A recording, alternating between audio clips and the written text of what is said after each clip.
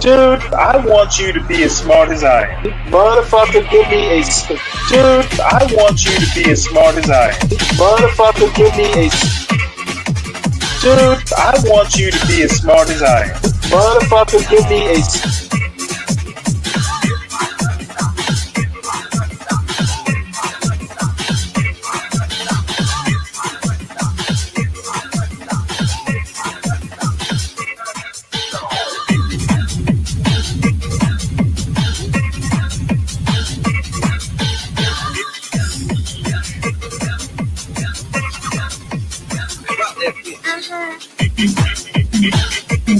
Dude, I want you to be as smart as I am. Motherfucker, give me a specific.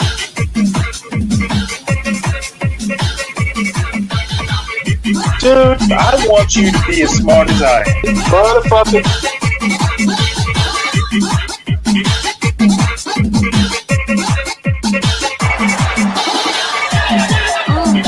Come on out, you rapist!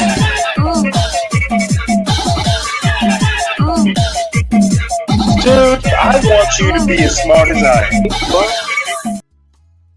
Joining me now is author and political commentator Shamika Michelle.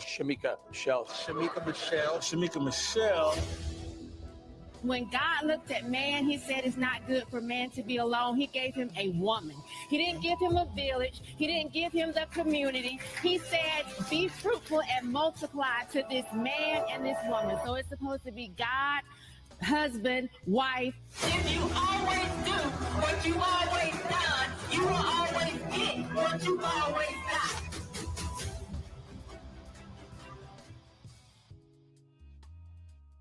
What's up, y'all?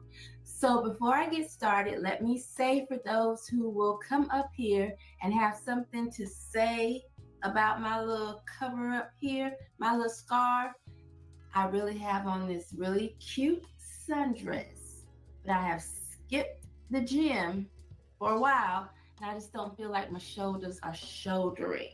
You know, I'm your private dancer. They're not shouldering, so put on my little scarf, and I'm gonna keep right on going. So anyway, I am here to talk about American Eagle and Sydney Swaney.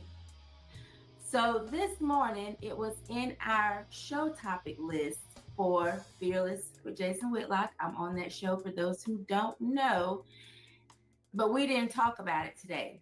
Then I got another message of an article that was written because some ESPN writer said that he was mortified by the new ad that American Eagle released with Sydney Swaney.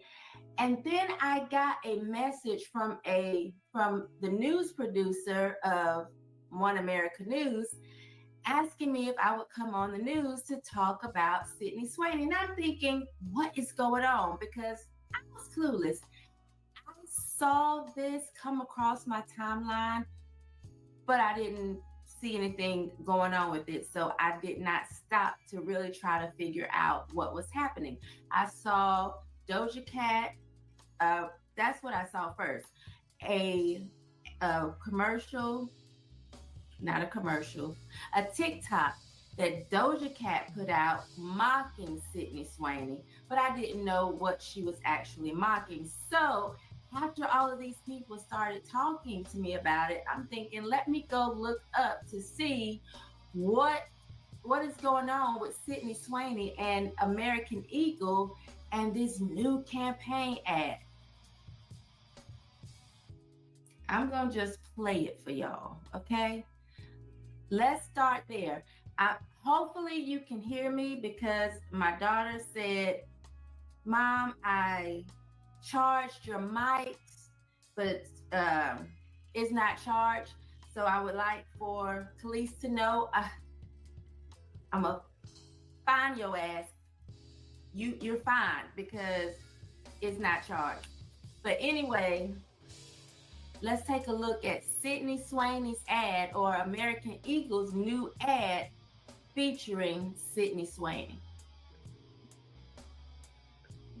Genes are passed down from parents to offspring, often determining traits like hair color, personality, and even eye color. My jeans are blue. Sydney Sweeney has. Jeans are. So the end was cut off a little bit. At the end, it says Sydney Sweeney has great genes or good genes or something like that. No big deal, right? That's what I was thinking. And I said, maybe I'm missing something. So I rewinded it, as I'm going to do for you, to play it again, because clearly I must be missing something. Genes are passed down from parents to offspring, often determining traits like hair color, personality, and even eye color.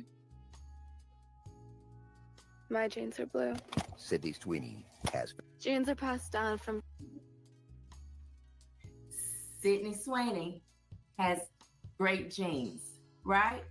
And I heard them talking about genes are passed down from parents to offspring. They often determine hair color, eye color, whatever character traits. True. But what I didn't know was that this video would spark such outrage by what I'm saying are insecure people who believe they don't have good genes. Now, you can judge for yourself whether you think they have good genes or not, be it blue or the ones their parents passed down, but that's the only way you're gonna get up here and do or say some of the things that you all are saying about this ad. I'm gonna start with the one that I saw first with Doja Cat. Not too much of a big deal, except she's very popular, and I think that people caught on very quickly which way or how they were supposed to feel about this ad. Let's go to Doja Cat. Genes are passed down from parents to offspring, often determining traits like hair color, personality, and even eye color. My genes are blue. I'm gonna give it to you one more time.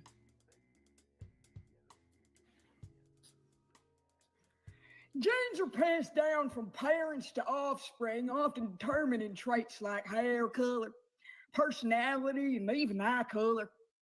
My genes are blue. Your genes also didn't give you that blonde hair, but that's another story. Let's continue with some of these other videos that people absolutely lost their minds over, okay? Hey, you want to go to American Eagle? Oh, I can't go in there because I'm black. Hey, you want to go to American Eagle? Do y'all realize you are stupid? Do you realize, young lady, with the beautiful micro locks or sister locks, whatever you have, with the blonde dye in it, do you realize you sound stupid feeling like that because of a ad about jeans, Jeans, that was a double entendre with Genes, jeans, that y'all are in an uproar?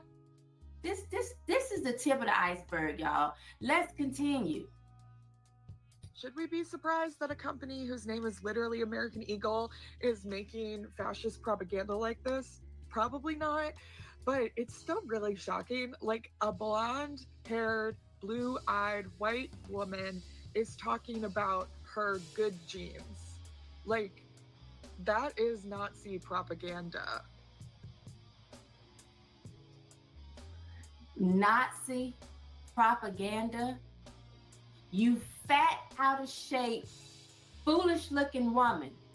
This is why I said you all are insecure, because clearly you aren't a looker, right? I understand that people say beauty is in the eye of the beholder, but I would guess that most people would not behold beauty looking at you. And so instead of you seeing this commercial and thinking this ad and thinking no big deal, because you're insecure, because you are fat, because you got your bifocals on or whatever, because you got that little I'm mentally retarded ring in your nose, then you have an issue with it.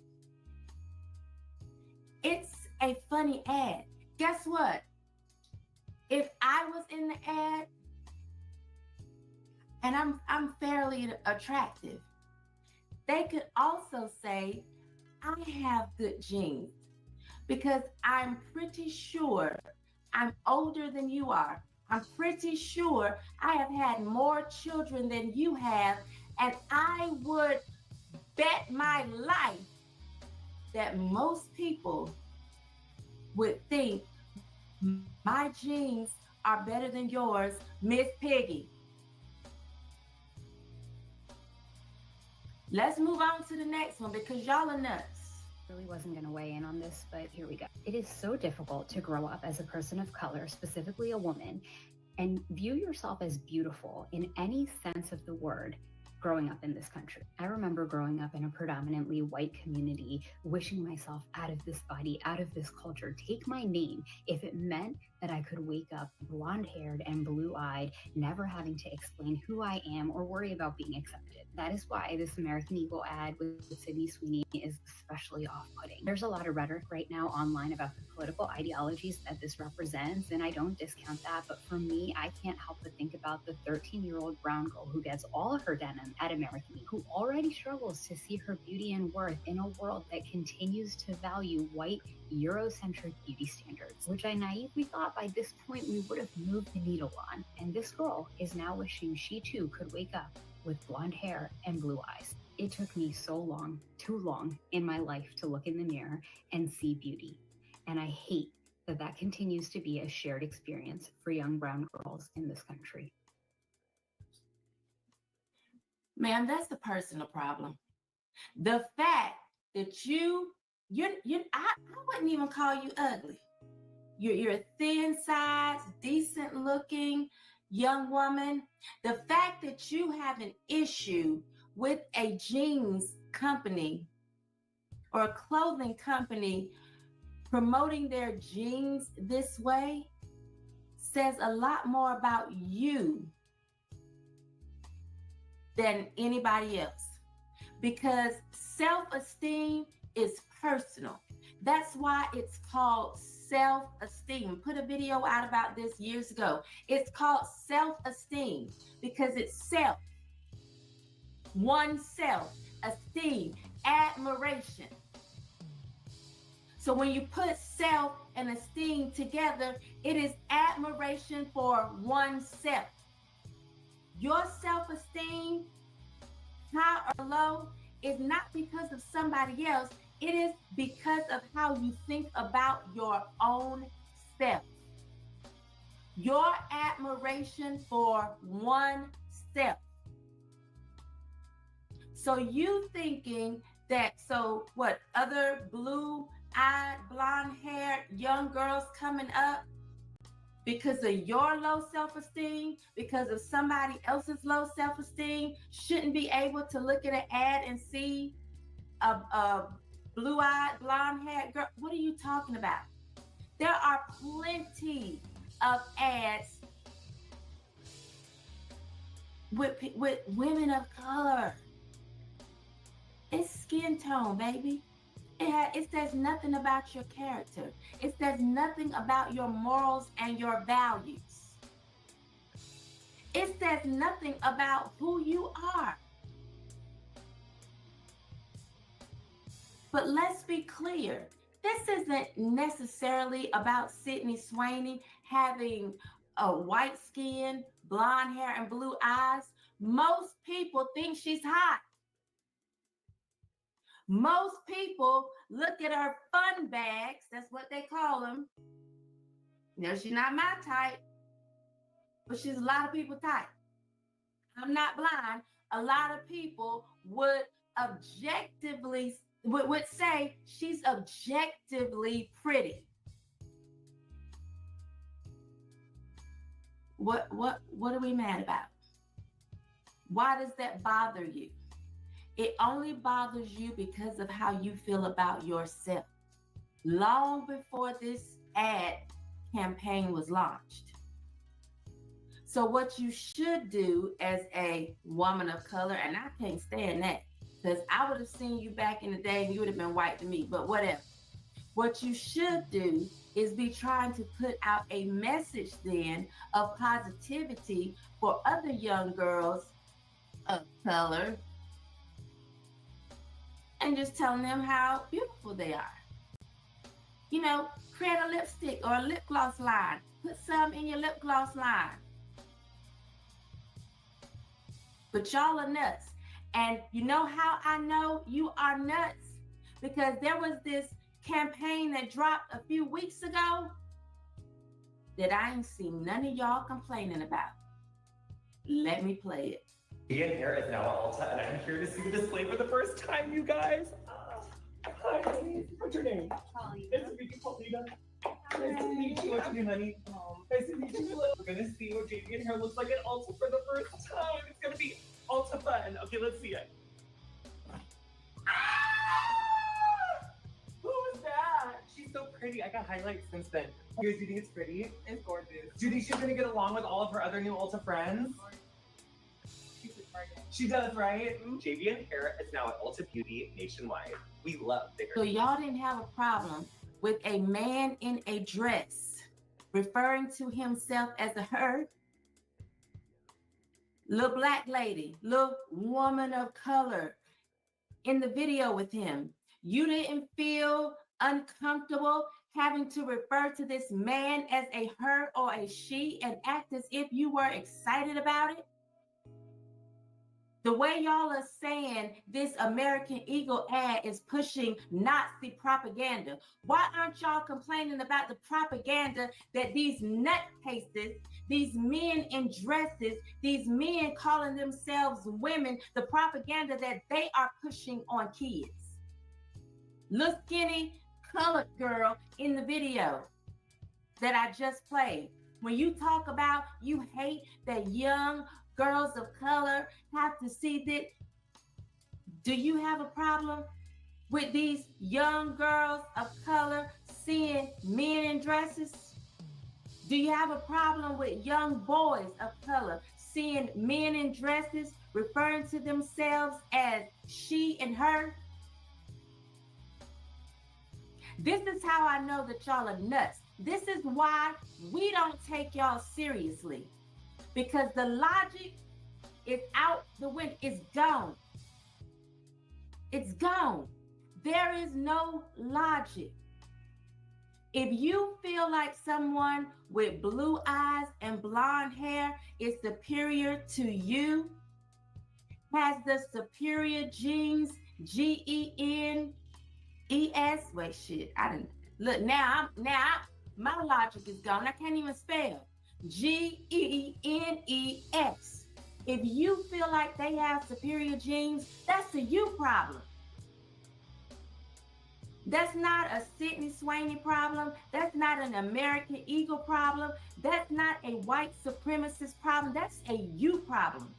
Because you know why I don't buy into the idea of white supremacy? Because in order for me to believe in white supremacy, I would have to believe in black inferiority. And skin color, from where I sit, from my point of view, means nothing. It's just the color of skin. Somebody's skin with less melanin, it doesn't make them better than me, right? So all of this projection that y'all are putting out here, little woman of color, fat Miss Piggy with the nose ring, Doja Cat with your blonde hair, that's not your genes. This is projection. To the ESPN writer that said he was mortified. This is projection. This clearly speaks on how you feel about yourself. Because otherwise, this is just an ad for jeans. Jeans. It's an ad for jeans. That's it. And if you felt like you were hot shit, you would also think, I got good jeans. Because guess what? I know that I have good genes and I look great in a good pair of jeans. All of this that y'all are going through speaks volumes. This is why we need insane asylums reopened, because y'all are nuts. You wake up every day looking for an opportunity to be offended. Many of you are always offended, but never ashamed. If you woke up thinking about you, your goals, what you wanted to accomplish in life, you wouldn't have time for this. Listen, I said, it came across my time. I was clueless. And this is what I do for a living, talking about y'all stupidity. And I still didn't know what was going on. It took more than one person to say, check this out.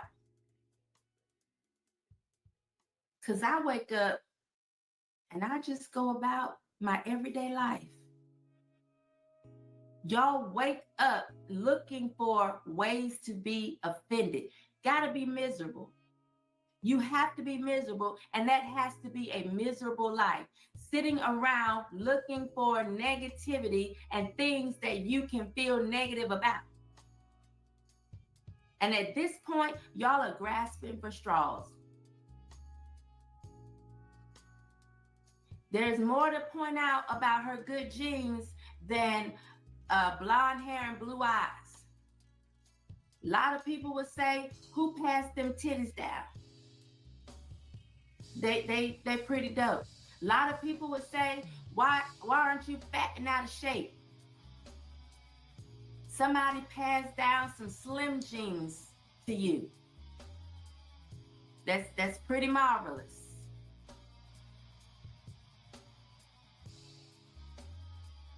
Y'all are nuts. And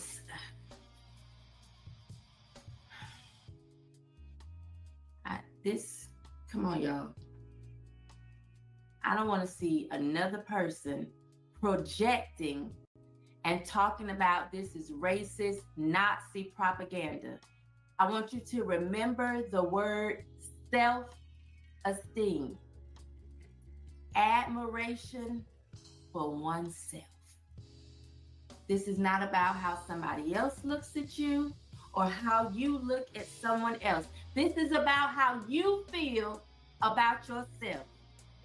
Admiration for oneself. Because once you saw that ad, you should have thought, I got good genes too. Especially when she turned around, I was like, oh, I could knock that ad out the park. But I have real self-esteem. Peace. Yeah, well, good morning, everybody. Welcome to Stanley versus the World. If you are in the chat, please make sure you hit the like button. Please make sure you subscribe to the @StanleyCross channel. It's @StanleyCross6000. If you are in the John Galt channel, well, if you're new, subscribe to the channel you're in. If you're in John Galt Urban Landlord channel and you haven't, please make sure you subscribe to the Stanley Cross channel and subscribe to Urban Landlord Clips. And I've been looking for Shamika Michelle's thing. What's up, Lupin? I've been looking for Shamika Michelle's channel, and it just happened to pop up. So finally, I know her from Wilfred Scott and Charles Love's channel called, I think it was called the No Bull Podcast. And I'm not even sure they still do it. I'll have to check it out if I think about it, because I've been wanting to do more Wilfred Riley. I think the smartest black conservative, though I almost never agree with him. I think Shamika Michelle, and I've known of her for a few years. That's a good talk if you're talking to your teenage daughter, which she happens to have one. I think AAE says American Eagle knew what they were doing with that superior genes. They wanted the heat and get some attention. They were trolling and it worked. Oh well, LOL. That's exactly it. If anybody's ever heard of Bernays or are familiar with propaganda, ads, psychology, all that sort of stuff, one commercial isn't much, but when you are bombarded with these sorts of commercials and magazines and TV ads, and compared to when I was young, ads are a lot more diverse these days. But there was a time, and I'm not sure that time is actually past, where all you saw were blonde, blue-eyed models. Again, do yourself a favor. I can't remember the name of his book, but read Edward Bernays, and you would understand why people are kind of upset. You get 100 of these ads. Ads literally are there to set beauty standards. Okay, everybody wants those jeans, everybody wants that look, etc., etc. The ad in and of itself, there's nothing wrong with it, but there's always a subliminal level, and that's what Shamika Michelle and the other, I made a joke with Bobby Perkins that the knee fat is between her ears, and I don't know whether she's being intentionally obtuse or whether she just, doesn't actually get it. One commercial is not a problem. 1,000 commercials over 50 or 100 years, that's the meta point. So, and number one, I saw the ad. I think that Sydney Sweeney, I guess she's kind of a body type, if you like that body type. I thought she was skinny as a rail, and I personally don't think she looks good in denim. It's really not her look, but that's a me thing. So let us move on. But I was, we talked about Sydney Sweeney, I think, yesterday, and I wasn't actually going to even bother with it today, but I couldn't resist, since Shamika Michelle talked about it. I figured I would introduce her into the mix, and I have subscribed to her channel, so we'll see more of her. So if you'll look at the name of the show, it's called what is it called? Shoney's Big Boy brings presidential fitness test back to schools. Trump reminds me of what, and many of you younger folks, I know somebody like Ryan will remember what Shoney's Big Boy was. As a matter of fact, let me see, can I find it online right quick?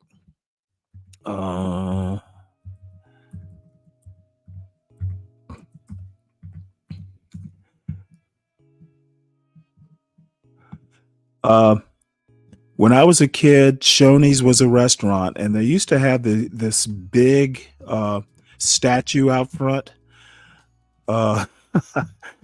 See, can I find a picture of it? Damn it. Well, I'll just bring this up. But there was let's see, can I find a picture of the actual statue? This is kind of a replica of it, but imagine this statue about 20 feet tall in front of a restaurant. And for some reason or another, when Trump announced it, bringing back the presidential fitness test, I'm just like, President Shoney has brought back a fitness test that he couldn't pass if he tried. Having Trump literally in his first term brought a bunch of college athletes, maybe they'd won an NCAA final or something like that. And he brought a whole basketball team, a bunch of athletes into the White House, and he served them McDonald's hamburgers and all this fast food, and caught a lot of criticism for it. And I think it's just ironic that, someone who loves Big Macs and Kentucky Fried Chicken wants to bring back presidential fitness test. I just couldn't resist the irony. So, Trump to bring back presidential fitness test in schools. Uh, On Thursday, President Donald Trump will sign, that was yesterday, an executive order at the White House to revive the presidential fitness test and counsel in a late afternoon ceremony. The original fitness assessment, created in 1966, addresses the widespread epidemic of declining health and physical fitness, the White House says. Reintroduced from its 1966 origins, the program features students running, performing sit-ups, pull-ups, or push-ups, and a sit and reach test overseen by Health and Human Services Secretary. Press Secretary Caroline Leavitt said the order tasks the council to partner with professional athletes, and Bryson DeChambeau will be named chairman. I can't remember. Is he a golfer? I can't remember what sport he's in. The name's familiar. The youth fitness test program now minimizes comparisons and supports personal fitness goals as the order aims to bring back the fitness challenge in public schools.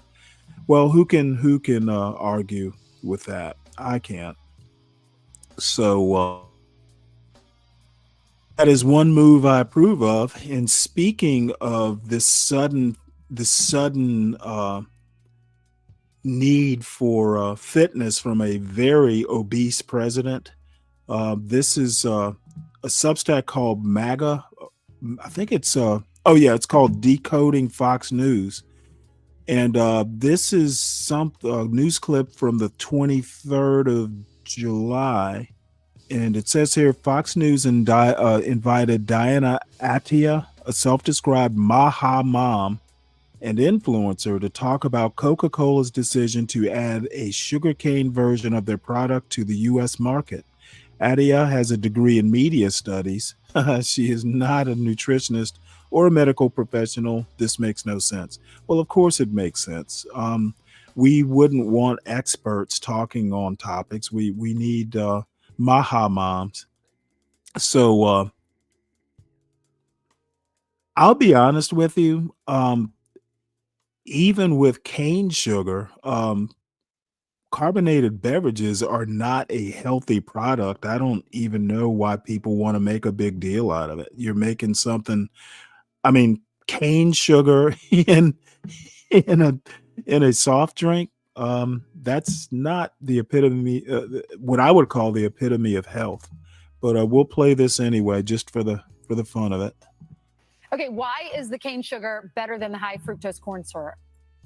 Yeah, it's really exciting because actual cane sugar, our bodies can actually digest it. High fructose corn syrup, our body doesn't really know what to do with it. It doesn't have the proper enzymes or stuff to break it down. So by adding cane sugar instead of high fructose corn syrup, it wouldn't be as overwhelming to the liver and we wouldn't have as high of blood sugar spikes. Wow, that's great. So hopefully more companies will follow suit. We were all talking during the commercial break. What's better once they make this change? The regular Coke with the cane sugar or a Diet Coke with all the artificial sweeteners? Yeah.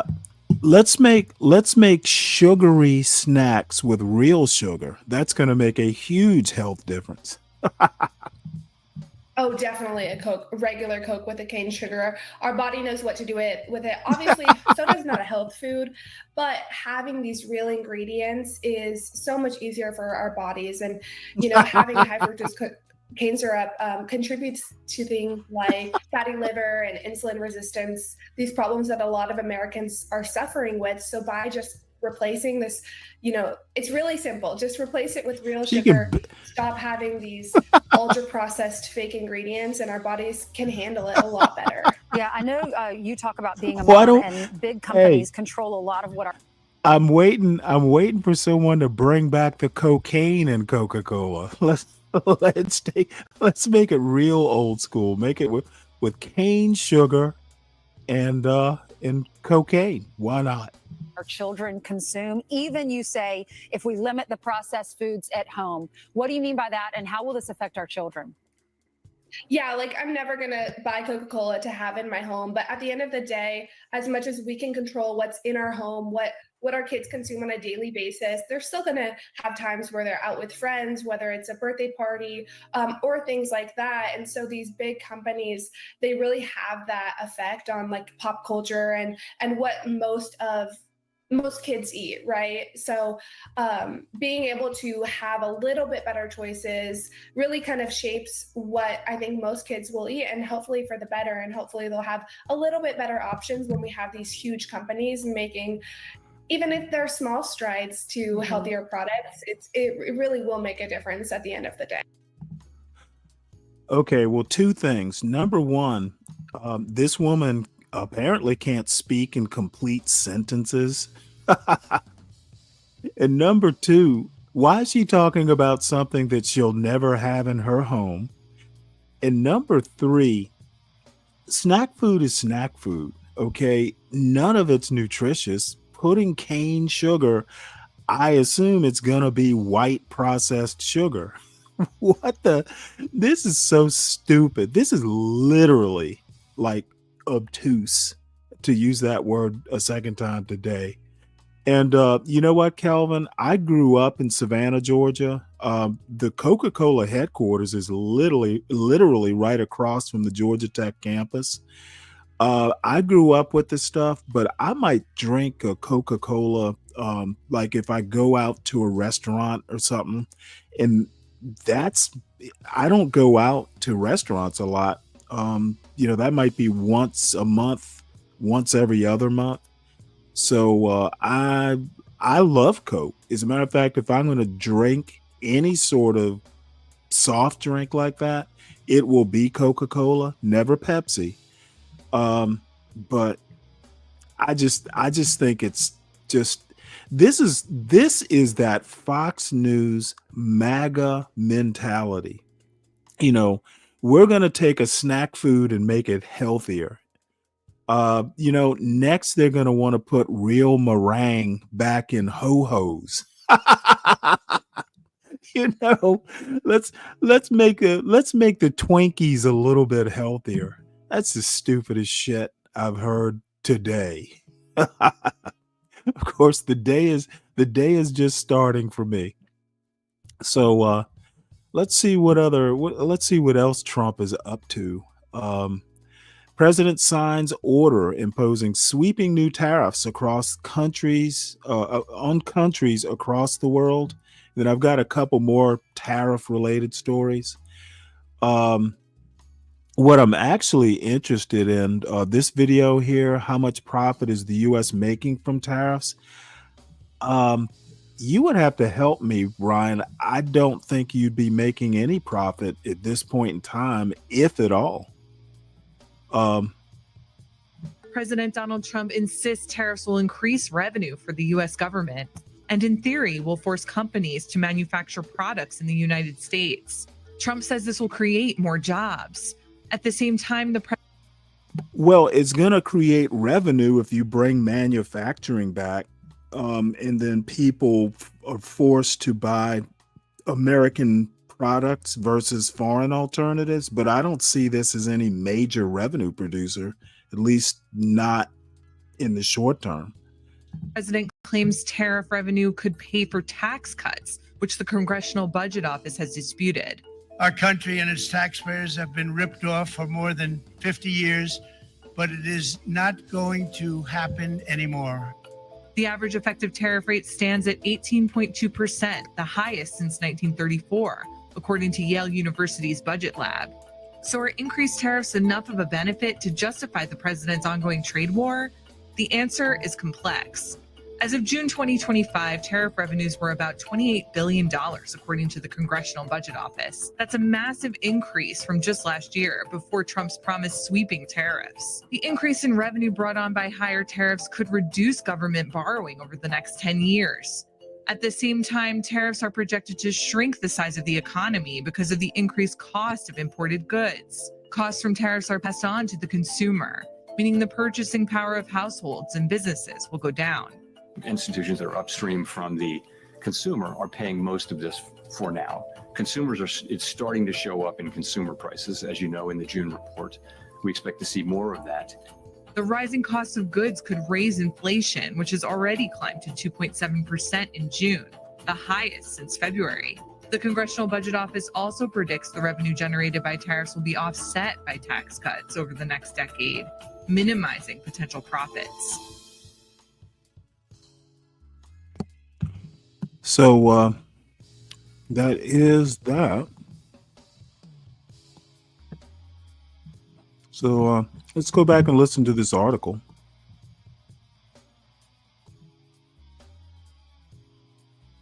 Washington, President Donald Trump signed an executive order on July 31st imposing sweeping new tariffs on imports from trading partners across the world, escalating an aggressive trade policy aimed at spurring domestic manufacturing in the United States. In addition, Trump took separate action to raise tariffs on goods from Canada from 25% to 35%. The new reciprocal tariff rates, which will go into effect in 7 days, come before an August 1st deadline Trump gave about 180 countries to either reach trade deals with the Trump administration or face higher reciprocal tariffs assigned by the U.S. The new tariff rate for Canada begins on... Yeah, and the funny thing is Canada apparently has pissed Trump off by threatening to recognize Palestine if Israel doesn't stop the genocide, I guess. So Canada has its tariff increased to 35% effective today. I'm sorry. Yeah, today's the 1st. So Canada will be paying 35% today. Says this Thursday, the White House announced President Donald Trump issued the order late Thursday, raising Canada's tariff from 25% to 35% effective August 1st. Amid a rush of agreements before his self-imposed August 1st deadline, Trump warned trading partners that failure to strike deals could lead to higher tariffs. U.S. Census Bureau reported that Mexico, China, and Canada accounted for 42% of U.S. imports in 2024. Before a federal appeals court, oral arguments are scheduled today in the case challenging the tariffs, which critics warn could lead to a trade war. Future outlook suggests critics warn tariffs could drive prices higher and spark a damaging trade war, testing the global economy and alliances. Well, I really feel uncomfortable with the president controlling tariff rates. Congress should be doing it, mainly because if Congress does it, these rates are a lot more stable.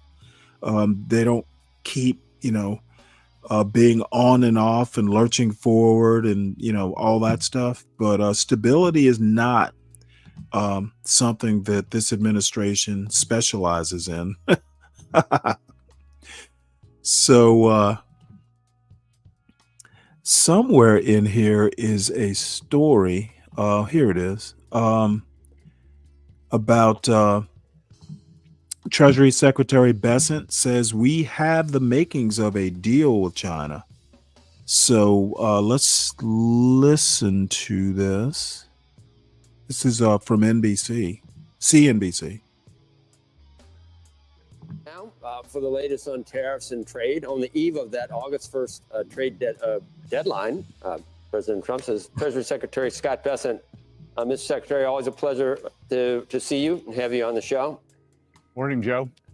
We heard yesterday after we saw the EU and in Japan, we heard actually that South Korea, just to paraphrase, it might have been like, what about us? We're here. And then before we know it, we hear from South Korea. Is that typical? Are there other countries that have seen what's happening that are saying, we don't want to be the last country to make a deal with President Trump? Well, look, we've got the August 1st deadline coming up. And as we mentioned before, the rates could boomerang back to the April 2nd level. South Korea was a special case because they had an election, a new government. So they were not in the position to fully negotiate. They came in yesterday afternoon. They presented a very good offer. President Trump move the offer up a bit, and we reached a very good agreement where they will have 15% tariffs. They will buy a substantial amount of U.S. energy. They will make a substantial investment into the U.S., both from their sovereign resources and via private companies. So that sounds like a template. It sounds very similar to some of the other recently announced deals. What will it do for us in terms of exports to South Korea? We pulled down a lot of the trade barriers, a lot of the non-tariff trade barriers. So, obviously we'll be exporting a lot more energy to them, and then it will be better for our farmers, better for all of our exporters. As the South Koreans said, we like U.S. products. And now what we're seeing with President Trump is these tariff barriers and the non-tariff barriers, which are more difficult to quantify sometimes, are coming down. Jameson Greer, the USTR ambassador, has a book that looks like kind of 3 of the old New York City phone books that is a list of all the non-tariff barriers by country. They had been substantial. I believe with Indonesia, we marked out something like 11,000 lines of tariffs. A lot was made of the president's comments about India. We were trying to figure it out exactly what, and it's obviously negotiating and leverage and everything else. And we've heard that we're close with India, and that's one of the majors, other than China, that are left. What was the president's intent yesterday with some of those comments about India? And do you expect something to happen before the deadline? Well, I don't know what's going to happen. It'll be up to India. India came to the table early. They've been slow rolling things. So I think that the president, the whole trade team's a bit frustrated with them. And also, India's been a large buyer of sanctioned Russian oil that they then resell as refined products. So, they have not been a great global actor. How about in China, some of that wrapped up? And we'd like to hear it from you exactly. I don't really get why. I mean, I understand that the oil is sanctioned, but if they're buying the oil and refining it, I'm not exactly sure. I mean, I guess the U.S. can do this. What the tone was, and we understand how complex a deal with China and would involve, and how many different myriad complex issues are involved. But where does it stand after the weekend or the last few days? Yes, so we met for 2 full days in Stockholm. The Chinese are tough negotiators. We're tough too. It was led by the vice premier, my counterpart. And I'm also curious, why isn't the Secretary of Commerce handling this? I mean, I would think the Commerce Secretary would be taking the lead on stuff like this. Hu Feng, who I have great respect for. He is both a statesman, a tough negotiator, and very senior in the leadership. We pushed back on them quite a bit and made our positions known. I believe that we have the makings of a deal. They announced that we would have a 90-day roll, which was a bit premature. Ambassador Greer and myself will be speaking to President Trump today about whether we will be doing the roll by the August 12th deadline. There's still a few technical details to be worked out on the Chinese side. Between us, I'm confident that it will be done, but it's not 100% done. Secretary Bessent, just in terms of the China negotiations, we had Leland Miller on earlier today. He does the China Beige Book report. He said that when you had the export controls that were put into these negotiations, and China forced that issue by throttling our exports to us of the rare earth minerals, that changed the the leverage and gave China much more leverage in the situation. We heard this morning that China is asking questions now about NVIDIA's H20 chip and whether there are concerns, whether you can track those chips, and they want reassurances on that front. How much more complicated is the Chinese negotiation than it has been with any other country you've dealt with? Well, one thing I'll tell you is that is a gross oversimplification from your previous guest. I didn't hear what he said, but I can tell you, they have used the rare earth magnets as a negotiating card, but we've got plenty of our own. And we at a point had 12 countermeasures on against them. They, all national security based. We have dropped those. The magnets are flowing, and we'll see. But you've got the two largest economies in the world. Yeah, I'll go ahead and stop this here. Bottom line is China is the only country on earth, as I've said many times in past month. We are negotiating with China more than they're negotiating with us. I'll put it that way. So that is that. And well, I actually had no idea that Trump had plans to do this, but apparently Trump plans on building a $200 million White House ballroom, construction to begin in September. And all I can say is what a fucking waste of money. This is just outrageous. It's like, I've always kind of liked the White House is kind of like a simple building, the people's house. Back in the day, like Thomas Jefferson, back in those days, people would just wander into the White House. Of course, those days have passed, but the bottom line is, I don't know if you all can see this picture here, but why the fuck does the White House need a grand ballroom?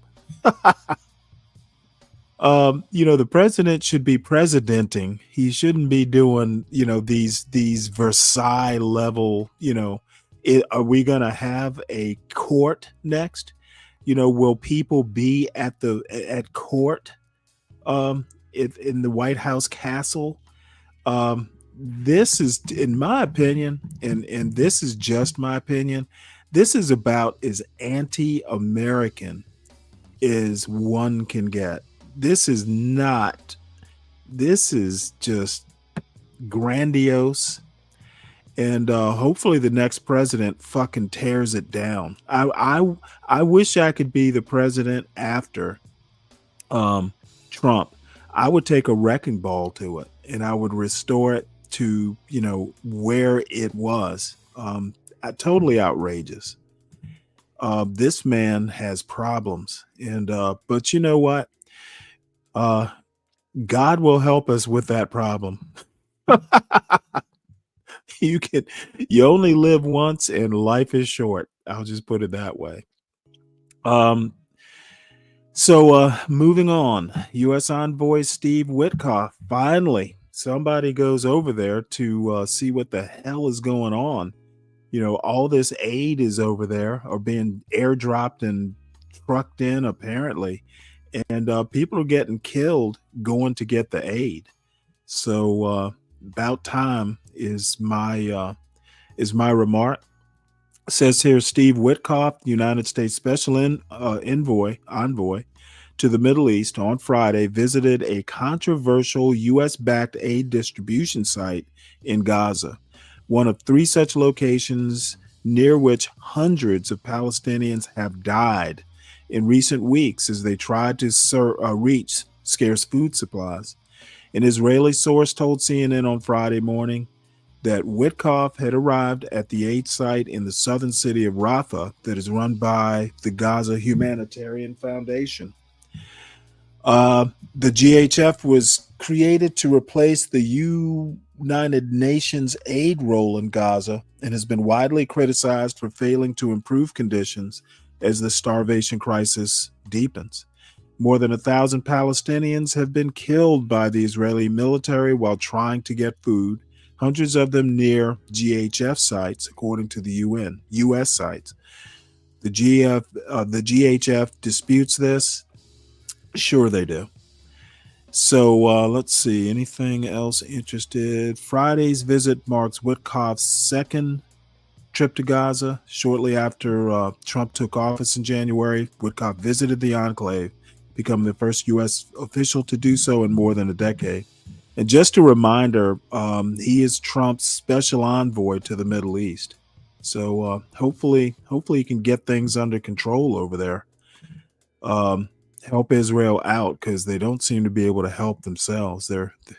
They sound trigger happy. Moving on. Smithsonian removes Trump from impeachment exhibit in the American History Museum. So Trump is basically erasing or taking out the stuff talking about the two impeachments he had. So talk about rewriting or erasing history. You're listening to Smithsonian Removes Trump from Impeachment Exhibit in American History Museum, a news story written by Janae Kingsbury and read by an AI-generated voice. The Smithsonian's National Museum of American History in July removed references to President Donald Trump's two impeachments from an exhibit display. A person familiar with the exhibit plans, who was not authorized to discuss them publicly, said the change came about as part of a content review that the Smithsonian agreed to undertake following pressure from the White House to remove an art museum director. After the story published, the Smithsonian said in a statement that a future and updated exhibit will include all impeachments. A temporary label including content about Trump's impeachments had been on display since September 2021 at the Washington Museum. A Smithsonian spokesperson told the Washington Post, adding that it was intended to be a short-term addition to address current events. Now the exhibit notes that only 3 presidents have seriously faced removal. In addition to describing Trump's two impeachments, the temporary label, which read "Case Under Redesign, History Happens," also offered information about the impeachments of Presidents Andrew Johnson and Bill Clinton, as well as Richard M. Nixon, who would have faced impeachment had he not resigned. The Post viewed a photograph of the temporary signage. Now that display has returned to the way it appeared in 2008, according to the Smithsonian spokesperson. In reviewing our legacy content recently, it became clear that the Limits of Presidential Power section in the American Presidency, a glorious burden exhibition, needed to be addressed, the spokesperson said in a statement. The section of this exhibition covers Congress, the Supreme Court, impeachment, and public opinion. Because the other topics in this section had not been updated since 2008, the decision was made to restore the impeachment case back to its 2008 appearance. The change coincides with broader concerns about political interference at the Smithsonian and how the institution charged with preserving American history could be shaped by the Trump administration's efforts to exert more control over its work. The American Presidency, A Glorious Burden, opened in 2000 and was curated by a team that included then museum director Spencer Crew, curator Harry Rubenstein, and historian Lonnie G. Bunch III, who now leads the institute as secretary. The impeachment case includes a photograph of the prosecutors in Andrew Johnson's 1868 case, copies of the investigative report that launched Bill Clinton's impeachment hearings in 1999, and a damaged filing cabinet from the Watergate scandal that would prompt Nixon to resign in 1974. The online companion for the display briefly mentions Trump's impeachments, but does not provide any further information about the cases. And a search of the History Museum's collection for impeachment yields 125 results for Johnson, Nixon, and Clinton, and a single Impeach Trump button from a 2017 environmental protest. The Smithsonian spokesperson said that a large gallery like the American Presidency requires a significant amount of time and funding to update and renew. Elsewhere in the exhibition, however, visitors can find more recent items, including commemorative pins from Trump and Joe Biden's inaugurations in 2017 and 2021, and a large wall display featuring every U.S. president. In January 2020, following Trump's first impeachment, a political history curator at the American History Museum told the Post that he was on a quest to acquire the right objects to tell the story of Trump's first impeachment. At the time, he could not predict when the display would be updated, but he said work was underway to change labels and add items. The Smithsonian that month also announced its plans to update the impeachment section. reaffirming its commitment to actively engage with the history, spirit, and complexity of the United States democratic experiment by collecting, documenting, and sharing the American political system, including presidential history. Trump is the only president in history to have been impeached twice. In 2019, he was charged by the House with abuse of power and obstruction of Congress for his attempts to withhold military aid meant for Ukraine and pressure its government to investigate his political rival Biden. He was acquitted by the Senate in 2020.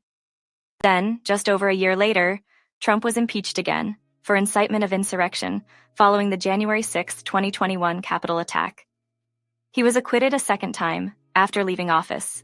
Since returning to the White House in January for his second term, Trump has attempted to exert influence over prominent cultural institutions, including by taking over the John F. Kennedy Center for the Performing Arts, making drastic changes at the National Endowment for the Arts and the National Endowment for the Humanities, and imposing budget cuts on the National Park Service.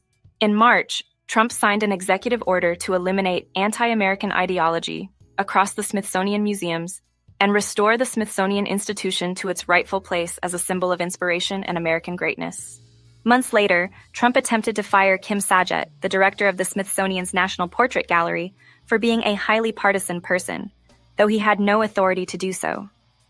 The White House later provided a list of 17 instances it said supported the president's claims about her, including the caption for the museum's presidential portrait of Trump, mentioning his 2 impeachments and incitement of insurrection for the events of January 6th.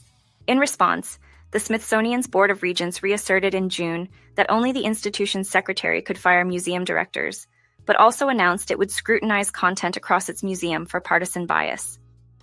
As directed by the Board of Regents, we will undertake an assessment of the institution, evaluating the need for any changes to policies, procedures, or personnel, and I will share our findings and recommendations with the board, Bunch wrote in an email to Smithsonian employees.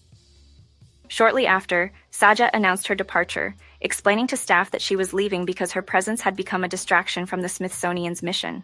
Last week, the celebrated painter Amy Sherald pulled an upcoming exhibit from the Portrait Gallery, citing concerns that the museum considered removing her painting of a transgender woman posing as the Statue of Liberty. While no single person is to blame, it's clear that institutional fear shaped by a broader climate of political hostility toward trans lives played a role, Sherald said in a statement. And now, another mouthwatering recipe idea from Maricon, the world's finest. Oh my Lord. I don't know. I have to figure out how to either pay extra to get rid of these damn commercials, or I'm not dealing with these commercials, Washington Post. All right, so next story, and I'm going to play this one in its entirety, I think. Looks like the final results of the collision at Reagan National, what was it, in January or February? It's been so long now. Tower failed to warn plane of Black Hawk's path before DC crash. So, basically, the pilots are not at fault. It's going to wind up being, something that the tower failed to do. You're listening to Tower failed to warn plane of Black Hawk's path before DC crash. FAA says, a news story written by Ian Duncan, Rachel Weiner, and Michael Laris, and read by an AI-generated voice. An air traffic controller should have alerted the crew of a passenger jet that an Army helicopter was speeding toward their aircraft on January 29th, a Federal Aviation Administration official affirmed in testimony Thursday. The agency's first acknowledgement of a possible error in the Reagan National Airport Control Tower immediately before the fatal collision. The focus on the lapse emerged on the second day of a National Transportation Safety Board hearing that is delving into the causes of the mid-air crash, which killed 67 people. The hearing featured testimony about a high number of takeoffs and landings at the airport, combined with heavy helicopter traffic, that led to air traffic controllers pushing the line on safety, in the words of a tower manager. The tactics included frequent use of visual separation, which allows helicopter crews to use their own judgment and skills to avoid other traffic, as well as the use of runway 33, which is shorter and requires jets arriving from the south to leave the usual flight path and travel farther east. The controller who was responsible for guiding the flights of the helicopter and the airliner had juggled contact with 21 different aircraft in the 10 minutes before the helicopter and jet collided over the Potomac River, NTSB Chairwoman Jennifer Homendy said.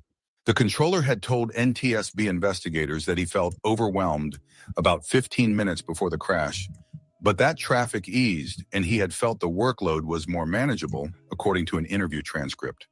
The controller was working 2 tower positions at once, managing helicopters and local airliner traffic. Homendy questioned FAA officials Thursday about the sequence of communications with the American Airlines jet arriving from Wichita, a flight that was operated by regional carrier PSA Airlines. Should the local controller have let the PSA crew know there was a helicopter there? Homendy asked at the hearing Thursday. Nick Fuller, the acting number 2 ranking official in the FAA's air traffic control branch, answered in the affirmative. Fuller said the controller should have told the airliner's crew that the helicopter was using visual separation and that the targets were likely to merge. The picture that emerged from documents in a second day of NTSB hearings was of an airport that was being pushed to its limit on a daily basis, with controllers stretched thin and trying to safely separate a demanding mix of airline and helicopter traffic. The airport frequently saw 79 departures and arrivals an hour, according to an FAA email released by the NTSB this week. With more than 1 plane a minute landing or taking off, controllers had to search for ways to keep traffic moving. Investigators asked Clark Allen, the operations manager in Nationals Tower at the time of crash, whether steps controllers took to make it work were chipping away at safety. They're pushing the line, Allen testified. Controllers told investigators that they didn't feel outside pressure to keep up with the pace. But FAA managers described how American Airlines, the biggest operator at the airport, designed a compressed schedule that effectively increased traffic. The approach was based on the carrier's financial incentives, one of the managers said. An American manager testified Thursday that the airline had tried to make changes after visiting the tower. In the minutes before the crash, the controller was seeking pilots willing to land on runway 33 to relieve pressure on the main runway. One crew declined. The pilots of American Eagle Flight 5342 from Wichita hesitated for a few seconds before agreeing, according to a transcript released this week. That decision set them on a circling route that would bring them directly into the path of the oncoming Black Hawk, which was using a helicopter route that passed right under the landing path. The FAA does not look good in this hearing, said Mary Schiavo, an aviation attorney and former Transportation Department Inspector General. If there's a conflict alert, the air traffic controller is supposed to alert the aircraft, and they did not. The real culprit was the FAA's regulatory system at DCA, which depended on 3 things: absolute altitude control, clear communications, and precise timing, all of which failed tragically that evening, said Alan Deal, an aviation safety consultant, using the 3-letter airport code for national. Nonetheless, experts said it is not certain that the airline pilots would have been able to use the information to avoid a collision. The jet has essentially very little freedom to move, said Scott Dunham, a retired NTSB investigator. If anybody wants me to drop this link, just let me know. I was intending on playing the whole thing, but to be honest, I think it pretty much says it all. I'm actually interested, and let me scan this article right quick. I don't know if the White House has responded yet. I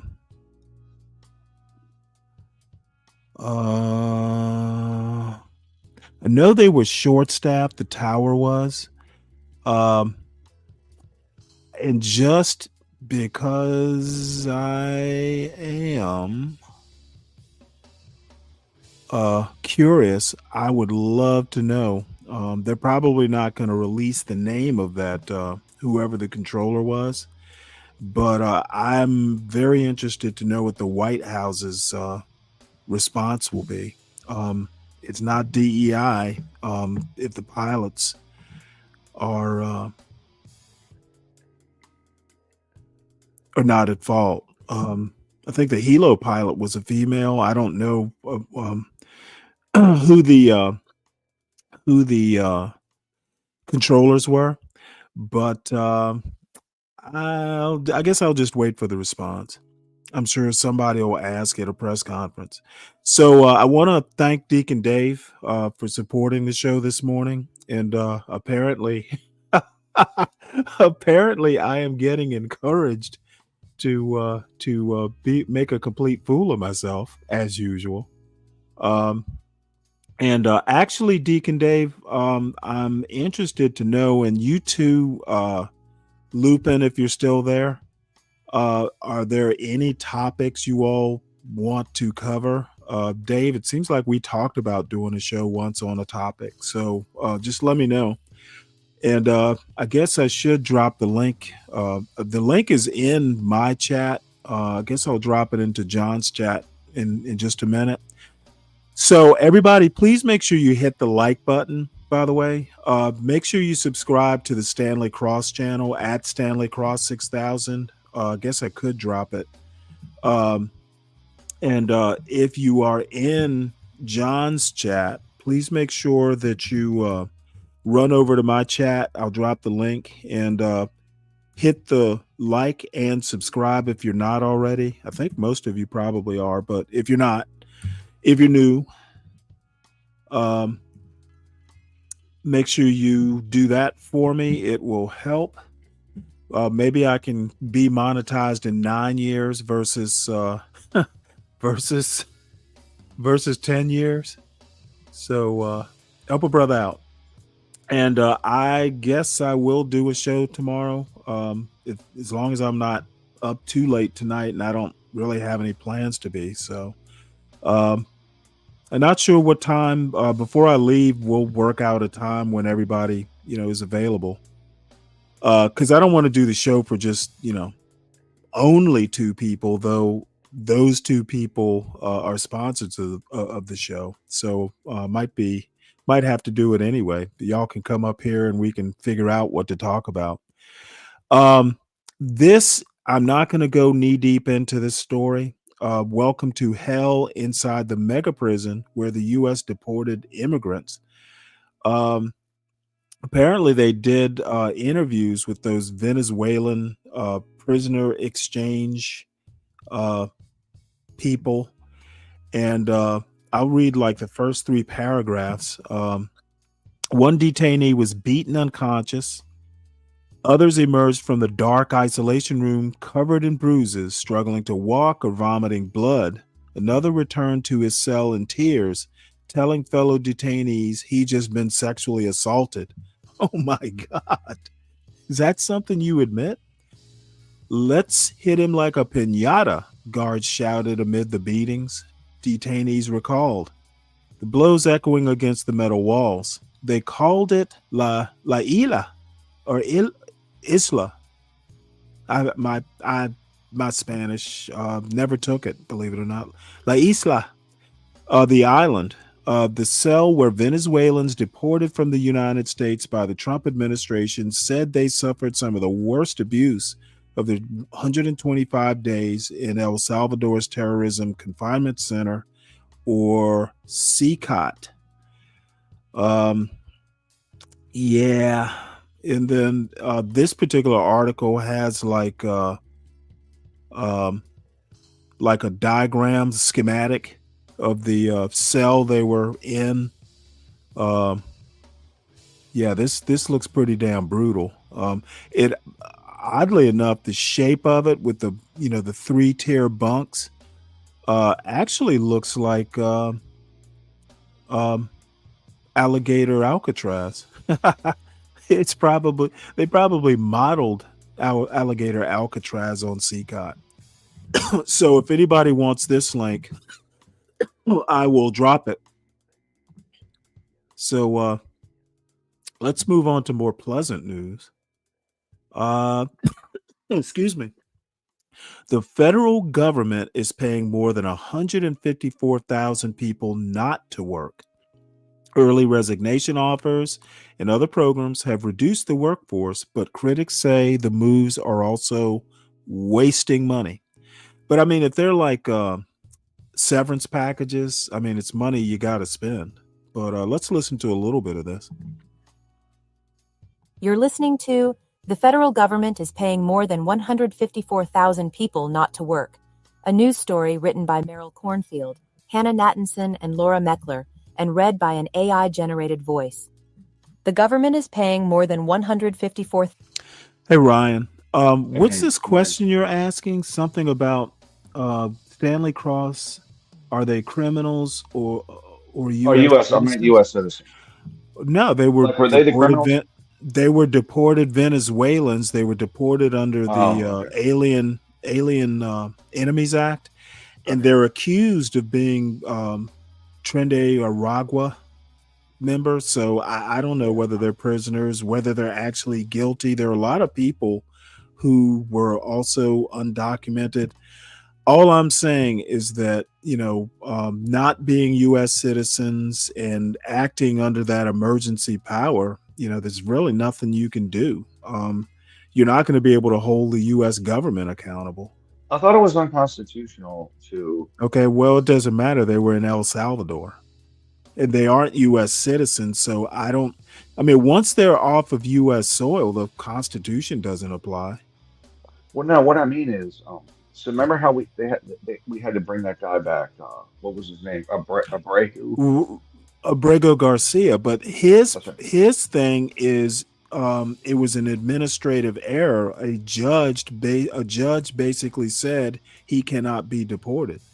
An immigration judge, I think it was. So that's why his was a big deal. The rest of them, they were picked up as criminals and duly and And I guess summarily Venezuela deported. doesn't want him back. I guess that's why Well, he's no, there. no, no, no. They Venezuela did a prison swap. You didn't hear about that? No. There were like 10 US people in Venezuelan prisons, and the administration worked out a swap. Give us the 10 US citizens and we'll send over like 100 Venezuelans from CCOT. Uh, So that's how these interviews took place. These people were basically shipped from El Salvador to Venezuela, and the interviews took place in Venezuela. huh. Interesting. So they're just telling how cruel the place is. Oh, But go on YouTube and look at it. Like they show that there's an hour-long video of it, and that one is the one they're describing is it's fucking. They got about 60 people in one of those units, yeah, stacked three high. They come out an hour a day. There's zero visitation, and I'm not one for prisoners' rights, but it's pretty extreme. I mean, it's like, geez, man, and there- yep. Well, like like I said, this administration can wash their hands of it. It's like, hey, you know what? They weren't here or they were criminals. We sent them, because at first Venezuela wouldn't take the prisoners. And, the choice was not to keep them here. Apparently Guantanamo, for one reason or another, isn't where they, wasn't either ready or I don't know why they wound up at CCOT, but apparently El Salvador's president built a special facility for these people. And, no, he's joined the prison. I think he built a whole prison like 4 years ago, and he's been slamming uh all the El Salvadorian gangs, which there's a million of them, right? Like MS-13 and all. He's been putting them in there. But I wanted to comment on that on El Salvador. It's a little off track, but check this out. I saw a special about that, and then also he built another prison that actually is not top security. It's like a step down, and he's doing like work programs. He's got these people building stuff, and I was like, why the hell don't we do that here? Like they teach them because carpentry skills. we tried it back in the 30s. Did back in the 30s um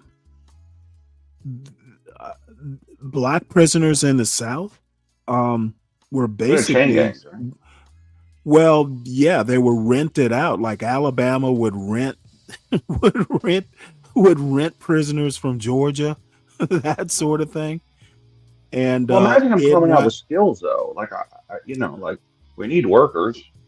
So they come out of prison, they have Well, a there are skill. I mean, prisons. I know California sends prisoners out to fight fires. I'm sure there's some of that. There's work release type programs. And a lot of these skills they teach in the prison, apparently. But you know, their prisoners have rights, at least in the U.S. but it should maybe a volunteer program or something like that. When I saw this El I Salvadorian, believe that does happen. yeah, they should because when I saw the video, now it's probably propaganda too, right? But they were making clothing, they were doing carpentry, all kinds of shit. It was like a shop teacher was teaching these prisoners how to function in the world instead of just getting out and working at a friggin' convenience store. Like it was cool. But I know that other prison in this story, the Seacot, is I'm like, man, it's fucking bad. If you were falsely put in there, it's amazingly bad. So, Yeah, I can't imagine being innocent and having to go through that. Um, that's just I can't. I just don't even want to imagine that. and this is what's crazy about El Salvador. This guy's got an 80% approval rating. So, and knowing that this prison exists and there's people's sons in there, right? The thing is, I can't. It must have been just under siege to have an 80% approval rating. That country must have been so under siege that that would be acceptable. Because once you see that prison, you're like, wow, it's fucking terrible, you know. So it must have just been a total, like the whole country must have been in prison before, you know. But Right. anyway, that's sidetracked. But anyway, so Abiel is talking about minerals again. He's high on minerals. He's been talking about minerals a lot in the chat. So he's all about the Yeah, well, minerals. he's been a chatty Cathy this morning. Yeah, he's definitely going on minerals. There's minerals everywhere, Abiola. There's lots of minerals. So we just don't Well, I mean, process them. they're minerals in your body. Yeah. Well, there's mineral deposits. Some of them it's hard to get to them, but there's There's a salt mound in the Caribbean. I'm sorry, the Gulf of Mexico that's bigger than all the Rocky Mountains put together. Like just a salt deposit. So there's minerals everywhere, you know. But What is it, it's just underground? oh yeah, yeah. When you come off of the coast of Louisiana, buried is it's a salt. I mean, you know, once you drill down in, it's bigger than Everest. They said it goes all the way down into the earth. You know, so Yeah, well, pretty crazy. the problem with mining something like that, I know some random story from years ago, you know, an underground salt mine that they just basically flooded with water, you know, as they extracted the salt. The problem with that is, you know, they have occasional earthquakes, believe it or not, with all the fracking that gets done. Yeah, I'm sure. You tend to destabilize you tend to destabilize the earth Just a little itself bit. when you do stuff like that. So let Abiola's me finish up this story because I'm kind of curious. I mean, 154,000 people not working, relatively speaking, isn't that much. 4,000 federal Well, employees yeah. not to work as part. What? I was just going to say this was part of the early retirement. It was pretty much like a severance until I think September. Right. So I'm But kind of curious why they're making a big deal out of it. I don't think. I mean, that's why I want to hear the article. I want to hear why they're even reporting this. Yeah, and Part of the Trump administration's deferred resignation program. companies according do to this two sort of stuff all the administration time. officials. The number, which has not been previously reported, accounts for workers at dozens of agencies who took offers from the government as of June to get paid through September 30th, the end of the fiscal year, or the end of 2025, and then voluntarily leave government. significantly reducing the size of several major agencies, according to two Office of Personnel Management officials who spoke on the condition of anonymity to disclose details of the administration's plans to scale down government. The buyouts have rapidly sped up the process of slashing the federal workforce at an unprecedented rate, the officials said. But critics have argued that the administration's tactics of using buyouts and administrative leave have been wasteful because the public is paying tens of thousands of employees not to work for months.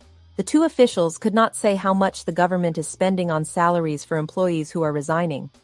The timing of buyouts has varied by agency. Employees remain on their agency's payrolls as long as they are on leave, and some workers also got additional payments through other retirement programs. The officials also could not say how much they expect the cuts will save in payroll costs in the long term. The employees who have resigned amount to about 6.7% of the government's civilian workforce of 2.3 million people. Ultimately, the deferred resignation program was not only legal, it provided over 150,000 civil servants a dignified and generous departure from the federal government, OPM spokeswoman McLaureen Pinover said in a statement. It also delivered incredible relief to the American taxpayer. No previous administration has gotten even close to saving American taxpayers this amount of money in such a short amount of time. The White House declined to comment. Democrats on the Senate Permanent Subcommittee on Investigations have separately estimated that the government has spent billions of dollars paying workers who are on leave, either through the voluntary departure program or because of ongoing litigation over mass firings, according to a report released Thursday. The Democrats, led by Senator Richard Blumenthal, Connecticut, argue that the U.S. DOJ Service's race to slim government this spring led to mistakes and waste, estimating that the whole enterprise cost the government $21.7 billion.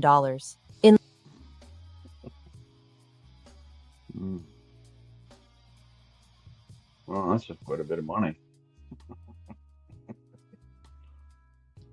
This fucking guy's crazy.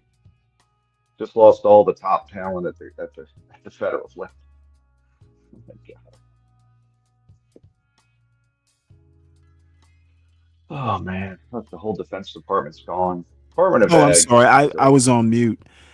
I was gonna say the bulk of these 154,000 are from the Defense Department here. Yeah. I guarantee you, and I'm taking an educated guess though. I guarantee you the bulk of these workers are retired, like retired military. So, they've got a retirement, and it might be a great deal for them to, leave this job. And, years ago, I basically got laid off from a job. They were closing down the plant. And, so my boss basically, actually it's my boss's boss told me, well, Stanley, for the next 4 months, your job is to find a job. So, I was having a good old time. I was making full salary. I did find a job, by the way. So there was at least a But I month think, over. well, think about this, right? Department of Ag, let's just say here, Veterans, Interior Justice, right? If you're the Department of Defense, you can leave, and where are you going to go? Private Plenty sector. of places. Yeah. But Department of Agriculture, where are you going to go? Right? So I think that you're going to go back to the farm. You're going to go fucking pick tomatoes and shit. And the Veterans Affairs, where are you going to go? Right? So I think the DOD, people were like, shit, I'll take this money. I'll go work for Northrop Grumman. Right? So there's a lot more money. Hold on now. I know from personal experience, a lot of these VA guys are former military. I had a buddy of mine. Well, I wouldn't call him a buddy because I didn't meet him till I was in the VA system. But he was prior enlisted. I think he retired. He was a nurse or something like that. And you know what? He retired. A lot of these guys have 2 retirements. Now, he left a couple years ago, but a lot of these guys, they will retire. You generally, if you're 18, you do your 20, you're out at 38. You can do a whole nother 20 years and get 2 retirements. I And see it. I mean, I'm where I am, right? And there's people all the time that get out of the military at 38. yeah, They go private sector, and they got 2 retirements by the time they're 60. It's kind of, yep. I don't know if I'm a. I mean, my neighbor became a general in the Maryland National, Maryland Guard. Like the Really? reserve. He was a full time Hmm. at 46. He retired, and He now he retired went at and 4. He was a general by a 1-star by 46. I went to the ceremony. He got his Damn. flag. Oh yeah, he's well. It's not the Okay, army, but so he made his 1-star at 46. He didn't retire yes. at 46. Well, Okay, no, I this is got what you. he did. Because I'm like, Here's what he did. what age did he make his star? 30? Well, actually, maybe it was 50. Maybe it was 50. But here's what he did. He now went over to work for he's second. He's second or third. You see him with Westmore all the time. So he You now is a really? liaison between the guard and the state. He's like the connection there. Yeah, Wow. and he. By the way, he's cleaning up doing it. He's making money as out of the guard, and now he's working for the state. He's probably making 350 or more. Like he's just raking in cash. And Well, when I worked at Home Depot, this is like 25 years ago. Shit. Yeah, about 25 years ago. There was a Air Force 1-star that came to work, and he lasted 6 months. They don't always do well with civilians. do you work for Home Depot? He did, yeah. I don't know I can't remember what he did. He worked at corporate. Huh. But yeah, No, he was did an you Air work? You Force work there? 1-star. But you Oh work yeah, there? years ago. Yeah, I worked. Huh. I helped open up an import distribution center in Savannah. No joke. I Oh worked yeah, for a subsidiary of them for about 3 years, and I got. Did you get in on the stock plan? yeah. Back in those days, we're talking like mid '90s. Yeah, Back in that's those when. days, this was back before they were big. I worked with a lot of people who started out as store associates, like hourly associates who were millionaires, just It's through crazy. stock splits and stuff like that. Absolutely. Uh, I like my went to high school my with a guy. boss, let me tell you this story. My boss decided he wanted a new car. He went and got like one of the upper level BMWs and paid fucking cash. I was like, holy shit. Oh yeah. Well, I got a guy I graduated with who's a truck driver for Home Depot and still is. Okay, he still is Oh to this wow. day, and he's a multimillionaire because Oh he yeah, started getting all stock. I mean, you would see little old ladies who were floor associates, in Crazy. like the home fixtures department, and they were millionaires. And not just Isn't it stock crazy? millionaires, they were millionaires, I guess. Huh. So I bought some of the stock when I worked there, and I just was buying it out of my paycheck. And then in about 2011, they built a Lowe's in my area, and I sold it. And I mean, it had grown to like 30 grand. I barely bought any of it, and I unloaded it at 43 a share. Okay, the share Right. price is currently like 400. So it would be worth about 300 grand now. And I tell people, I'm like, it's one of the worst fucking decisions I ever made Well, by unloading it. And I got a bunch of yard work done, by the way. Had to build a retainer wall and all this shit. $30,000 for a fucking retainer wall that'd be worth 300 grand. It's fucking, yeah. I kicked myself in the ass for that, man. I mean, it's just a dumb decision not to hold it because they built a Lowe's, and I was like, Lowe's is a lot nicer. Home Depot is going to go down. They're going to go down. Like, what the fuck was I thinking? Maybe I sold it in like 2010 or something. But are you kidding me?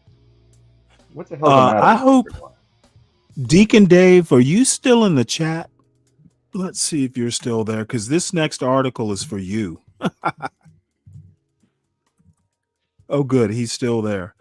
I don't know if I saw it and I thought of Deacon Dave, and it's called "Why Women Are Weary of the Emotional Labor of Man Keeping." And just so you know, I was up on Drip's panel yesterday for like maybe the third time. You know, it was a topic I was relatively interested in. I don't. His and Here for the Tease panels are about the only two I go on. I've just given up on these 9-person panels, you know, where everybody's just screaming and shouting back and forth. It's very emotionally discomforting. But You gotta wait like an anyway, hour to talk. huh? You gotta wait like an hour to talk. No, I never wait. That's my problem. You just say I'm done now. I never wait. I just butt in. Well, I used to go on CT's channel all the time, but it's just it's truly chaotic. It's Yeah, just mayhem. it lives up to its name. Yeah. All right, Is this so article man keeping? Is that all the whining men about I haven't. No, it's feminine about why. You know what? I don't know. I didn't read the fucking men? article. I almost never read these articles because I like kind of hearing about them with the audience. What's up, Soul Provider? When is your show, by the way? Because Deacon Dave asked me about your show and someone else's show, Storm Crow, and to be honest, oh well, that's nice of Nightish, Dusty Flow Night Raidish. Well, yeah, welcome aboard, y'all. Please make sure everybody hits the like button. And if you would do me a favor, go over to, I'll drop my link for my channel. If you would be so kind as to hit the like and subscribe to my channel, it would be nice of you. What was I going to say? Oh, yeah. Busy on life stuff. Well, hopefully everything's going the way you want it to. What's up, Nightish? Yeah, the link is at the top if anybody wants to hit it. So anyway, this is man keeping, and I don't know what it's about, but I suspect it's going to be written from a woman's point of view since it's written by a woman. I just want to see how much it'll piss Deacon Dave off. Hi, I'm Katherine Pearson, and I write about relationships and families for the New York Times. A few months ago, I started seeing this word pop up over and over again. Men need to stop depending on women because it's causing this phrase called man keeping. And this is because the male A new is feminist term just dropped. Have you ever heard of man keeping? It's essentially a term that feminists came up with to define all emotional. This recently published Guardian article unpacked the emerging concept of man keeping, a dynamic in straight relationships where women are held responsible. Man keeping. It was showing up on TikTok, in news stories. Some of the people who were posting about it were really sort of joking about the idea of man keeping. Some were really frustrated with it. And there were even a slew of articles claiming that this was ruining dating. You know, man keeping was why a lot of women are opting out of dating. And I remember thinking, Oh, wow. What are we actually talking about here? So I really wanted to dig into whether this was just internet noise or whether there was something deeper going on here. Pretty quickly, I traced the term back to a researcher at Stanford who studies male friendship. Her name is... By the way, when this is done, I actually will tell you a little bit about yesterday's show, the panel I was on, because everybody, there was one guy who was roughly my age. Everybody else was quite a bit younger, like 30 years younger in some cases. I found some things that they were talking about, as far as dating, at least, kind of disturbing, to be honest. So since you're older too, I figured you'd be the perfect person to help me whip these young whippersnappers into shape. Angelica Puzio Ferreira, and she came up with the term man keeping to describe something that she has been seeing in her work, mostly in heterosexual relationships. So I called her up, and she explained that man-keeping is when women are acting as their partner's primary, and really sometimes their only, source of emotional support. Angelica told me that the women were also managing their partner's social lives. They're helping them navigate tough emotions. They might even be helping remind them to text their friends. I spoke to a woman named Eve Tilly Colson, who lives in Los Angeles. She's 38. She's an attorney. She's in a happy relationship with her boyfriend. And when she came across the term man-keeping online, she said it sort of felt like somebody had finally put words to something that she'd been feeling. She told me that she plans most of their social life. She brings up the big questions like when they'll meet each other's families or when they'll take a vacation. Sometimes she said it feels like she's the emotional engine of the whole relationship. Her boyfriend, Glenn, actually agreed. And then he had this gut reaction like, but is that bad? Since then, they've had a lot of conversations about balance and sharing the mental and emotional load. Eve told me that she has seen Glenn really step up, and Glenn told me that indeed now he really is trying to help plan and do some of that social and emotional work. Yes, this is a story about man-keeping, but really it's about the invisible labor that many women have carried in relationships, and it's also about the ways that a lot of men are struggling to find connection and support outside of their partners.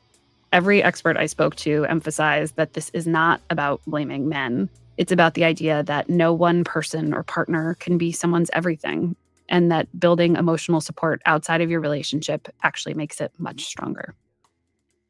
When the piece came out, the response was really intense and pretty immediate. As soon as it was published, I started getting inundated with emails, and within hours, there were thousands of comments on the story itself. So clearly, it has tapped into a larger feeling that I'll be exploring more in the story that I'll read for you now. Justin Leoy is a licensed clinical social worker in Brooklyn who specializes in therapy for men. When he sees a new client, one of the first things he asks is, who can you talk to about what's going on in your life? Much of the time, Mr. Leoy said, his straight male clients tell him that they rarely open up to anyone but their girlfriends or wives. Their partners have become their unofficial therapists, he said, doing all the emotional labor. That particular role now has a name, man-keeping. The term, coined by Angelica Puzio Ferreira, a postdoctoral fellow at Stanford University, has taken off online. It describes the work women do to meet the social and emotional needs of the men in their lives, from supporting their partners through daily challenges and inner turmoil to encouraging them to meet up with their friends. What I have been seeing in my research is how women have been asked or expected to take on more work to be a central, if not the central piece of a man's social support system, Dr. Ferreira said, taking care to note that the dynamic isn't experienced by all couples.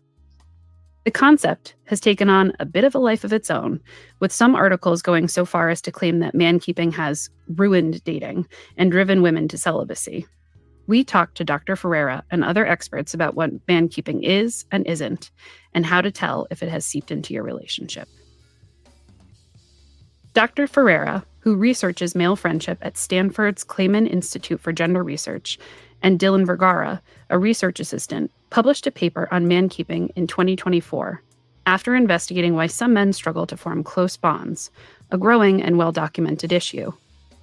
In a 2021 survey, 15% of men said they didn't have any close friends, up from 3% in 1990.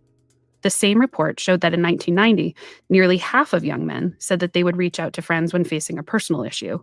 2 decades later, just over 20% said the same.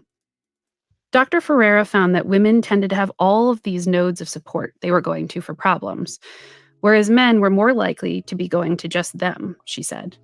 She sees man-keeping as an important extension of the concept of kin-keeping, the work of keeping families together that researchers have found tends to fall disproportionately on women. Eve Tilly Colson, 37, was relieved to stumble upon the concept of man-keeping on social media. Ms. Tilly Colson, who lives in Los Angeles, is happy in her relationship with her boyfriend of nearly 7 months and described him as emotionally mature, funny, and caring. They make a good team, but Ms. Tilly Colson finds herself offering him a fair amount of social and emotional scaffolding, she said. They're both busy attorneys, but she tends to take charge of their social plans. Miss Tilly Colson has hung out with her boyfriend's close friends a handful of times. He hangs out with hers several times a week. Her role as the de facto social director of the relationship includes more serious concerns, too. When are we going to meet each other's parents? When are we going to go on our first vacation together, she said. And if all of that onus is on me to kind of plan, then I also feel all of the responsibility if something goes wrong.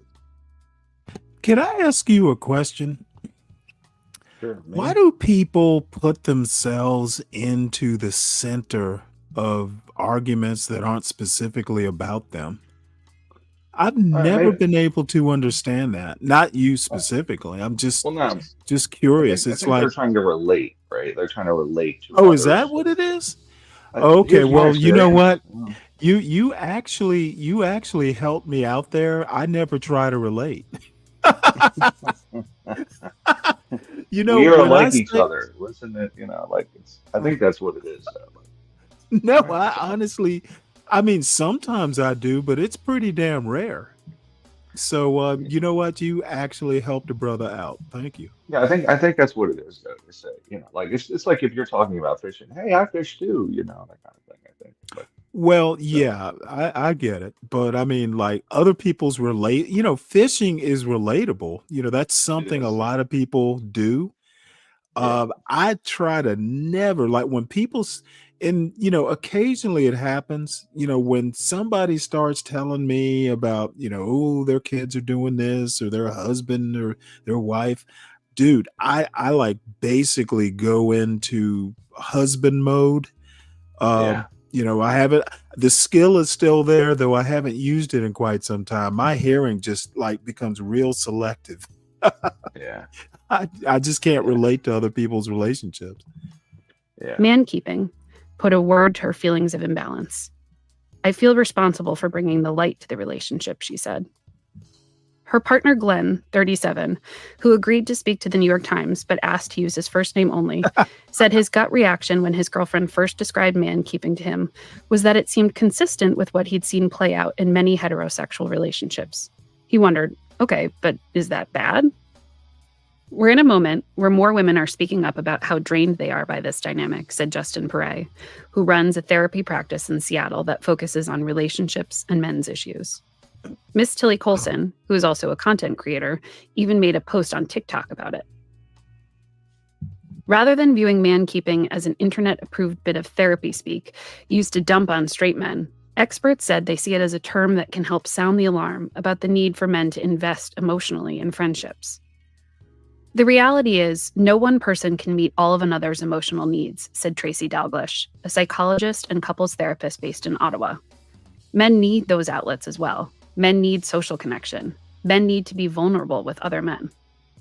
Mr. Perret said finding additional sources for emotional support does not require going from 0 to 60, adding that deepening friendships can happen in these smaller steps that are more manageable. He might encourage a client to share something new about himself with a friend he already has, for instance, or invite a friend he normally sees only in one context to do something new, a friendship-building concept sometimes referred to as repotting. If his male clients are reluctant to put themselves out there in that way, he tells them that developing relationships is not about replacing their romantic relationship, but strengthening it by widening the emotional foundation underneath your life by investing in friendships. But some of the challenges men face in making strong connections are societal, said Richard Reeves, president of the American Institute for Boys and Men, a think tank, and author of Of Boys and Men. Many of the institutions and spaces where men used to organically make friends have eroded, he said, like houses of worship, civic groups, and even the simple workplace. Men used to be able to put themselves in these institutional settings and it kind of happened around them, he added. That's not happening so much anymore. Men have to do more, be more assertive. I'm finding that even in my own life. For Ms. Tilly Colson and Glenn, talking about man-keeping explicitly has helped ease her burden. Glenn admitted that partly he thought his girlfriend just liked taking the reins socially. But when she explained how it felt to act as the default emotional manager in the relationship, he began to see how things could feel lopsided, he said, and added, I've put more effort in to try and even things out. This article was read by me, Katherine Pearson. The audio was produced by Sarah Diamond. Thank you for listening. Well, any comments there? Is it really just talking about how women are having to manage the emotional needs of men, like kind of like their mothers in a way? I mean, is that trying to figure out where the articles, you know? Well, what I mean? I think she's essentially saying men are just kind of distant and socially inept, and they used to be able to like. Communicate with I each think what I really get out of this is that men don't have like social activities. They don't. When I was a boy, you'd go out and play basketball all day. You would have plenty of male friends. And But I do sounds think like a lot of these guys play a lot of video games. That's what I'm suspecting. They play video probably. games, and they don't actually meet people in real life. But like this article, in all likelihood, she's writing this article, lives in New York City, right? She's not out in like rural Georgia fishing with other men. Like I think men can connect, but I think in the cities it's probably hard. Like, what are they going to hang out at the coffee shop? I would think it's easier in a city. What are you going to do though? Like, are you going to go to the movies Well, I with a mean, don't dude? they have gyms and basketball courts and stuff I like that? guess. I don't think, and she's probably also like 30, right? So like 30-year-old men, yeah, maybe they play basketball or maybe they would do something sports wise. But I think when you're in a city, it's gotta be, I don't know. A lot of these people that live in like New York, you figure they're men, what are they getting together to do? You know, so, hey, let's go to the movies Well, together. Hey, fucking, yeah, you yeah, know. Oh, I was let's go gonna get a make pedicure. I mean, fuck. I was gonna make a joke that would probably get this channel taken off the air. So I'm not gonna make it. But I think when you're oh outside of the wow. city, though, men probably do okay connecting. Tootie Bug does not like this author. She is a miserable twat trying to lead women away from their mates. Typical. You She's a know little what? triggered. I didn't know that news articles were that powerful. So she's basically a modern female Svengali.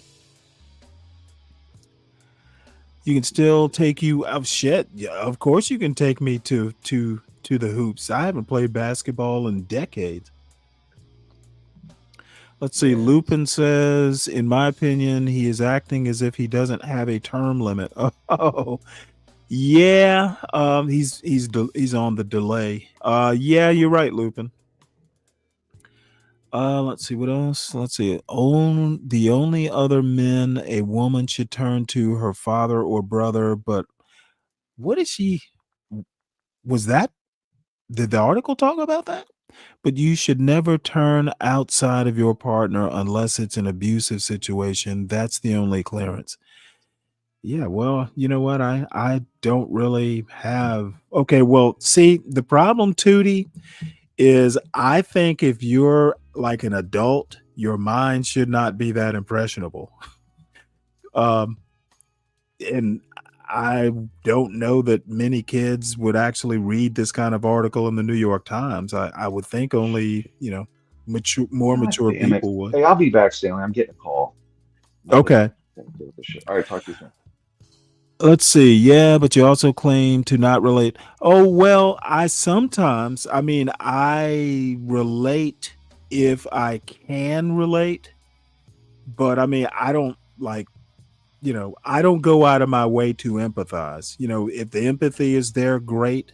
But I actually try to be kind of dispassionate about these things. And I was on Drip's panel yesterday. I brought up that I personally think a lot of these problems can be solved, and the topic we were talking about wasn't anything like this, but I think just in general, you should not put your nose in other people's business, and you should do your best to avoid it unless there's a good reason. A lot of life's travails can be avoided by minding your own business. And this is 60 years of experience here. Now, if I can help, I will volunteer to help. But, you know, I'm very discerning about what I get involved in. Now, family members, you know, I've got an empty nest. So, you know, I don't have a whole lot of, you know, I don't have any kids that, you know, I butt into. But you know, as far as like a friend or anything like that, I try never to get involved in other people's business unless there's a good reason. Or maybe even if I'm asked, I might not. So let's see. Mary Jane says you learn from listening to others. Yes, listening but not interfering. I will happily listen. And maybe I'll listen and not even render a judgment. You know, it depends. Nothing wrong with listening. My thing is don't butt in to other people's business if you can avoid it. That and the second rule is the golden rule. Those two rules will basically keep you in good stead by and large. So I've got another video, and this next video is dedicated to be brave and think. Yeah,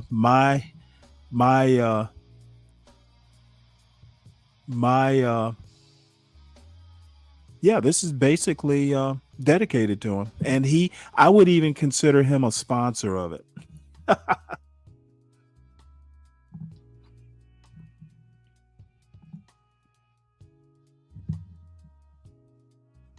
Family and fellow soldiers, I'm the professor, and this is the moment of truth. And now the Friday Crime Report. Richland County, South Carolina, July 17th, 2025, 6 o'clock a.m. Early on the morning of July 17th, a black resident of the Spring Valley subdivision was going for his morning jog. People who live in Spring Valley describe it as a quiet, mixed community.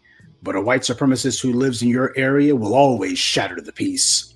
Security video captured the instant when a white man in a black BMW drove to the gate of the neighborhood, pulled a rifle from the passenger seat, and opened fire on a black resident for no reason at all. The gunman is heard on the video yelling, "Keep running, boy." The gunman was no more stealthy than he was subtle, so investigators were able to identify him, and because he's white, they took him in alive. The gunman was identified as 33-year-old Jonathan Felkel. He confessed that he had first spotted his victim at 4 o'clock a.m., 2 hours before the attack. And as he himself admitted, he was by himself, so I was really going to do something at first and then. When asked to clarify the statement, Felkel said, "I was going to shoot at him. I was going to shoot at him." The sheriff's department also said he referenced his intent to instill fear in the victim due to his race. This detail, combined with others, led to a charge of hate intimidation under the Richland County Hate Crime Ordinance. He was also charged with assault and battery of a high and aggravated nature and possession of a weapon during a violent crime.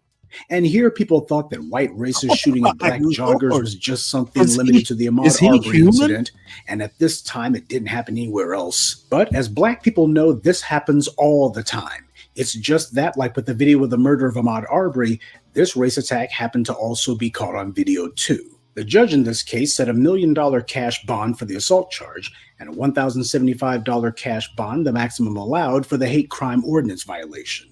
If Felkel makes bond, he'll be under house arrest. Now, let's give credit where it's due. It was the black people of Richland County who had to fight to get this hate crime ordinance on the books in their county. Richland County is the first county in our state to pass a hate crime ordinance. Richland County Councilwoman Tyra Little, right here on your screen, spearheaded the county's ordinance. Listen to her sit down and share an initial reaction to watching this Spring Valley surveillance video and a message to runners. Justice should not be predicated upon where you live.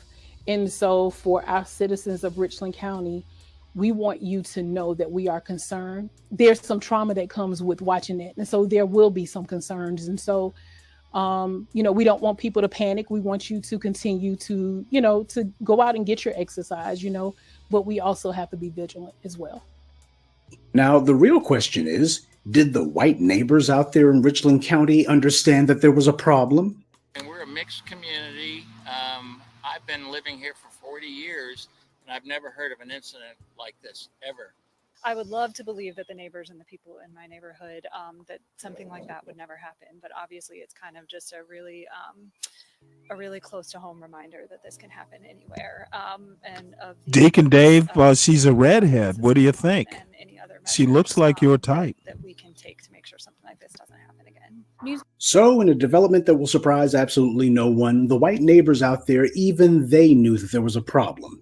Maybe they hadn't had such a blatant and inarguable act of anti-black violence like this, but they know their neighbors too, and they already knew that there was a problem. But I wonder, how many of them supported the hate crime ordinance when it was being proposed? And how many of them instead said, well, we live in a mixed area and there's never been any problem like this here, so we don't need a hate crime ordinance. That kind of thing will only divide people. How many of them talk like that? What made this creep think that he could even do something like this? The society he lives in. That's who. The racists and online sewers like 4chan and Reddit always push their lies and memes claiming that black people commit all the crimes in America and areas are safe until the Negroes move in. And yet, time and again, especially in these smaller enclaves as I've documented for you, whenever you have these quiet, so-called safe places that get shattered by violence, someone pulls some violent first out in those areas, it's always one of these white supremacists who does it. It's not Pookie or Ray Ray doing some drive-by shooting out in some suburb of the sticks. As the white guy said, he's been there 40 years in a mixed community and nothing like this has happened before. But as we know, what he really meant was nothing like this had ever happened to him. That's who he was really talking about. But this is how it almost always is. These white supremacists take full advantage of their racial privilege, and then we have people in the society who protect them and try to run interference for them, like the judge in this case. Now, I'm going to give my thoughts on this judge trying to help put this scumbag back on the streets in a moment. But first, I think it's great that you have black people in South Carolina who made this the law in their county. This is the kind of proactive stance black people need to be taking everywhere.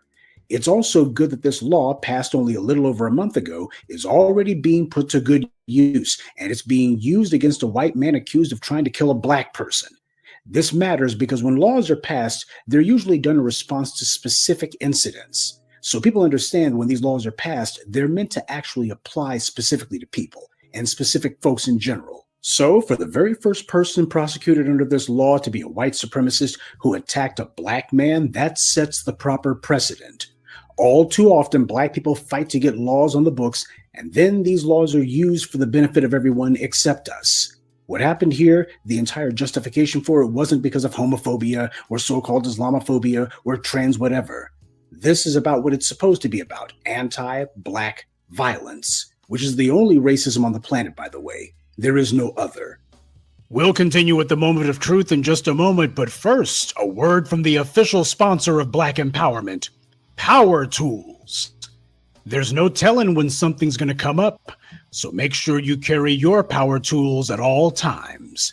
You never know when you're going to need to bring the hammer down, or when you'll have some trash that needs to be blown away, or some obstacle that requires cutting down. Don't get caught empty-handed. Keep your hammer close by. Keep that leaf blower at the ready, and always carry your steel.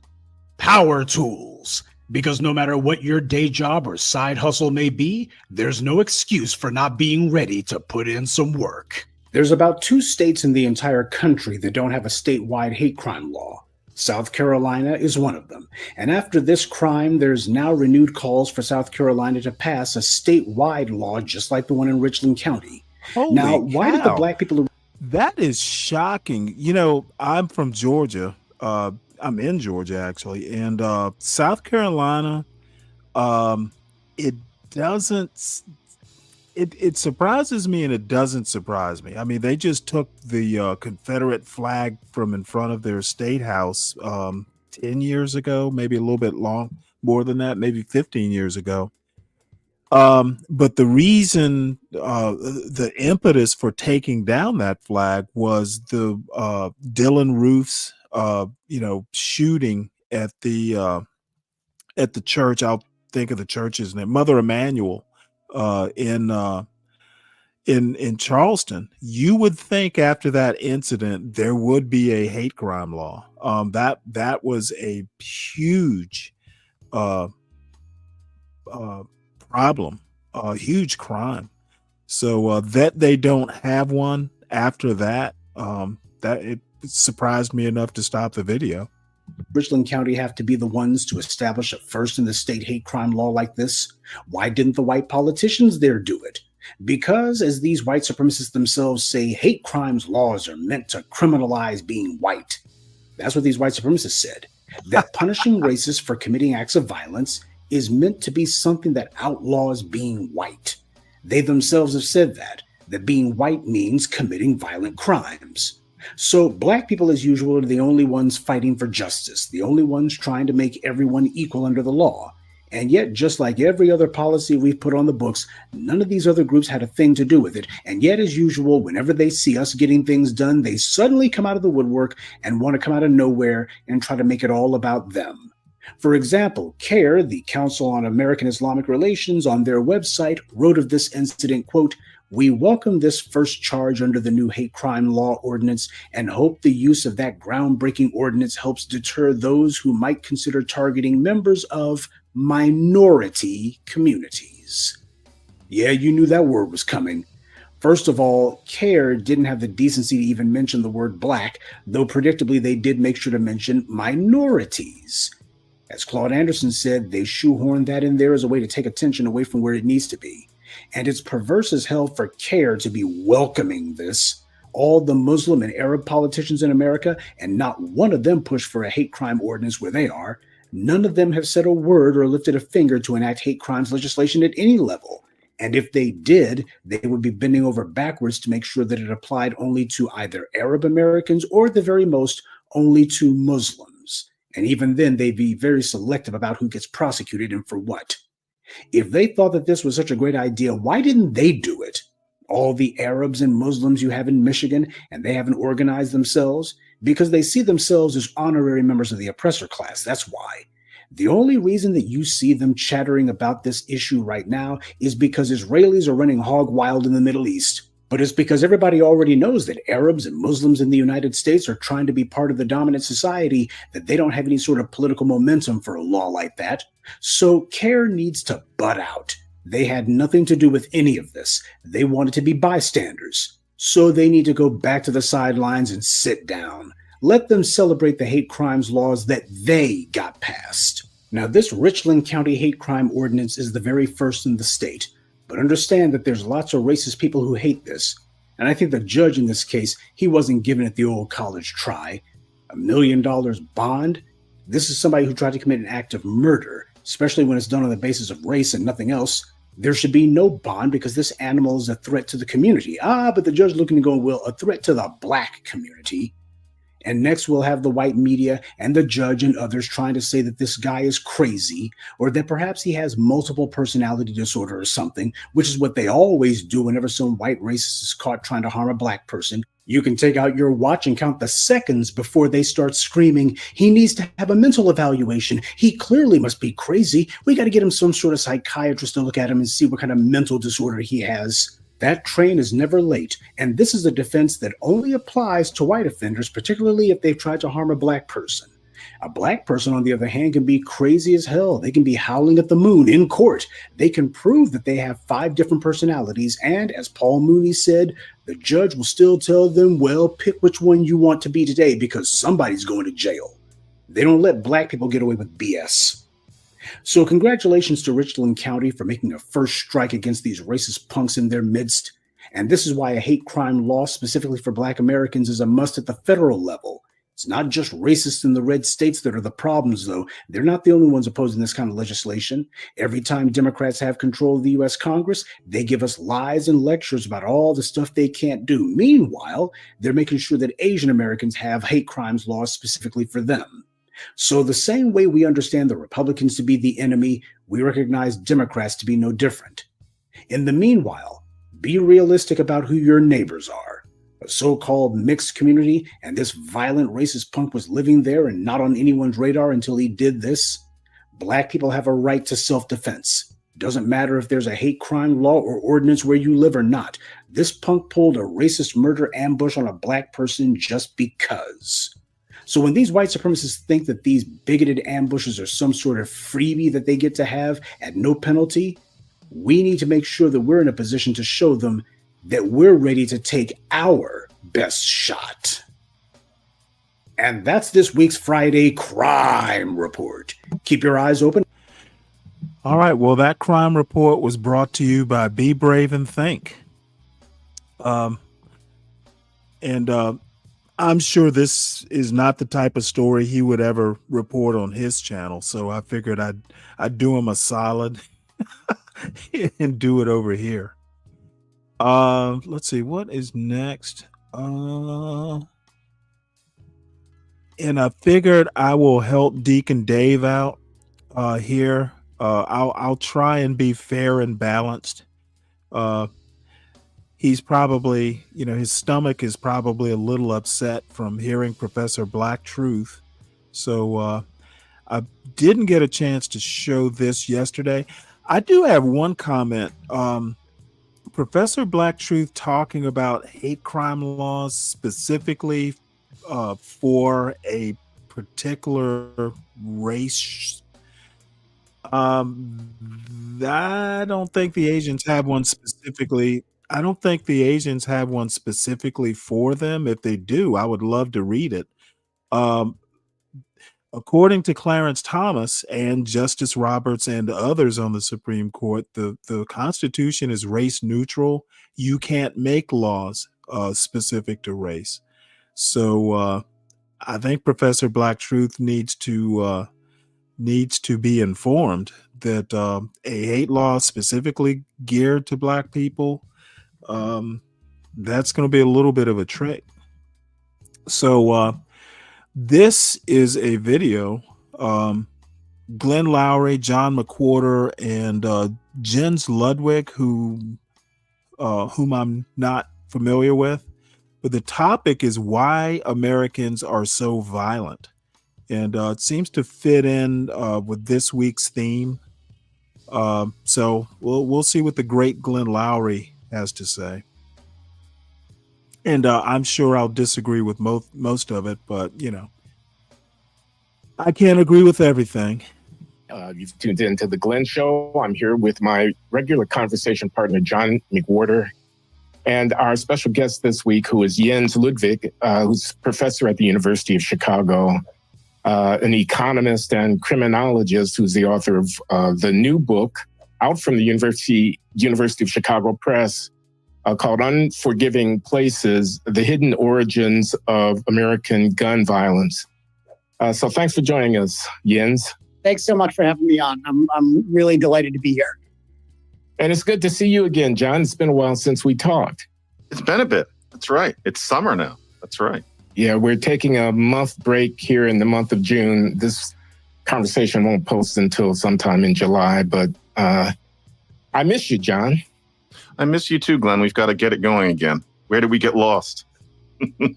Jens, tell us a little bit about yourself. How do you come from Germany to the United States to be a leading expert on gun violence in the country? Yeah. Oh, I was figuring somebody had called ICE, either John or Glenn.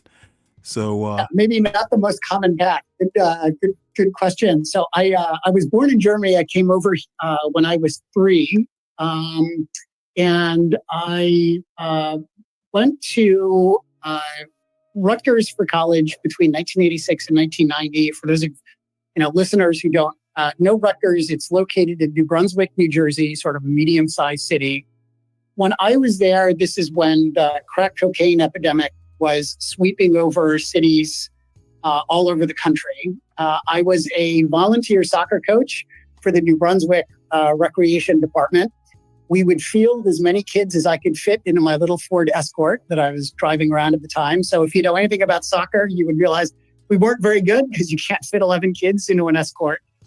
That was my first car too, actually. Yeah. It's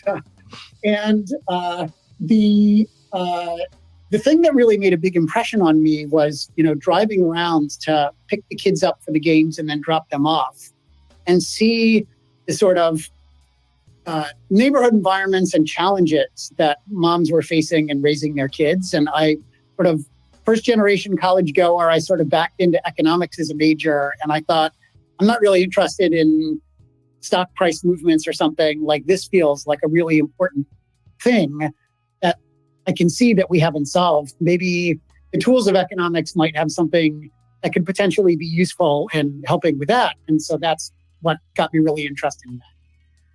I see. Hidden origins. I mean, don't we already know what the problem is with gun violence? And the problem is guns. Guns in the hands of the wrong people, and circumstances that promote violent behavior that we could remedy with social policy. What's hidden about that? Yeah. So, maybe to start with the guns part of the equation, I think a lot of people look at the huge difference. So the United States is really an outlier among rich countries in the world in our murder rate. We're just off the charts compared to any other developed country. And almost all of that American exceptionalism in terms of like excess murders here are driven by gun murders. So it's not that Americans are intrinsically more violent or whatever, because our non-gun murder rate is not that different, but we're just off the charts because of our gun murder rate.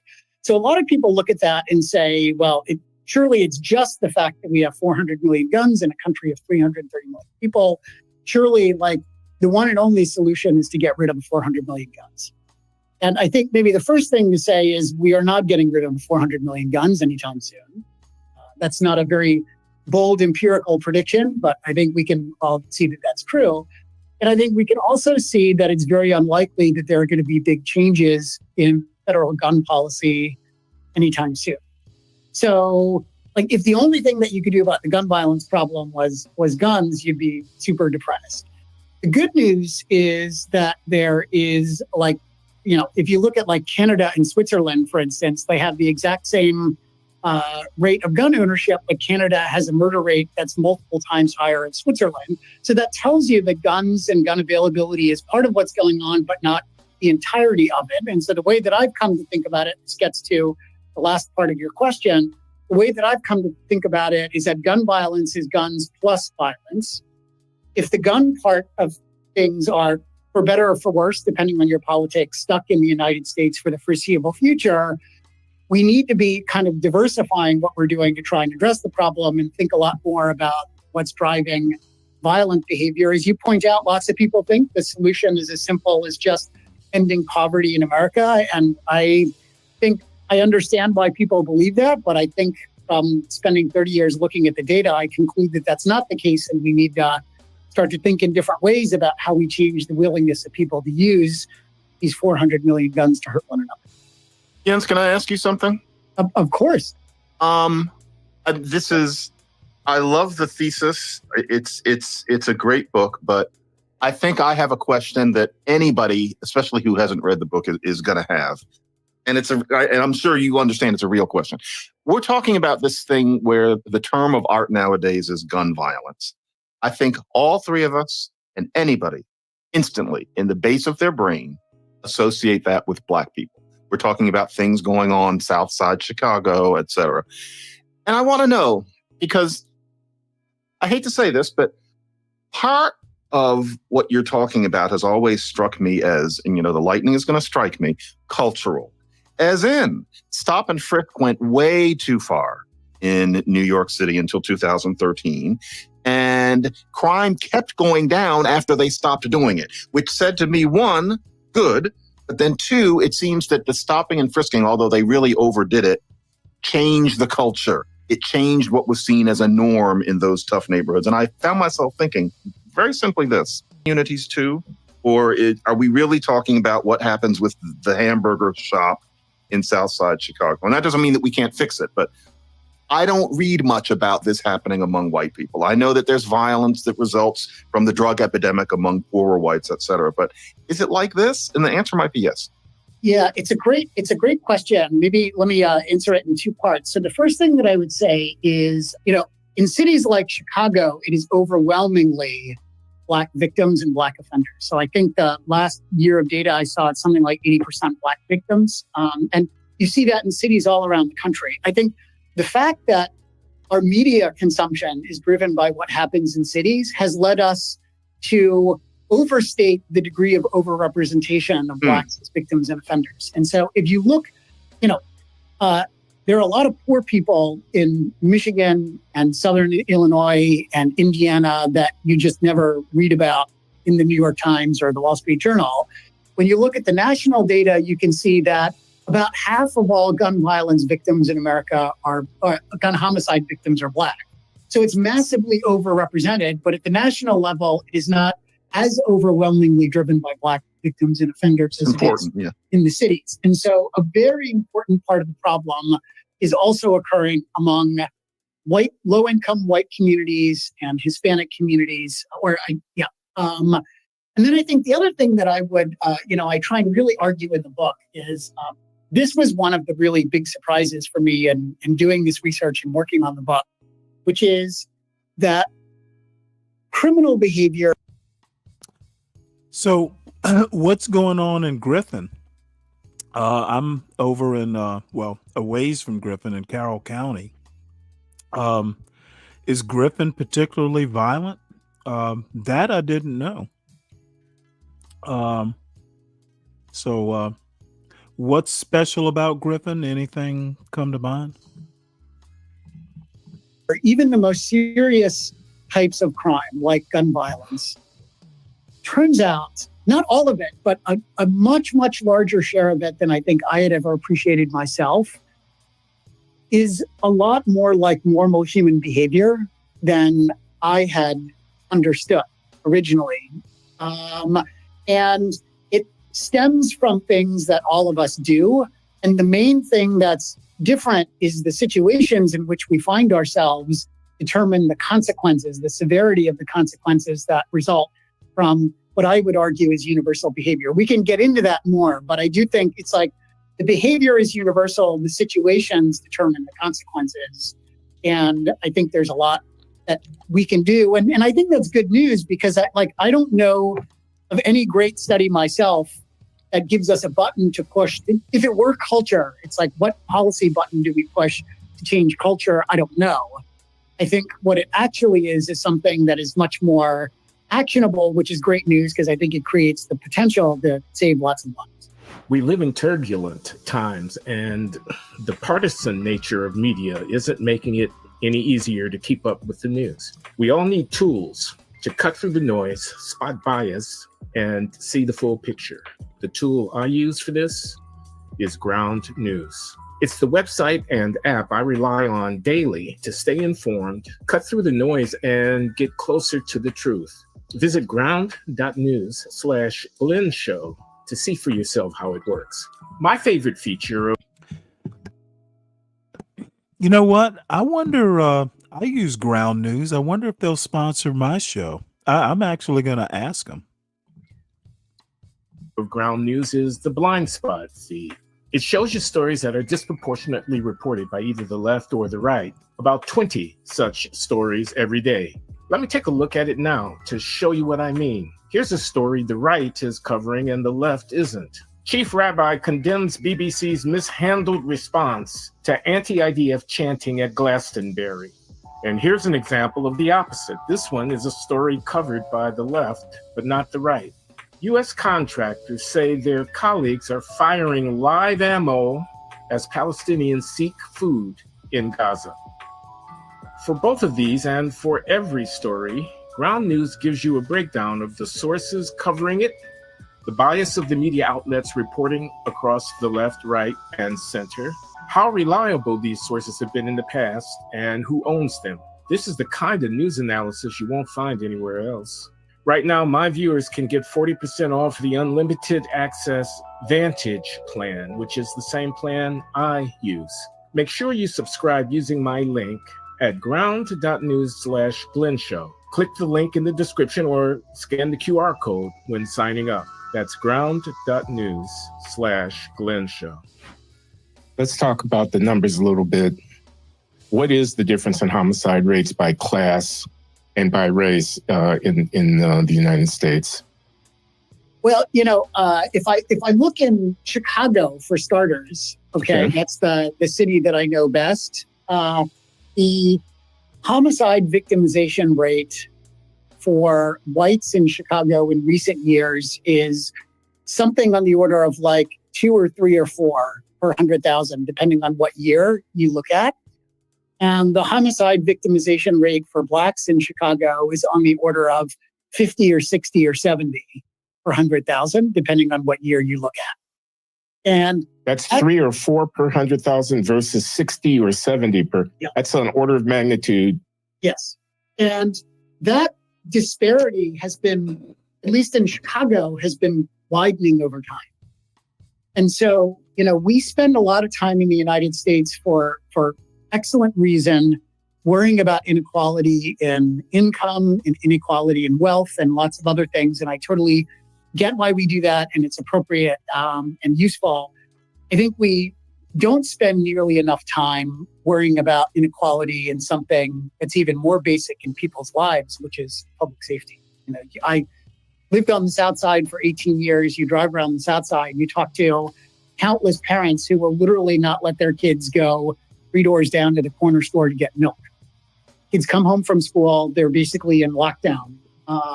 And they're just not part of the conversation of inequality in America. And I think it really deserves to be much more so.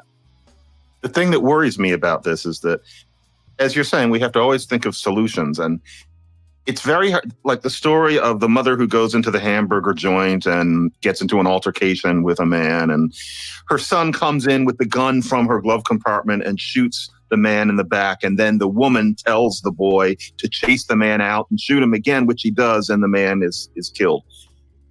The sad thing is how easy it is to imagine that story if you're familiar with the culture. And the first thing I'm thinking is, here is somewhere where it's considered normal to have a gun in the door of your car, and that your kid would go get it and maybe have shot a gun before. Has he ever been to the fucking South? Dude. I know John McWhorter has relatives or used to in Atlanta, but the thing is the South is a gun culture for sure. So no, there are plenty of places in places like Texas. Dude, what the hell are you talking about, McWhorter? Or all of this feeling very normal. She has it because she feels she needs to protect herself. But then again, she also tells her son to go chase the man. There's a sense of norm in that area. And I can imagine it's also where J.D. Vance grew up. But the norms among these people involve that you have a gun. I've probably held a gun once. It was 1977, and it was kind of for show. I don't know anybody who has a gun. And if anybody found that I had one, it would be considered a horror. I'm in this upper middle class building. I'll bet there isn't a gun in any of these 78 apartments. They all have guns. What will we do to change that sense of norm is what worries me. And I know you present some solutions, but wow. And I'm saying culture, and maybe we're talking about class. It's not race, but Can I don't have interject any something guns. before you answer, Jens? Yep, please. Which is, you're an economist, you know a little bit about game theory. Isn't it an equilibrium if I'm living in an environment, this is apropos of John's point, where I can anticipate, should I get into a dispute with someone, they're going to be armed, to arm myself. And that's not, you can call that culture if you want to, but there's nothing intrinsically racial about that. That's the fact that the situation I find myself in is one in which in a self-reinforcing way, everybody is armed. Yeah. And to your point, Glenn, when criminologists go out and do surveys of people and they ask them, like, have you ever carried a gun? And if so, in public, and if so, why? One of the key answers essentially is I'm carrying a gun because I'm worried about my safety because everybody else has got a gun. And so I think, big cities in America often, because of the concern about the costs of stop and frisk and the way that was, I think many people believe overdone in New York City. We could have a conversation about that. I think big cities are often ambivalent about what to do about illegal gun carrying in public. And the danger is that can create vicious cycle in which more people carry guns, which leads more people to carry guns. And then, Glenn, to your point, you wind up in an equilibrium that is really not great. I think, anything that you do to reverse that has the potential to turn that vicious cycle into a virtuous cycle. And I think what you're starting to see in Chicago is maybe half a step in that direction, starting with, maybe not necessarily all illegal gun carrying, but I think the prosecutor in Chicago is starting to worry, at least start with the carrying of guns that are like excessively lethal, if that term even makes sense. You've got kids on the south and west sides of Chicago with semi-automatic handguns and 100-round drums and machine gun conversion devices or Glock switches that let you fire the 100 rounds in like 30 seconds. And so at the very least, deterring that and getting that off the street seems like a good first step. But again, I think like in the meantime, a big part of this has to be like just changing the willingness of people to use the guns to hurt one another. And I've got ideas about what we might do about that. Well, Jens, one of them. Oh, go ahead, Glenn. No, I was just going to ask why you don't see the same kind of behavior amongst low-income whites, Asians, and to the extent that you see it amongst Latinos, what would account for the difference vis-a-vis blacks?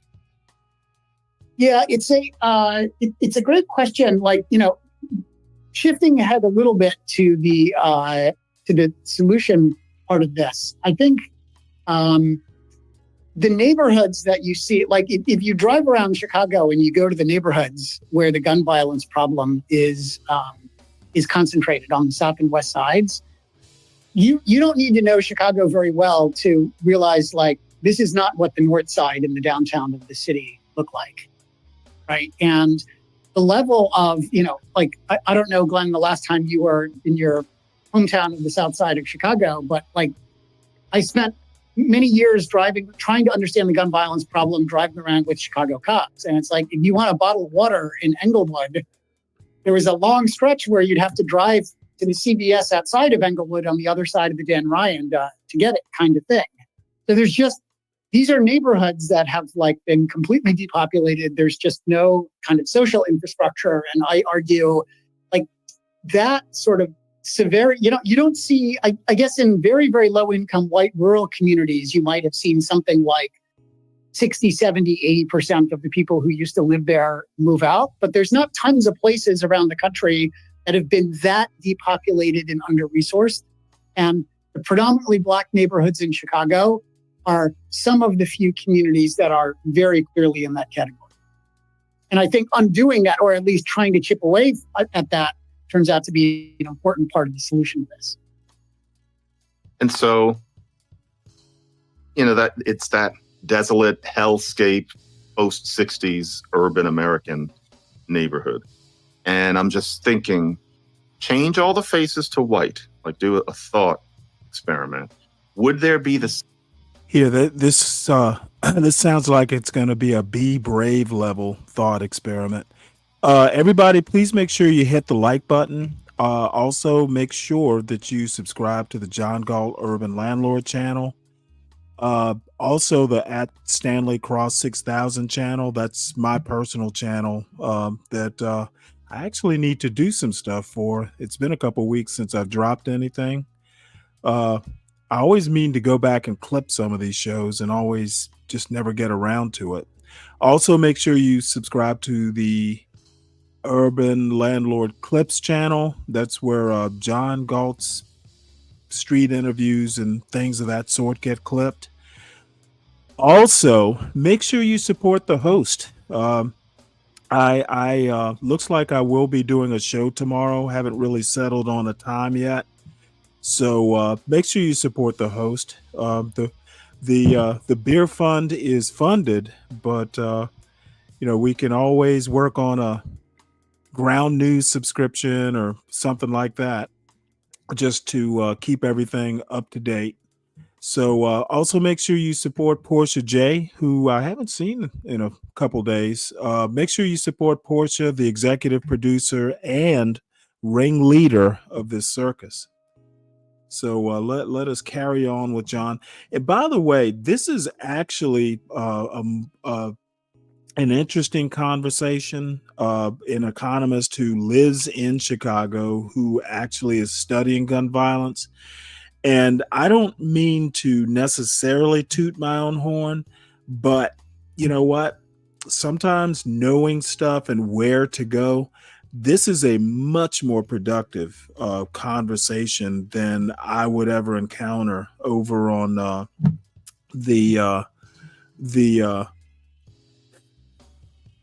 but the NN, what, I don't even remember what I called it. This is a much more productive conversation on violence and gun violence than we usually get in this sector, and I appreciate it. And if anybody wants the link to this, just let me know. I'll be happy to drop it. Same kind of violence, and maybe this all just becomes idle, but one thing that worried me was one of your proposed solutions, and I'm sure you can just fill it in. You were saying that violence prevention programs work, that they have an effect, that you can chip away at a good 50% of the potential violence by teaching, say, pairs of guys how to negotiate. And that part just worried me in that, let's go back in time. It's 1975, where we come in the car and we stop in front of a church on Saturday. We go into the church and nobody has phones. It's 1975. But down the hall, there is this burly black guy who's probably an ex-con. And there are about 16 black teens in there. They've got big afros and combs in them. This is another time. But that's the point. That long ago, there already were those programs. There was always some guy, or often it's some older Maya Angelou type woman. And yet, these things come and they go, the crime rates fluctuate, et cetera, but things never really significantly change on the basis of teaching guys how to keep it calm. Am I being too pessimistic about that? Is there a way to scale that up? Yeah, I do think that you are maybe being a little bit too pessimistic, and maybe as a way, maybe as a little bit of stage setting to the solutions and the ideas. Let me just situate my argument for what is driving gun violence in contrast to the conventional wisdom that is about what people thought was driving gun violence, but which I think is not the case. So the hidden origins. Yeah. So if you look at the survey data, you can see that most Americans, when you ask them, why do people engage in crime and violence? Most Americans break up into two camps. So one camp is, I know exactly what is driving violence. It is immoral people who are unafraid of the criminal justice system and whatever it's going to do to them. And that leads you to think that the only thing that you can do to solve the problem is defer prison penalties, basically bigger sticks. And the people who don't fall into that camp, the overwhelming majority of them fall into another camp, which will sound familiar, which is, violent behavior, criminal behavior is just due to economic desperation. These are people who are trying to feed themselves, feed their families, are going to do whatever it takes. Okay, can somebody in the audience tell me which camp Be Brave and Think falls in?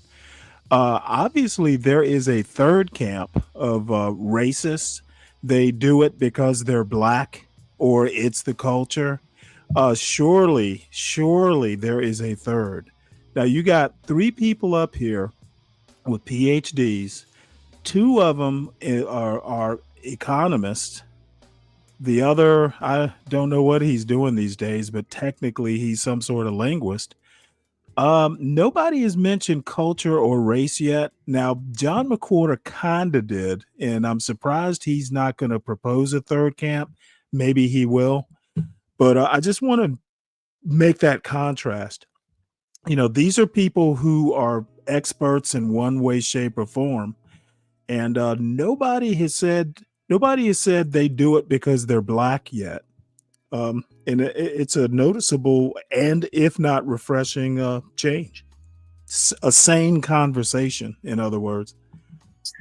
The only solution is to disincentivize crime and violence by improving the alternatives to crime so people aren't so desperate they have to do that. And what's interesting about, the left and the right don't agree on very much. But it's interesting to observe that there's an implicit agreement there that before anybody pulls a trigger, they're engaging in some sort of deliberate weighing of pros and cons, right? This is, Glenn, you're an economist like me. This is sort of the famous argument by my former University of Chicago colleague, Gary Becker, that like criminal behavior is rational behavior. And the data suggests that does seem to be true. Oh, I read that. That there really is some deliberation. There are lots of good evidence that is deterrable by like the things that people would think. But I think where that intuition breaks down is gun violence itself is not what we think. Again, this goes a little bit back to media representation that's not actually representative. The gang wars over drug selling turfs or the murders that are due to robberies are way overrepresented in news coverage. I point this out in the book.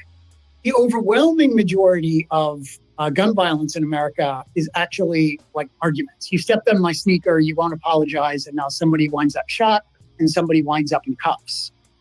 That is not the moment in which most of us are at our maximally deterrable selves. And, you can see that in the data, and I just think, it's like, no wonder for 100 years, our policies have been built on changing incentives. It's like we've been trying to cure cancer with heart disease medication. No wonder we have not had the success that we want. And I think the policy approach that's going to be more effective is going to be something that recognizes gun violence for what it is and is more about not deterring violent behavior in those heated moments, but interrupting them. And we can talk about what that looks like, including the guy in the church and this other stuff. But I think directionally, we just need a mindset shift and a course correction if we're going to make much more progress on this. And we can talk about the evidence and what those policies look like. But I think at a high level, it is re-understanding the problem that I think is maybe the most important thing that I hope people get from the book. We have misdiagnosed the problem. We think it's either one of bad character or of economic desperation. Let me just highlight this. Of course, Deacon Dave is going to go there. You know what? White guy describes a nigga moment is hilarious. Well, I think what's hilarious is he didn't. Which is why I'd much rather listen to him and trust him. As soon as you start using the N-word, I just assume that it's a comedy routine and not to be taken seriously. I think people are motivated by or deterred by rational calculation and incentives, when in fact these are crimes that happen in the moment. They're situational. They're acts of passion. We have to take a behavioral, not a rational calculation approach to analyzing it. And you think you've got the answer. Yeah, well, let me just clarify. So I'm not like overclaiming. Like I was trained as a garden variety economist, back in the late 1800s. I got my PhD. I read Gary Becker. I believed all of that stuff. And it was more through, after a doctoral student was shot and killed at the University of Chicago 2 weeks after defending their dissertation, I started this research center at the University of Chicago called the Crime Lab that started to work with nonprofits all over the city and government agencies. And so just the thing to clarify is my thinking was shifted, kicking and screaming by a bunch of really clever insights and observations that nonprofits and frontline government workers had about the problem. And I think the contribution of the book is sort of summarizing the wisdom. The frontline practitioners have been seeing this problem very clearly. And I think what the book tries to do is present evidence that their intuitions are actually right, and then provide sort of a conceptual framework around to make sense of how a very disparate series of kind of policy levers are actually all acting on the same underlying thing, and that there's sort of a coherent picture. But it's like I would not give myself any credit for this. It's just like they're just super, super smart people who care a lot about this problem and have learned a lot. And I hope the book kind of puts a spotlight on that. Kenz, I want to try something just because I'm nagged by this, and I want to see all of this your way because I can tell that you're right, but I'm nagged by something. There's a story. The national media are not picking up on it for reasons I think I understand, but about 2 months ago, a black teen named Carmelo Anthony, somewhere in Texas, I believe, was in a tent. I think it was either lacrosse or rugby. Some sport was involved. That's a weak point of mine, but one of those. In a tent belonging to these two white twins. Their last name is Metcalf. I forget their first name. He was not supposed to be in the tent. Why he insisted on being in the tent has not been made clear yet. But the white boys asked him to leave, and he refused. And then they got closer to him and touched him, and he had a bag. And he said, touch me and see what happens. And so they kept touching him. Carmelo Anthony stabbed one of the boys, one of the twins, in the heart, and he died. He ran, and then he gave himself up, and he said that he did it because, quote unquote, he put his hands on me. Now, this is what I can't get past. Yep. A white boy wouldn't have done that. Now, that's a vast overstatement, but... Yeah, how do you know that, John? Yeah. Because if there were a scene like that... Yeah, McWhorter's just an uneducated Be Brave or John Galt, quite frankly. Like, look at Glenn. Let me replay this a little bit. Look at Glenn going, what the fuck are you talking about? And, Glenn said it before I could. Because, quote unquote, he put his hands on me. Now, this is what I can't get past. Yep. A white boy wouldn't have done that. Now, that's a vast overstatement, but... Yeah, how do you know that, John? Yeah. Because if there were a scene like that, and especially if you're people like us and you've always got your eyes peeled for things like this, the white boy would not kill the black twins. As in, if that ever happened, we'd hear about it because that white boy would be celebrated as evidence of racism, etc. Jesus. It was partly something about Carmelo Anthony. It was partly that there's an element of some black culture that says that it's okay to go off, that you don't hold it in. Huh? Let me offer, if I can, let me offer a Look at that anti-black shining through. I'm impressed. Offer a behavioral economics interpretation of that, right? So the argument that I make in the book is that, one of the big breakthroughs in behavioral economics over the last couple of decades is that our minds work in a way that is very different from how we think. So when we think about thinking, we think of the little voice in our head. That gives us the capacity to do rational things and invent the internet and whatever. It doesn't mean that it's always rational, but to the extent to which we can. And so in Danny Kahneman's amazing book, Thinking Fast and Slow, that I hope everybody reads because it's just such a profoundly important book. In that book, he refers to that as like slow thinking or system 2 thinking. And that's very, very powerful, but it's very mentally taxing. Just think about the last time you spent 15 minutes doing the crossword or the Wordle or something on the New York Times website. You're exhausted. You've got to go do something else. And because that sort of deliberate slow thinking is so mentally taxing, our minds have evolved to do a different type of thinking that we're not even aware of that happens below the level of consciousness, a series of automatic responses that are fast, effortless, and adaptive that is useful for usually useful for a bunch of routine things that we see over and over again in our daily lives. So Kahneman calls that thinking one or fast thinking, whatever you would want to call it. Now, here's why I think that's relevant, John, to the example that you gave. So, and I'm gonna tell you a little story, and you're gonna be like, "That's just a story," and then I'm gonna try and convince you that there's something to the story with some data behind it. So I'm not just BSing you. Yeah.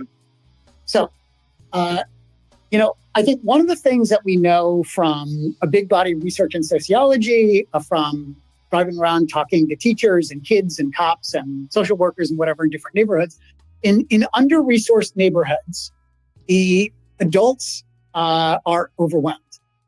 And just give you a very, very quick story about this. I was driving around with the commander in the Englewood neighborhood a few years ago. We're on 63rd Street, one of the big east-west, it's 2 lanes in each direction. Car in front of us is a Friday night. Car in front of us is swerving across all 4 lanes. I turned to the commander and I said, I think that guy's drunk. And he said, I do too. And I said, he slams on the brakes and he puts a big distance between us and the other car. I said, aren't you going to do anything? You're not just the cops, you're the cop. You're the commander of Englewood. He's like, Jens, if I stopped every drunk driver in Englewood, I would not have time to worry about the real problem in Englewood, one of the most violent neighborhoods in the city, which is gun violence. And I think that speaks to this idea that both formal and informal social control is easily overwhelmed in under-resourced neighborhoods. So now I'm a kid growing up in Englewood, and I'm walking to school, and this is going to be the behavioral economics theory of the phenomenon that you're describing, John, and then I'm going to try and convince you that there's data to prove it. So I'm walking to school and someone challenges me for my lunch money. In a neighborhood where formal and informal social control, like the adults are just overwhelmed. I can't turn to an adult for help. My system 1, I argue, learns pretty quickly that if I hand over my lunch money today, I've just signaled to everybody else in the neighborhood that I'm an easy victim. You take my lunch money today, tomorrow you're coming back for my jacket, the next day you're coming back for my phone. Like that's it, it's over for me. And so system 1 learns below the level of consciousness, when I'm challenged, that's a routine situation I see over and over again, I fight back. And notice the severity of the fight back need not be proportional to the provocation, because it is not backward-looking retribution to what you just did to me. It is forward-looking signaling to everybody else in the neighborhood. And notice the important part of this is because it is system 1 fast thinking, all of these sort of stimulus response connections are developed below the level of consciousness. We're not even aware of this, right? We all have these sort of system 1 responses. We're not aware of this.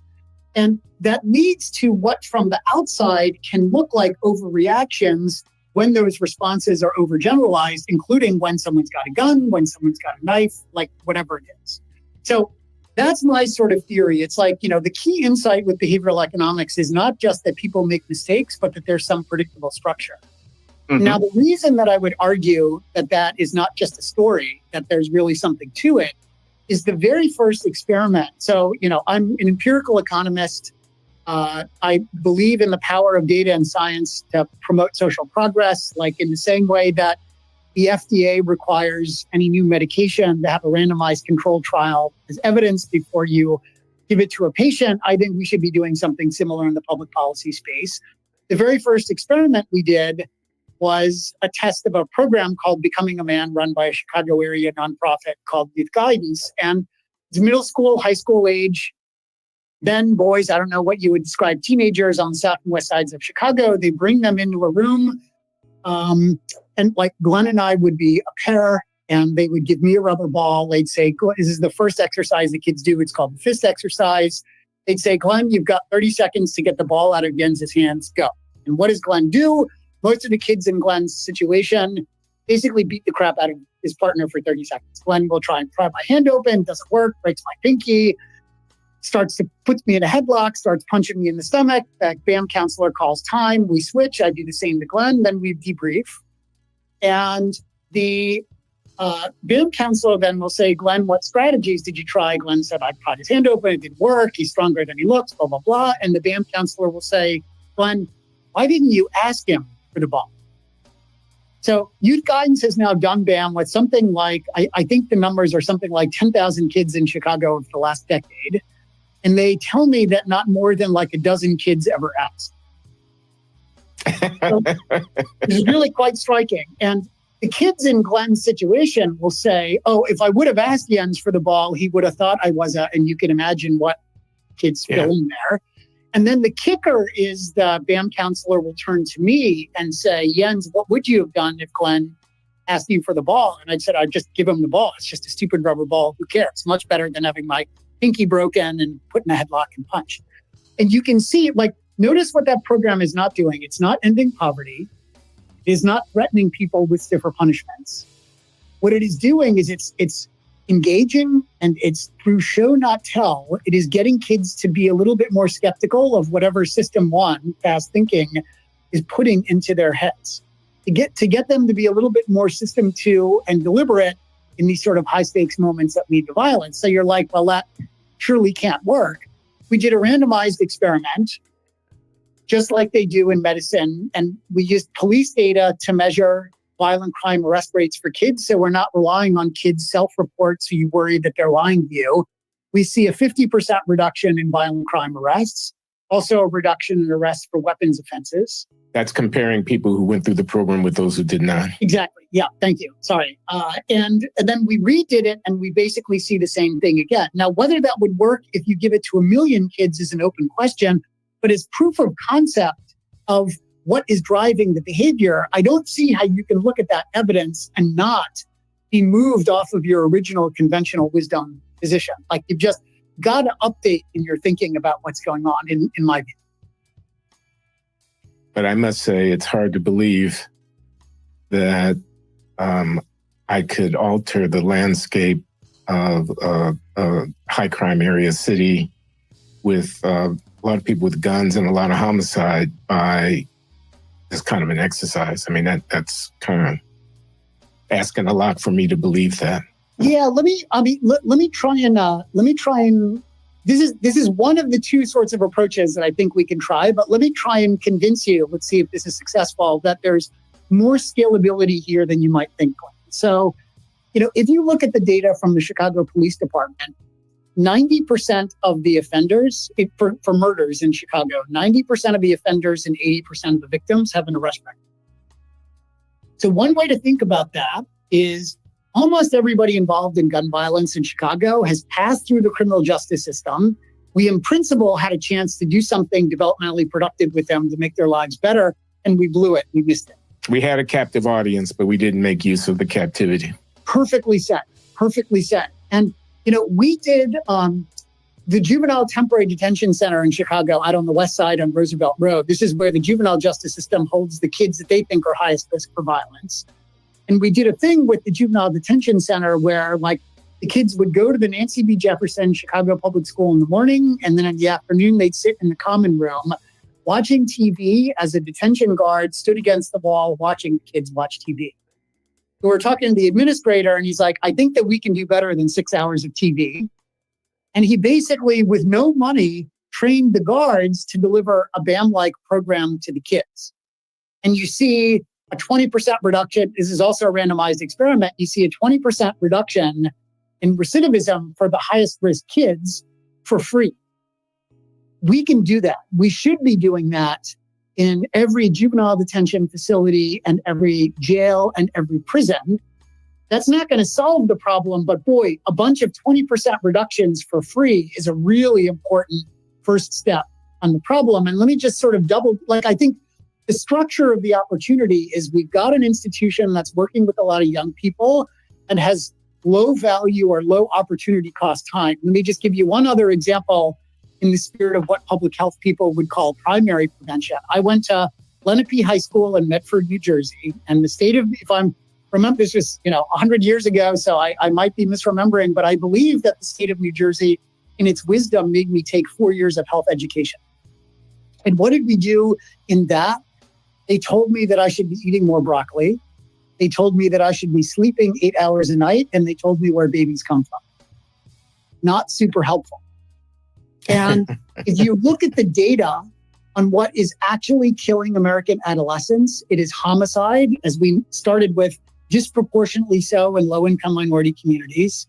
It is suicide, it is drug overdoses, and it is car crashes. So the things that's actually threatening American adolescents is what you might call, there's been a lot of talk of deaths of despair. I would call these deaths of decision-making.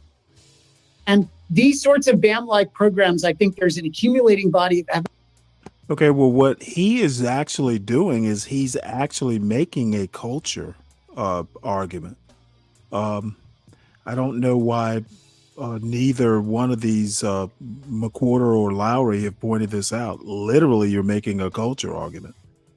Evidence that suggests you only need 15 to 20 hours of exposure to these sorts of ideas and exercises to materially change people's decision-making and behavior. Like, why in the world? Imagine that we did that for 3 weeks in every health curriculum, and every detention facility was doing this sort of program with their staff for free. You would start to see this. You wouldn't need a randomized control trial to see this. You would start seeing these in the aggregate numbers, like murder rates would start going down.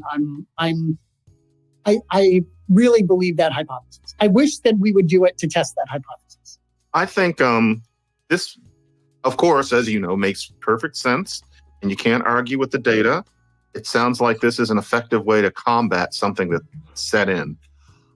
I can't wrap my head around the idea that what has gotten low-income minority communities into this state, and by minority we mean Black, is quick thought versus slow thought in the terms of Kahneman. That's clearly what drives these instances of murder. But why that became such common coin in these communities, I think something happens after 1965 that just changes the Overton window on violence in those communities. And it has nothing to do with Black DNA. But something happened to Black America. But the question is, what do you do now? Yeah. And so let me can't get rid of the guns. And so, what is the solution? And I do understand that.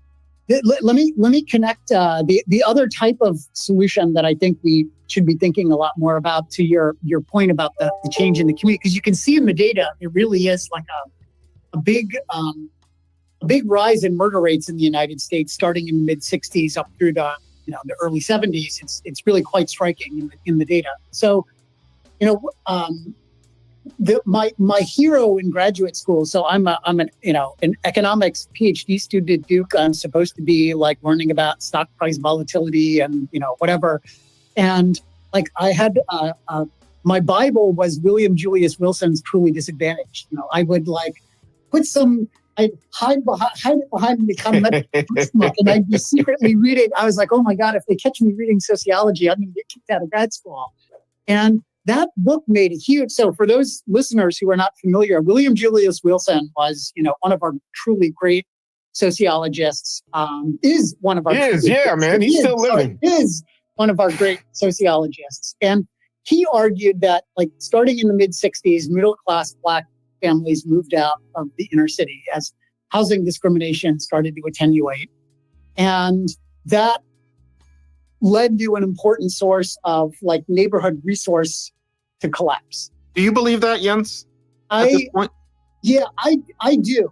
This is eyes on the street. This is informal social control. I mean, well, it's also the judge and the doctor and the school principal move to the suburbs, and the poor people don't have a role model. That part of it. Well, no, sorry. No.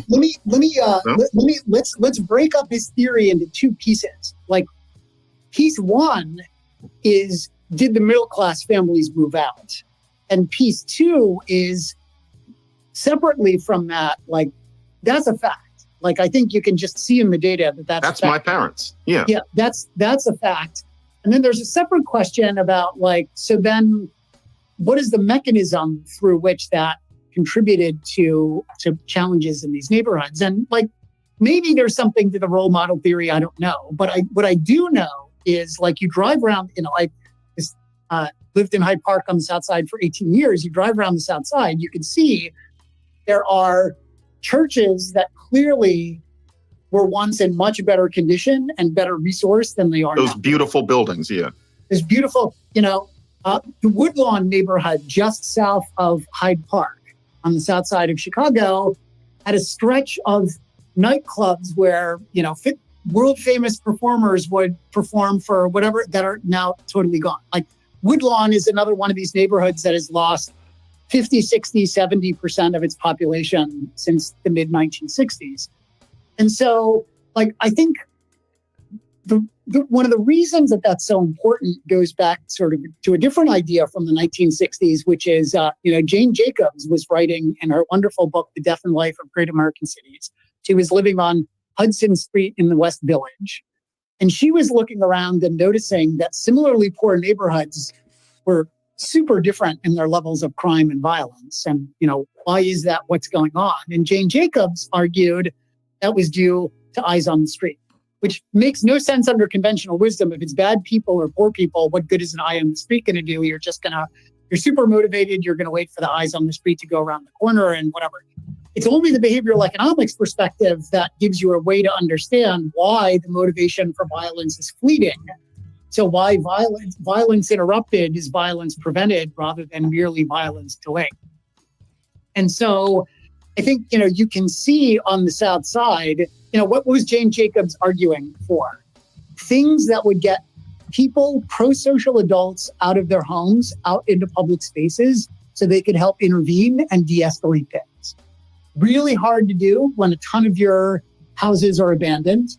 A bunch of your lots are overgrown with weeds. There are used condoms, empty heroin baggies, needles. Like, that is not the sort of place that people want to go out in the public for. You can see this in the data, because when some researchers from the University of Pennsylvania worked with the city of Philadelphia to randomly pick some vacant lots to clean up and others not, you can see in the survey data, like, neighbors now are much more willing to go out in the public.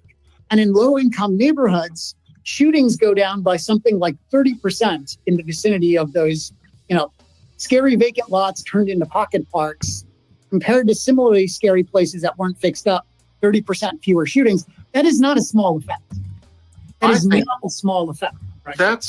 I think that's wonderful. I mean, it's fascinating. It's counterintuitive to me. I mean, I grew up in Philly. My family is of a very wide range of social classes. I can picture exactly those lots. I know exactly what that study is about.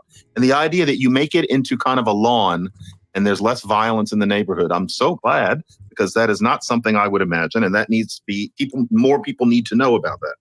Yeah, you would not think that things like urban design could be as potentially centrally important for a problem, a big seemingly intractable problem like gun violence. Let me ask you something else, Jens. I was going to ask about gangs. I don't see much talk about gangs, and maybe it's because you don't think they're important. But in the folklore of urban violence, you hear talk about gang rivalry and that kind of thing. The other thing is about the family. You want kids to learn to ask for the ball, not to take it by force. You want to interrupt the cycle that leads psychologically to the ultimate act. Well, what about that training of a young person through the family institution to a maturity in which they understand these things? Yeah, both great questions. So, on the gang front, I would say it is definitely true that there are gang wars over drug selling terms. Like, I don't want this to be misconstrued that, like, I don't see that that's a real thing that's happening. But it turns out that is a much smaller share of murders in American cities than people would. I think a lot of people, you watch The Wire, you think that is the entirety of the gun violence problem. And that is just a surprisingly modest share of the gun violence problem. It's a big problem on the west side of Chicago, where the heroin highway takes the suburbanites in and out of downtown. They hop off, they buy their drugs. People are fighting about those drug selling corners, but that's not what most of the shootings are. I was with the gang homicide team sergeant a few years ago in the 70s in a neighborhood where the nickname is Terror Town on the south side of Chicago, and asking him about the most recent case that he's working on. And it was some teenager getting off the subway, walking down, and he was in a gang, walking down the sidewalk, accidentally steps on the sneaker of another kid who happens to be in another gang. The kid whose sneaker stepped on said, "I think you should apologize," but probably not that politely. The other kid says, "I don't think I'm going to apologize," but probably not that politely. Someone winds up dead, someone winds up in cuffs. They happened to be in different gangs, but the gang structure was sort of incidental to the shooting in that case. And I think I think the data suggests it's like gang involved rather than gang motivated would be the key distinction that I would make there. And just very quickly on your question about families, my friend Melissa Carney is an economist who had a wonderful book come out a year ago called The Two-Parent Privilege, that conceptually and empirically documents all the ways in which it seems to be better for kids to have two parents than one parent. I know that evidence much less well than Melissa. Maybe Glenn, you might know that research. I just saw her at a conference presenting on the book, and it's very impressive. Yeah, no, the argument for the importance of this, I think, is very impressive. Like the thing that I'd always taken away from the research literature, but maybe this has changed since the last time I looked at the data, is that we don't know very much about how to change family structure at large scale. And so, like, even if that's an important part of the story, I just don't know what we can do about it. It's a hopeless case. Yeah. Yeah. Okay. We can't change family. We can't change culture. We can't change guns, but we can teach kids how to de-escalate. And we can design more forgiving neighborhoods by having more eyes on the street. Talk about that. We can zone commercial in with residential. We can make the built environment inviting enough so it has an actual lively social environment, so there are adults around to step in and sort of de-escalate. And there are lots of experiments that show that, like, you improve street lighting, you get people out on the street, shootings go down. You fix up abandoned houses, people come out, shootings go down. You open stores in neighborhoods where there are not many stores, shootings go down, right? So I think and this is not like liberal wishful thinking. So this is James Q. Wilson, isn't it? This is broken windows? Yeah, I think, it's a great question. I think that people like, I have a friend who was very high up at NYPD, and he said to me once, like, I think we at NYPD gave the broken windows idea a bad name. We did zero tolerance policing, where we were just arresting everybody for every minor thing. But that's not really, there are other ways to fix broken windows, like fixing broken windows. Right. No, I was about to say, I wasn't talking about policing methods. I was talking about environmental amenity and the indirect effect of that on something like violence, which you wouldn't necessarily automatically think of. The only thing that worries... Yeah, the broken windows term has become associated with zero tolerance policing, but it need not. The only thing that worries me about this idea that Hudson Street in Greenwich Village in New York should be a norm, and that it's a lovely street. It still is. But we need more housing, and including for poor people.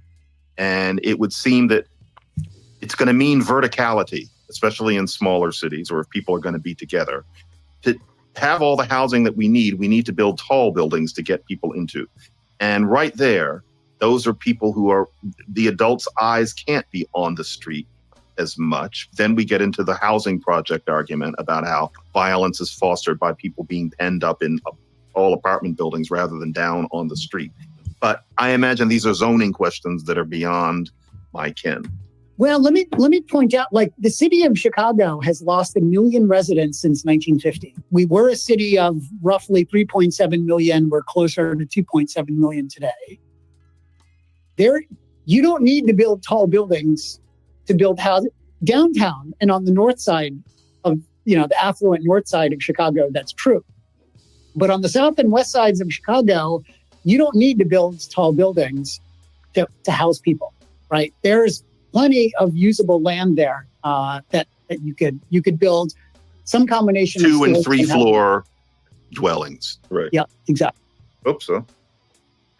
What are the political prospects in our current time that and initiatives of the sort that you're advocating, Jens, could actually get a majority behind them?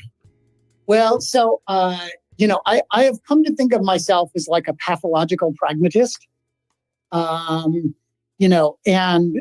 as one of the reasons that I like your show so much, it just is infused with pragmatism and just common sense thinking. And I try and aspire to do that in thinking about policy solutions. And so, I get why people in America have different views I've got my views about gun policy and whatever, but I can see that people have different views. People have different views about punishment and whatever. And we have all these fights around this stuff. But the sort of things that behavioral economics points to as being really, really useful in reducing shootings, I think have the potential to sidestep a bunch of these fights. Like, whatever you think about the Second Amendment, we can all agree that, like, delivering a behavioral economics social program in the juvenile detention center is better than watching 6 hours of Simpsons. Whatever you think about prison policy, we can agree that it's better to have a cleaned up vacant lot than a scary, like, trash dump with heroin needles and baggies and used condoms.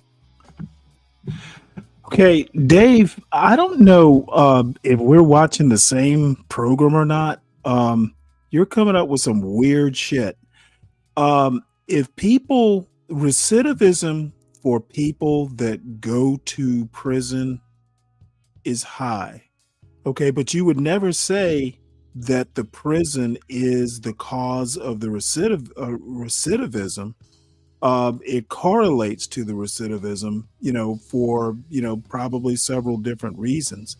I'm not absolutely sure you understand the difference between cause and correlation.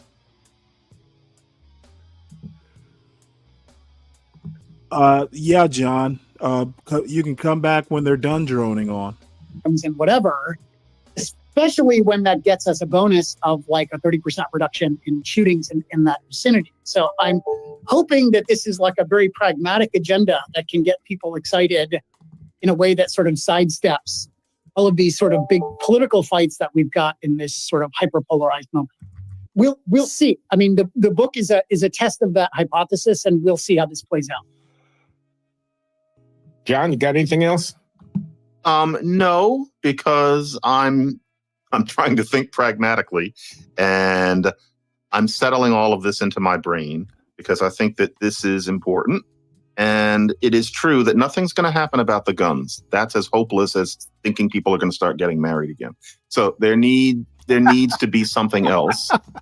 And I hope this works. There's a study actually now written, but I'm underslept, and so I can't remember the author, but there's a study that shows that I said on this show that community centers don't work. Actually, they do work a little. And I was sent a wonderful study by somebody who I cited in one of my Times columns recently-ish, if anybody's interested. But I did not know that community centers, such as that cartoon that I created, actually do have an effect. And this seems related to that. It just needs to be brought up to scale so that you have significant falls, such as 30%, even 50%. I like that. I get it. I just wish something would work. Maybe it's this. I have a final question that just occurred to me. Looking at the data trends over long periods of time in homicides per 100,000 in the U.S., you see rises and declines. Some of these rises and declines are really quite significant. I mean, the rise from the 1960s through the early 90s is really significant. The decline from the early 90s into our current time is really, really significant. How does that jibe with your theories about the micro origins of gun violence? Yeah, I mean, I think let me answer that by tying it into like two very specific data points in the long-term trend. So this is going to be very hard for listeners to believe from a 2025 perspective, but I swear it's true. You can check the data. In 1991, the murder rate in Chicago, LA, and New York, three biggest cities in the country, was identical at about 30 per 100,000. A way of comparison, the murder rate in London is typically like 1 or 2 per 100,000. Right. So just to remind us of how unusual America is.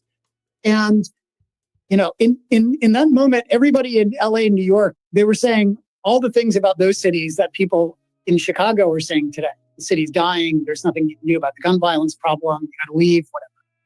And in the 30 years, so this is 1991, peak of the crack cocaine epidemic. And in the 30 years that followed, the murder rate declined by nearly 80% in LA and nearly 90% in New York. Those cities, they didn't get rid of the guns.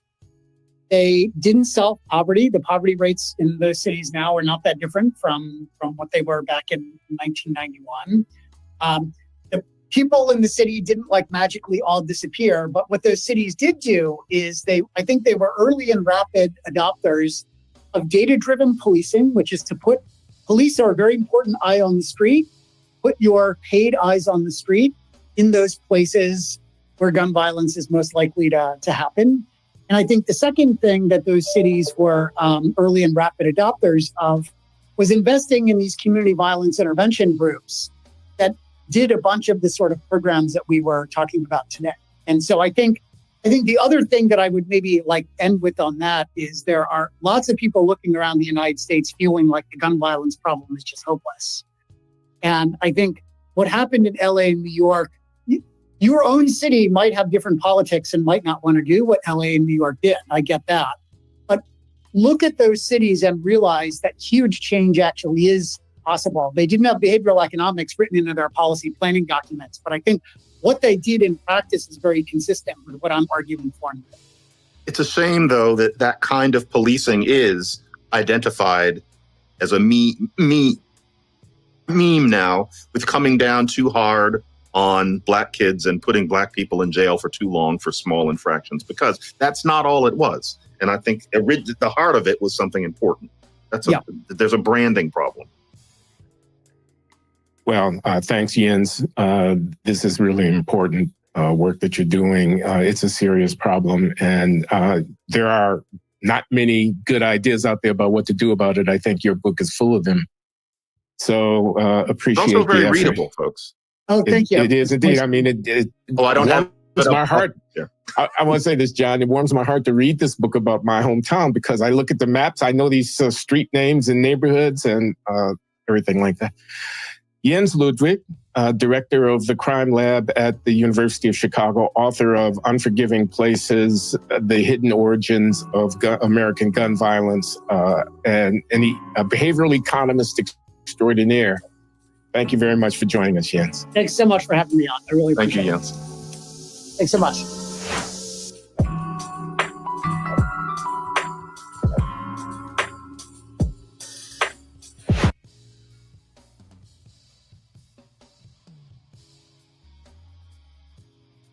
Sorry about that. That is that. I don't know. Anybody who wants to go ahead and hit the link. Let's see. John says.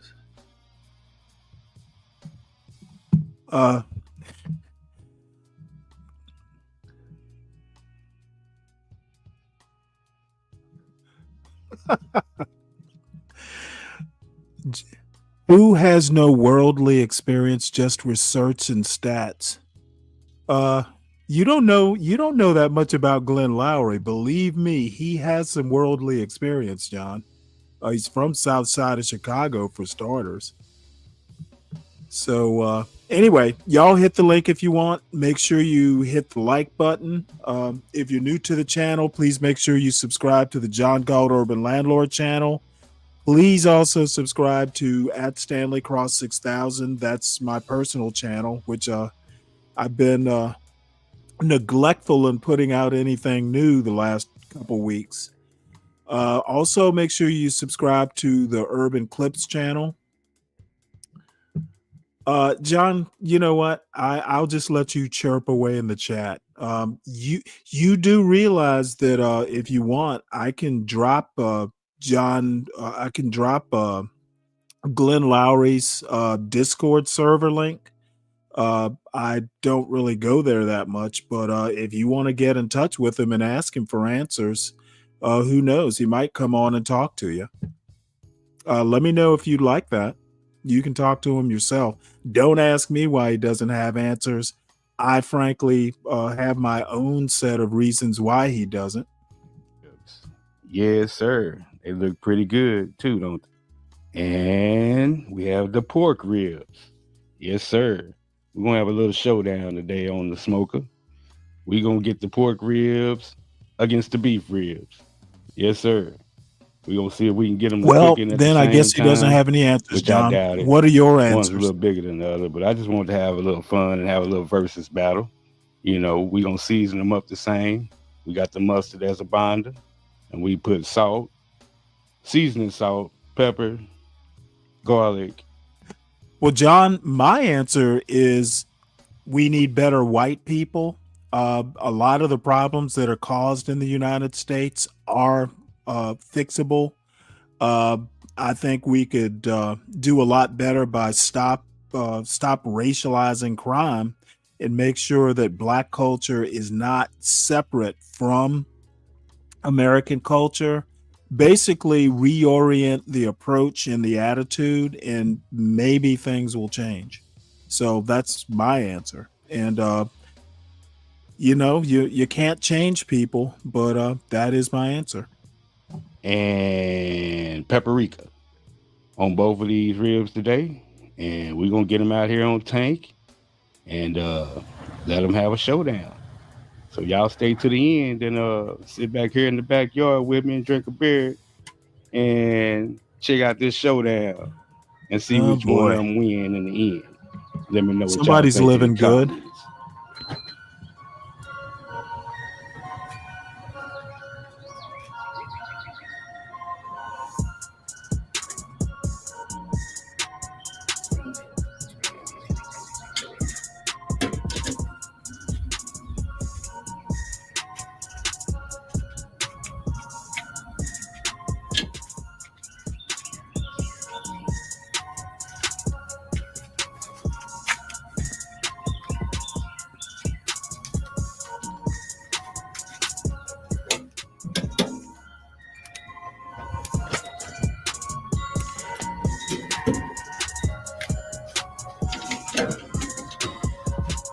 Well, Clue, that's actually an interesting point, which I happen to disagree with. Disagree with it. But you know what? You know who started this country. You know who has run it for 250 years. So, yep. Again, that's a white people problem. We're just blacks are just along for the ride, right, John?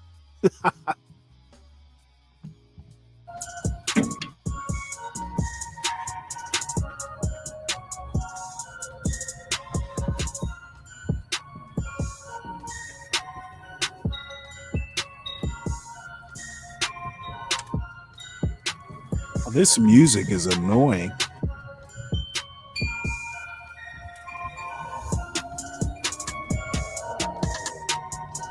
Yeah, I can't be doing this music.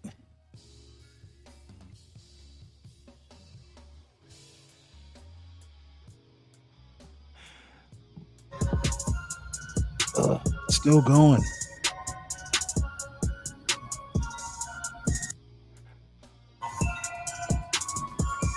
I thought he would actually be talking about it.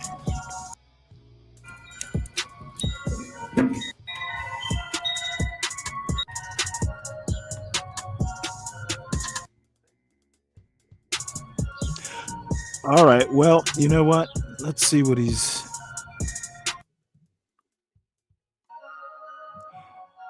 Oh, damn.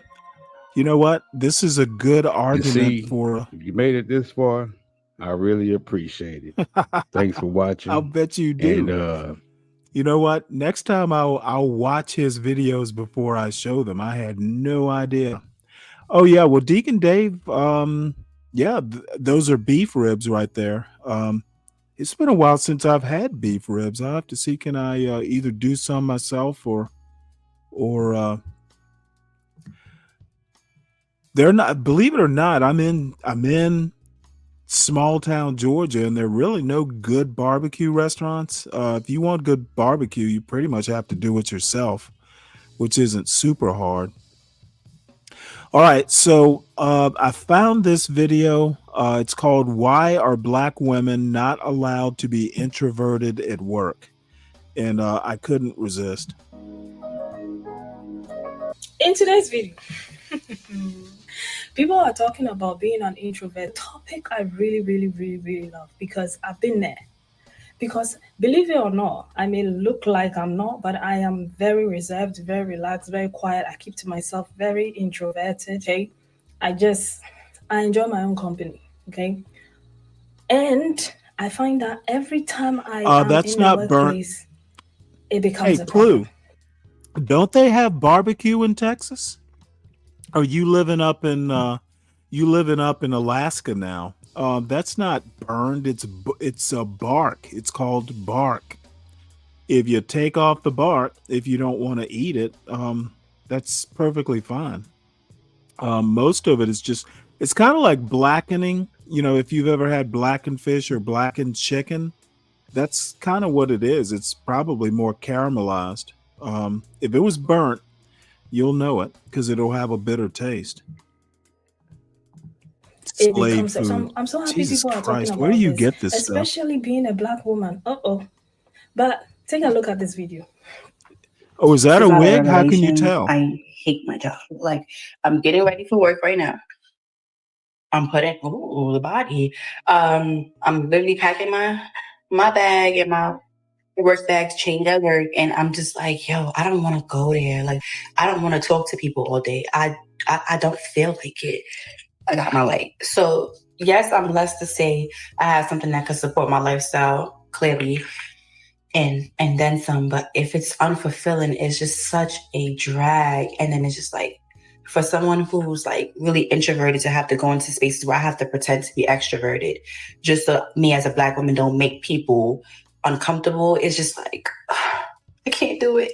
The male coworkers who can't catch the hint, the times they don't understand, like, hey, I don't feel like talking, or I want to talk to certain people, not everybody, because my energy just don't perceive you well. I just can't do it no more. Or the managers who have no lives, I can't do it no more. Yeah, it's hard for introverted people, not just offices, but everywhere. Okay, everywhere that you have to work with people. I feel like most introverts will thrive if they had their own businesses and work for themselves, because it is hard. Okay, it is hard to the point that you get traumatized that you don't even want to go into work sometimes, and people don't understand what comes with that. Like, you have to become somebody else other than yourself to be able to work with other people, because people do not understand that there are people who just keep to themselves, who are just quiet, who are just reserved. And it has nothing to do with them being stuck up. It has nothing to do with you. It just has everything to do with them. You just leave them alone, let them do their work, and just let them go home. Why is that so hard? But anyway, let me know about what you think of all of this in the comment section. I compiled a few clips. A lot of people were sharing their opinions. Let's get into the video. The Christmas dinner this year was really put her foot in the worst, honestly. Oh, Elaine, you coming to the pub with us after the Christmas party? Oh, I'm so sorry, guys. I can't. Oh, I'm gonna have to sit this one out. I'm just trying to lay off the party and everything. Yeah, I'm just trying to, just be chilled and everything, And plus, I'm pretty introverted anyway. No, you're usually so charismatic. Come on, being humble. No, I'm just usually to myself and stuff. So like too much social gatherings, just no, you're not. You're so charismatic. I was looking forward to turning up with my sister. I really want to get crunk in the club in your natural habitat. You know what I mean? And plus, didn't you say that you're outgoing and extroverted anyway? When did I say that? I'm pretty sure. Oh, stop trying to be sensible. You're supposed to be fun. You're supposed to be the fun one. Why is it that Black women aren't allowed to be introverted at work? Why is there this unspoken expectation for us to be chipper and excited or funny or entertaining? Otherwise, we don't like our job, or we don't like our coworkers, or we're not fitting into the culture. I'm in this Corporate Baddies Connect group chat where Black women of all industries just like share their experiences. And that's what we've been talking about lately. It's just like performance reviews are coming around, and a lot of people are getting docked or getting reprimanded for being unengaged, is what they call it. And it's like, that's not fair. Like, that is not a fair expectation for us. Every single job that I've ever had, there was always some big complaining about me being quiet. They couldn't complain about anything else about me because I was a good worker. I came to work every single day. I didn't call out. I wasn't late. So they had to make up some stupid ass shit. And it's always the bitch who gossip the most, who go around telling everybody business. And then they come to you asking you why you're quiet. Are you stupid? I'm not going to tell you my business. You just sat here and told me about somebody else's baby daddy and how many kids she got and how many men she's fucked. Why would I tell you anything? People legit wanted me to explain myself. 9 times out of 10, there was nothing to figure out. I wasn't hiding anything. I wasn't planning world domination. I just didn't have nothing to talk about. And other than that, I don't trust these bitches. Why would I talk to y'all? How about being tone police even when silent? My silence also is an attitude. Bruh, I cannot even tell y'all how many times I got this from so many supervisors, especially while I was in grad school. Like, oh, Shonda, you're too quiet. You're not engaging with the other students. You're not talkative enough. Like, what do y'all want me to do? Freestyle? I'm not about to sit here and talk when I have nothing to say. But then I was reading an article about this, and it made so much sense. It's called Black Women Aren't Allowed to Be Introverted. I need y'all to look this up. The author's name is Sequoia Holmes, but listen to this one part. She said, as a self-identified introverted Black woman navigating mostly white spaces, I often find that my peers and coworkers have preconceived assumptions about who I am based on Black womanhood. When I fail to live up to the funny, entertaining, sassy Black woman stereotype, they're quick to assume my failure to entertain is because I don't like them. When I tell y'all, everything literally can be traced back to racism. This one right here, as someone who sets boundaries between my work life and my personal life, this is always the sticking point in my performance reviews. Like, Harami, you gotta talk more, you gotta speak up more. And it's funny because I always feel like I'm speaking up as much as I can, like as comfortably as I want to. And then I'll go into performance review and it's like, you too quiet. I'm like, I can't help it. I code switch and it's just something that's ingrained with me. I like to set my boundaries. And 3, y'all don't gotta know what I did last weekend. Like, I don't want you to know everything about my life. It is okay for me to have boundaries between my. You know, it might just be my impression. And this is a YouTube video. I don't really know these women, but it actually sounds like they're paranoid. Who cares if people think you're introverted at work? Be yourself, and everything should be fine or not. But you know, this is striking me as kind of paranoid. But you know, apparently it was intimated today that I have a hard time putting myself in other people's shoes. My professional and my personal, because work is not my life. Like, my 9 to 5 is my 9 to 5. After that, that's Karami time. And y'all might be invited, but you're not invited all the time. Now, this might be a hot take, but as a quiet, introverted Black woman, I find that this is especially true introverted Black woman. I'm in a situation with other Black women that are falling into that entertaining, sassy Black woman kind of stereotype. I'll definitely watch the original video, but Wait, are you talking? Hello? So these women are paranoid. These women are Well, paranoid. that's what I just said. Okay. Okay, great.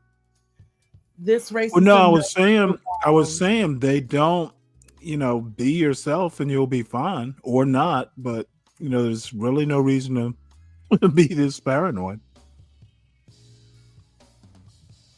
And Dave is saying that they suffer from main character syndrome, but the point. Women. Okay. Wait, are you echoing or me? Let me see Paranoid. here. This is where a woman is at. She's at her job. Many of these women also discussed performance reviews. Many of these women. Oh, you've seen this video before? No, I've never seen this, and I'm really happy you placed this here. And I hope you keep this up. And Keep what up? No, this vid, like, you don't. I think you will. I don't think you're going to. Keep what up? The live, Stanley. Oh, you mean today? I'm actually going to do one tomorrow. Yeah, hopefully you keep this live up. Why are Black women not allowed to be introverted? It's not main character syndrome.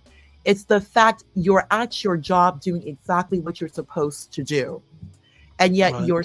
you're still constantly, there's always something. And he wants to bring up main character. Keep in mind, this is where she earns her income. So yes, there's going to be great concern when these events keep happening to you at your job. Deacon Dave, do whatever you do, Deacon Dave. This is where women are at their jobs, where they work. Clearly, Are you saying they're expected to be a main character? I don't even know what no, it's just this Deacon Dave comment's retarded. It's just retarded. Well, what he means is, you know, what he means is extroverted. He's just not real good with words. But I was actually going to address that. Deacon Dave, it is a YouTube show. That's why they seem like they're main characters. They're on camera. And they are the main camera. I mean, they are the main characters. So what else could they be on a YouTube video? So the bottom line is, yeah, I don't now again, and actually I'm glad you're here because I don't get it. I 100% And I've worked. understand. But you're a man, it's completely different. It's completely different. How John Galt, because I've heard John Galt mention, comments about Black women and networking, how Black women are treated at the job, especially one of them mentioned behavior. They want you to be like their entertainment. If you are a Black woman, you're not engaging in that type of stereotypical problematic behavior. Notice what these women are saying. They're introverted. They're going to their jobs and doing exactly what that Bernie Mac comment. Go your job, be quiet, eat your tuna fish sandwich, do your job, leave work. Only speak when necessary. Either way, there's always going to be something when it comes to Black women. I know my own experience with corporate America. I know what I personally have experienced on YouTube. Just me being on YouTube. And just if you are a Black woman and they know that you're not, there's something about you, I can't get it. I can't get you. I can't. Has it been consistent? Oh, the comments I've had, it's been like a real revelation because the comment at the workplace or at corporate America and what I've seen here, I personally experienced here on YouTube, I would say it is consistent to answer your question. There really is a problem that people have with Black women who are not entertaining that stereotype or sexual. Like you don't want to sleep with them, or you as a Black woman, I don't want to sleep with my boss. I don't want to be like the best friend, like the sidekick. Well, let me give you a counterpoint. And this is gonna sound odd because the last time I worked with Black women was in a distribution center. So I have worked, if I go back and think, I've probably only worked, and this is like a long career, I've probably only worked with one Black woman who was my peer. And she was a little bit younger than me, but not that much. And funny enough, people would always ask if we were dating. So, and me, I'm always going to have a pithy comment. But what I was actually going to counterpoint was, do you think it happens in reverse? Having worked with Black women who were maybe my subordinates, I was, if I treated them like I treated everybody else, sometimes they would have a problem. Now, we're not talking professional women. We're not talking managers or supervisors. These were basically, hourly associates or what have you. Have you ever considered it, or have you ever witnessed it where a Black woman will go, well, that Black man doesn't know how to talk to me? Have you ever? No, I personally have not seen that because a lot of the places I am the only Black woman. I stopped working. I purposely stopped working around Black women, or many of them are going to be service jobs. So as I finished college, I made it a point to enter job roles where there would be little to no Black women. Because, really? Yeah, I did purposely. Yeah. A conscious decision because the behavior is so much. It's like they really do cause a lot of trouble. What I was experiencing, that need for attention, that group mentality, where you that cattiness, that lack of work, they're just very disruptive. To get away from Black women in HR, everything, just to get away from them. So I would rather be with this only, that was just not that I don't go through a lot of trouble with other people, but had to get away from them because once Black women problems in the workplace, you're going to be grouped with them. just because you are a Black woman. You're automatically just Interesting. by proxy involved in their nonsense just because you're a Black woman. And if you notice here, all of the Black women who were speaking in this vid, these are young, attractive women. These are young, attractive. are? These are all young, attractive women. A lot of these women, they're clearly, a lot of them, not nice fit bodies. Elocution, eloquent properly. They quote unquote speak proper. Black people speak proper. As opposed to you speak properly. You suppose properly. Speak is the verb, properly is the adverb. So you speak properly, but you know what I mean, Stanley. You speak proper. These are women. I was gonna ask you. I have a thing for adverbs. So these are women who are, they're educated, having their college degrees out there in the workplace, corporate America, and look what there is a consistent voice of what they're saying. And when they are saying introverted, these women, like myself, you were told, don't be loud, don't be loud or don't be ghetto, don't get in their way, don't be extra, don't try to, one thing, especially Black women, we're loud. You're loud. You talk too much. You always take over. Notice how I have heard that myself at jobs and even here on YouTube. Oh, you just take over. You take over. That you think you're better. There's always something they complain about. Notice these women, introverted. Well, these women were. You mean something that the men complain about? Because the men in this sector, it's not. They complain a hell of a lot. It's not. It's just overall, just overall YouTube. There's always something people had to complain to me about. Something. Never mind that you have a successful YouTube channel. There's always something you're doing, and they can't. I'm telling you, these people are triggered by Black women who literally just come off, proper. Like you're proper, you come off as an intellectual. That really bothers people. As long as if you're not talking about sex, you're not being ratchet, you're not being stereotypical, you're not entertaining, you're not their bro, you're not their friend. They want you to be their friend. If you just come in like someone who or pseudo intellectual, you think you're a pseudo intellectual, interesting. If you're not the stereotype, what these women are stating, all these women, is that they are not the stereotype, and they kind of come off as competent.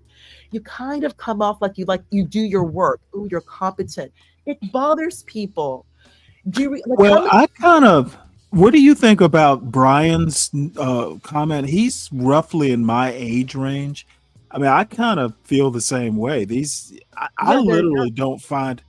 I literally have found none of these women even remotely interesting, let alone attractive. The one who's talking about, I don't like my job. Of course, the first thing I think is, what is your job? And maybe you should do something else. What Brian are your plans? made it clear they're young. You're a young Black woman we're in the workplace. This is what you're dealing with. And I'm hearing these women, it's like it's like a photocopy, it's like a Xerox copy of the workplace. It's the workplace. And then keep in mind, a lot of Black women, you do come off as young, or you look younger. And a lot of people, it does make them feel a certain way. And I do know a lot of women at the workplace, what they do is they hang on to men. I'm not going to say that they are sleeping with these guys, but there's one group of women whom I know, they are notorious for grabbing onto men, making sure they have a quote unquote work husband, that male association. That's what they do. That's what they do. And some women are just known for outright sleeping with men. So it's a very precarious situation. It really is. The real solution, honestly, Stanley, is the fact that we can work from home. So you're not consistently going to the same desk. Familiarity brings contempt. So people are not seeing you at the same desk. You're not 9 to 5 where you're that high school mentality. You're not with the same people 8 hours a day in a closed building. Now we all can work from home. You go in maybe 2-3 times a week. You don't have an assigned seating, so you're able to kind of move around and get away from these people. And it's more of a, email cloud. We're in Microsoft Teams, we're in Zoom meetings. It's video conference, so you're not physically around these people as much. So that kind of helps the Black woman's experience, because the more they're around you, that energy really does piss people off. Like these women, I'm just look at these women. Notice a lot of these women, they have either this is their hair or they're wearing weaves. So you have the long hair. These women are young, as Brian said. These women speak proper, you talk proper, and it pisses people off. They're speaking not just about non-Black people, but it's also with Black people. Black women, they really do have this group mentality. You're supposed to know that sister girl. They want you to look. One of them mentioned gossiping. Like Black women do that a lot at the workplace, gossiping. Have you ever met a Black woman besides yourself who was respectable and like worthy of even having the job? There was one time I did work for a Black vet, but she was good. I liked her. She was good. And she was really supportive to other Black people. So that was good. It was definitely it was a learning experience. So she passed your muster. Yeah, but she was a veteran though. She was a veteran. She was cool. She was a veteran. That makes a huge difference. She had some discipline. She was used to working in a man's world. And she had more of a problem solving. So I will say that had a few Black people there too. And I will say that was good. It was a little bit hard. It was a little bit difficult for me, but I will say that it was good and that it was a learning experience for myself. And that was mainly work from home. I have worked at other companies where I was literally the one of two Black women. And yeah, honestly, it was good because it was very, very, very few Black women, and those Black women knew they had to work. You don't go in there. There was no gossiping. I'll tell you that. No gossiping. They would reach out to me, only work specific. I was very positive and uplifting when I would hear that, they had an accomplishment. I remember, I think I told you this story, Stanley. There was one Black woman. The colorism definitely not there. They're there to work. We're not getting involved in this colorism.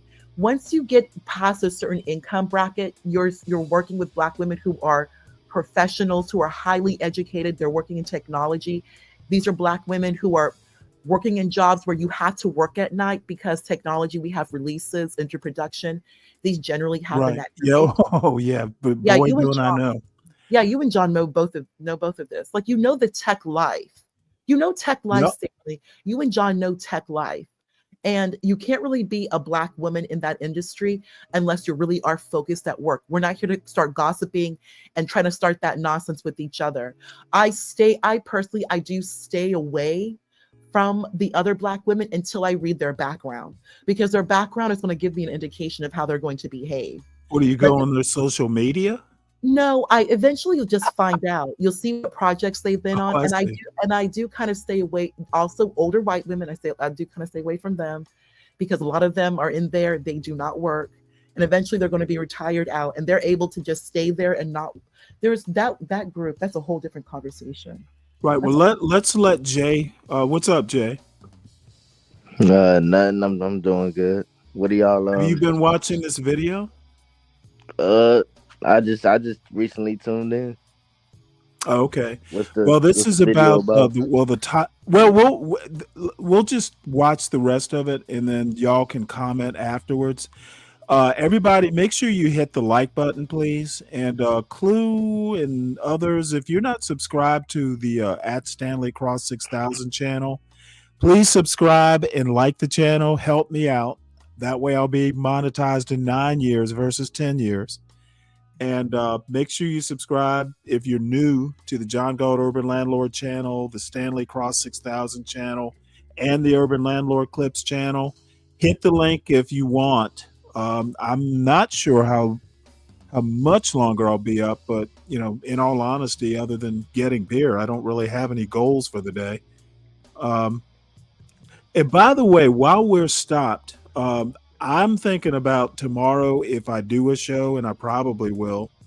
Um, there was a comment made to me that black people have no food history in America.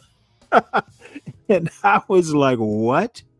So I'm basically going to talk about black food ways, at least to start off with, and then we always drift to something else. But Well, that's one positive one, about black people. I mean, we do got some good food. well, I think we have a lot more positive than that. But my point is, I think I can't. You know what? I'm just going to be blunt. I don't. I'm using the N word against my panel policy, but I'm doing this for effect. Um, I can't stand a nigga who doesn't know his own history. And when I say his own history, not only your family history, but just the history of black people in America. And I think it is blatantly ignorant to say something like black people don't have any history of food. You know what? Not only do we have a history of food, we have a history of growing it. We have a history of hunting it. We have a history of fishing it. Those are like primal things that every human being, you know, kind of inheritance as part of a culture. So I just don't get some of the ignorant shit that gets said on this channel sometimes. And it, I'm not talking about anybody on this panel, by the way. So that's my very short monologue. Y'all need to fucking know some shit, and stop talking through your ass about shit you don't particularly know. Okay, If you don't we know do it, our go research. find it and know it. I'm sorry, what? I mean, sometimes we do our research on things. I mean, some things we just Well, I'm not talking about you. yeah, I know, but I know sometimes I literally said I'm not talking about anybody on this panel. I just think some people So, might have to, you know, they just might have to learn a little bit more. I mean, but I mean, we do got some oh, you history know, though. and I am here to teach them as cruelly as possible. If you call yourself an adult, you should know some of this stuff. I'll put it that way. We was chefs. You know what? That's going to be tomorrow's show title. Thank you. Thank you, Clue. I'm definitely going to use that. So let's go. You had one more thing to say, Jay, before I start No, this? we can watch the video. Okay. Well, this you might have some interesting points. Cliff Notes, they're talking about how there's an article called Black Women Can't Be Quiet or Introverted in the Workplace.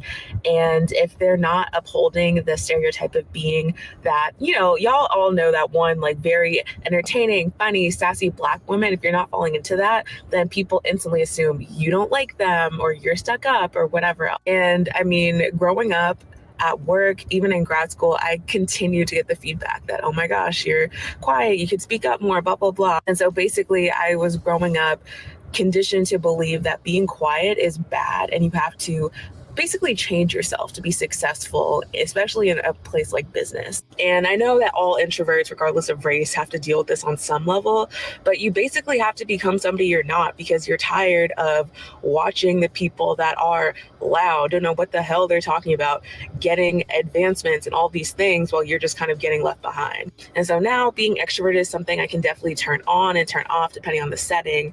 But I feel like I always need like 1 to 2 business days to just recharge after something like that. And it still amazes me that sometimes I'll still get people saying, oh my God, I thought you were stuck up. Oh my God, I thought you didn't like us. And whole time I'm actually I want to make a point here as actually an introvert. She said the right thing. You know what? You can turn it off or turn it on. I learned that. That's probably the biggest takeaway I took from the Navy. I can turn it off and turn it on. And after turning it on, like if I do a long show, sometimes it takes me a day to recharge. It's just kind of exhausting. And that's probably everybody, but sometimes like you go to a hard day of work where you had to do a lot of human interaction, and you just want to go home and shut the door and not talk to anyone for 8 or 9 hours. So she said the magic word, recharge. I need to recharge. Actually the opposite, trying to figure out the perfect things to say that I end up not saying anything because I don't want to say the wrong thing. But I mean, this is something I'm very passionate about. I could go on and on about this. So in your experience, how much did you feel like you had to change as a Black woman to be successful, especially if you're introverted? It can be really hard being a person that is not like a surface level person. The way I see things are not surface level. The type of conversations that I want to have are not surface level conversations. Nothing exhausts me more than inauthentic interactions. And I'm not saying I can't have small talk, because I can absolutely have small talk. But I want to be around people that I can talk about nothing with and everything with at the same time. And I feel like Wasn't that if you have family or a substance husband of or any something? sort, to the common person, it might seem like a lot, or you might just seem She's so kind of deep cute. for very shallow people. And even in this dating world, one thing I realized, when you have substance, I feel like it comes across as boring to people that can't think past 2 + 2 is 4. And I'm realizing the more that you work on your inner self, your spiritual being, the less interesting you are to people, to men, to people, to in general that haven't done any type of inner work. People who are not connected to anything but the surface level and the common conversations, or people who just don't appreciate intellectual being, you can end up feeling like you're left out because people just won't relate to you. Or people might pretend to be like you so that they can figure you out, but you guys won't really connect on that level. So I can really appreciate being different, because I feel like it weeds out people that just aren't on the same frequency. I think the more that I am myself, the more that I can attract people who are like me. The more I am forced to align with people who appreciate and understand the type of person that I am. I just saw a video talking about how Black women are Oh not my allowed to be God. introverted at work. So let's dive into this. Wait, You know hold how it. corporate TikTok has been having. Whoa. There is no way I'm going to believe. She's I'm young. not going to believe. She's young. Leave her. She's young. She's young, Stanley. This is like Gen Z. No, I was going to say, I She's can't young. believe she's an introvert. There is no way she's going to go to work or to a store or anything and nobody not notice her. That is very that is very unintroverted. Her right, but what these women are saying, what they're saying, Black women introverted at work. When they say that, Stanley, they mean Black women. Okay, I'm not talking about they. I'm talking about her. This I particular understand one. that. I'm I being understand very that. specific. But that keep in mind, this girl, go to your job, sit at your desk, be quiet, and work. That is the whole. I don't know how that's possible. People are going to stop hair? her and go, "What's up?" That has nothing to do with her job. You can do yes, that can happen at the grocery store. I'm at my job. Get Oh, over come it. on, questions to No, ponder. Stanley, these There people is need to get no over- way she doesn't get. No, it has nothing to do with the job. This is what we're all trying to say. Get over Okay, it. well, let me tell you My how hairstyle it has has. nothing to do Okay, with I my don't know job. why you feel the need to overtalk me. I'm trying to tell you what it has to do with a job. Have you ever heard of dress code? That's what it has to do with the job. What does her dress code have to do with how this young woman is wearing? Okay, Like never all I'm mind saying, the shirt. Never you, is you it her do. hair? What is Do exactly you not? the issue? Maybe Do the you septum wait? ring? The issue is I just wanted to make a joke. Okay, Stanley, full of jokes. Hey, you just noticed that? I do nothing but joke. I don't take all this seriously. I just find it hard to believe that she's an introvert. The Crown Act. All these conversations about personality hires. Well, Black women are expected to be personality hires who are also good at their jobs. You can't just be one or the other. I know you what have the to chat's be both. gonna If a say. Black woman is great at her job, but she's shy, or if she's great at her job, but she doesn't like engaging with her coworkers on a personal level like that, that's often a problem. Not only is it considered to be a problem, but she's also often going to get penalized for it. my Like, Lord. I can't tell you how many stories I've heard from my girlfriends where they were given a talking to from their managers because they skipped happy hour, or how their team is giving them the cold shoulder because they've set a boundary where they won't add coworkers on social media. And this is one of the things that can be especially frustrating about companies that are so willing to tout their commitment to diversity and inclusion, because they might absolutely be down to hire a Black woman, but if that Black woman is just there to do her job and not there to be everyone's bestie, that's a problem. And I know that a lot of these negative responses to quiet Black women are a product of their coworkers' insecurities, but those insecurities aren't really our problem. If I'm quiet while I'm working, it's because I'm focused on my work. It's not because I secretly hate you. If I don't go to a company happy hour, it's because I don't want to go to that company happy hour. Also, I'm not being paid to go to that company happy hour. It's not because I secretly hate everybody at the company. And you know what? Maybe this company isn't my cup of tea, but as long as I'm not being rude about it and I'm doing my job well, who cares? So yeah, let Black women be quiet at work and stop punishing us for literally minding our own business. Here's your daily reminder that being the good Black person at work will never serve you. I've been in corporate America for about 5 years now, and if there's anything that I learned, it's that overperforming and putting on a fake persona to get your foot into certain doors will only nail you to the cross later. And I'm not even going to blame Black people who do this, because we have learned that we have to code switch to get certain opportunities. But at a certain point, you realize it's like, oh my gosh, at what cost? Because let me tell you what happens. Once you get that job, you are going to be held to the standard of showing up as that person from the interview every damn day. And the moment that you don't, God help you. And I'm saying this from firsthand experience that I am currently living. The best advice I've gotten to combat this whole phenomenon of like being held to the like really weird and unachievable standards of personality, manage their expectations from the beginning. And what that can look like is just letting your manager know that, hey, like if I ever look disinterested, that's me processing. It takes longer for me to process things sometimes. So just want to give you a heads up there. It's exhausting that we even have to do that. But as a Black woman, I know firsthand, God forbid that you are a laid back personality, because that will oftentimes be taken as disinterest or even anger. So yeah, keep their expectations on line with who you are from the beginning. That is the best advice I ever got from upper management that is Black. Because when you put on the whole jovial, hi, oh my gosh, when you put on that act in the interview and then you get the job and you know, you're just chilling like me, they do not take your work performance into account. They'll just start saying that you're not a cultural fit, AKA you are not showing up in ways that perform to the standard of whiteness in the office. It's hard.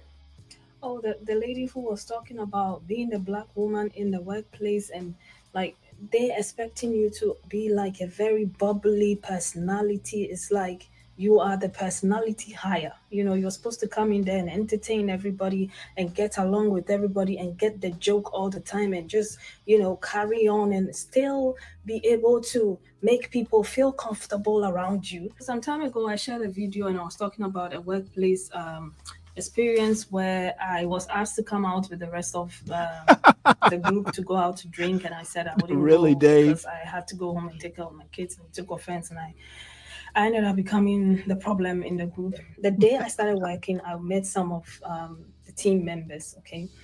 And a few days later, I met this girl, and then when she came in, she was like, I know she was trying to be fun and all of that, but I also understood that she was doing that because I was Black, okay? She came in, she was like, Is she? hey girl, you know, she was Wait, hold doing it. all of that. She's I'm like, not why are you Black. doing that? Chill. Wait, she has enough makeup on that I would not call her Black. I would like to call her whatever the color her makeup is called. She she's kind of a darker taupe.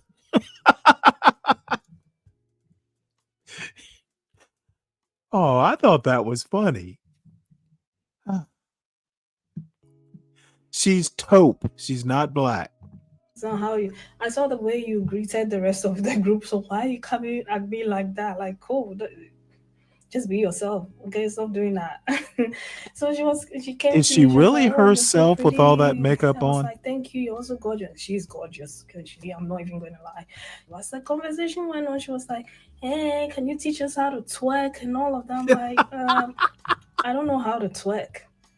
Can you believe that became an issue because I said I don't know how to twerk? She thought I was acting like I was too big. Yes, I'm thick, okay, and I walk twerk. I don't do it intentionally because my mom does that. I have to wear very tight clothing to put everything in control. If not, my bum can be very disrespectful when I'm walking. Okay. So I was like, I walk twerk. I don't know how to twerk. And she was like, come on, girl, you know how to do it. Like, how do you move your bum? Look at your figure. Look at this. Like, and then she was like, have you got your body down? Like, no, I haven't got my body down. Like, it was becoming a bit uncomfortable. Like, do you know what I mean? And it was a lot. And I know that she was trying, but at the same time, it's like, you don't have to. Can we just sit down and have a normal conversation? Why are you doing all that? Eventually, she thought I felt like I was too big, Oh so my she Lord, doesn't how like being long with do me. I It's a have bit to listen to this uncomfortable around me complaining? because I won't do the things that she wanted me to do. That was it. Okay, because I was uncomfortable doing the things that she expected me to do. I'm not your entertainment. I came to work. Can we just work and go home? The number of times I've been like in situations like that is just a lot of people cannot tell that people have personalities. Like some people are introverts and some people are extroverts. So you go for the review and they sit you down, you're like, you're not a team player, you're not trying to get Lord. to know people, you're too reserved, you are in your corner. Yes, I'm an introvert. Not everybody is in your face trying to, start a conversation and tell you about their week. Like, what happened to you? Yeah, your dog was sick. It went. Like, what do you want me to say? I don't know what to say. So I'll give the awkward, oh, really? Okay, that's fine. And then all of a sudden, I'm stuck up. So you've heard it all. Let me know about what you think of all of this in the comment section. And I'll see you again with another video. Take care of yourselves. Bye. Do you happen to know? I've been kind of meaning to watch a show on Apple TV. It's about a guy who has some sort of brain operation or something like that, where basically he at work he doesn't remember his home life, and at home he doesn't remember his work life. I recommend that for several of these women. Apparently y'all are just, it's traumatic at work. Okay. Is so that Stanley- right? Stanley, Really? the best thing I'm going to say, because everything these Black women have said, and also CKJ3, since this is how a lot of Black people and white people specifically behave like this in the workplace. They really do see Black women as entertainment. There's always something to complain about. No. This was at a gymnastics camp. No, I understand what CKJ3 is referencing, but it's still the same frame of reference. There's always something about Black women. There's always something. The best thing I can say to these Black women and to all of these other groups who you always like to keep that particular Black woman in your mouth. There's always something about this one Black woman that you just want to complain about. You keep these Black women in HR, stressing them out, putting them in a position where they could be potentially terminated, always using HR as a weapon. HR is basically used as a weapon. They weaponized it at this point. Since you all want to bring liability, the solution is H-1B. And that's what I also... Oh, that's what I have to say. You who told me you couldn't wait to be a stay-at-home mom? Who, me? No. Yeah. No, I mean, I think that would be... That way you don't have to put up with this anymore. Oh, If I were your from home. fiance, I would say as soon as we get married, you don't work anymore. I need you sane. Can these men afford the lifestyle? It's expensive now to have families. But that's neither here nor there. You're going to do without. That's neither here nor there. Right now, it's going to be H-1B. A lot of these people, what these Black women are saying is that they're basically foreshadowing what's about to occur, because the way these women are treated in the workplace, and these Black women are making it clear, these people who keep complaining about Black women who work, they themselves do not work. It's real easy to blame the Black woman on all of the problems at the job. why you can't get anything done. Oh, Tamika, Shanika, she's so loud. She's so loud. She causes all this trouble. I can't concentrate. She's scaring me. That's another thing. You see? Oh, she's scaring me. I feel so uncomfortable. She's scaring me. I feel scared. Notice that none of these women, there's no complaint about them scaring anyone. Can you excuse me 1 minute? CKJ, what did your wife say? I imagine she was pretty pissed off, but what was her response other than no? And then Abiola, I'm live. River Girl is live. There will be no collaboration. You have to pre-plan those things. So I'm not going to stop what I'm doing in the middle of my live to go into her live. So I'm sorry. Hey, Stanley, remember, first there was the complaints, I'm scared. This Black woman, she make me scared. You make me feel uncomfortable. Because I've also heard the complaints that, we don't want to look us in the eye. You don't want to look at us. You don't want to look us in the eye. But if we look at you in the eye, then you feel threatened. Then, oh my God, I feel threatened. You're scaring me. They always have something to say about Black women. Don't even worry about it. There's H-1B. There's what H-1B. They're going to bring in a whole culture. It's not just H-1B. H-1B brings that culture, this offshore culture. These Indians and these Asians, they work. They sit and they work. So your little office, these little office gatherings, it's no more. The American worker, it's very expensive, but you're not yielding results to match the cost. Everyone is very expensive. Well, that's not just a Black woman thing. Oh, it's not just a Black woman. Not woman. only that. It's across the board. The American worker is expensive. Since everybody has well, not only that, but you got to remember, we actually don't produce enough engineers. If they, I forget what the number is, but if you totaled up like the number of engineers or engineers specifically, and I guess maybe I think it was engineers.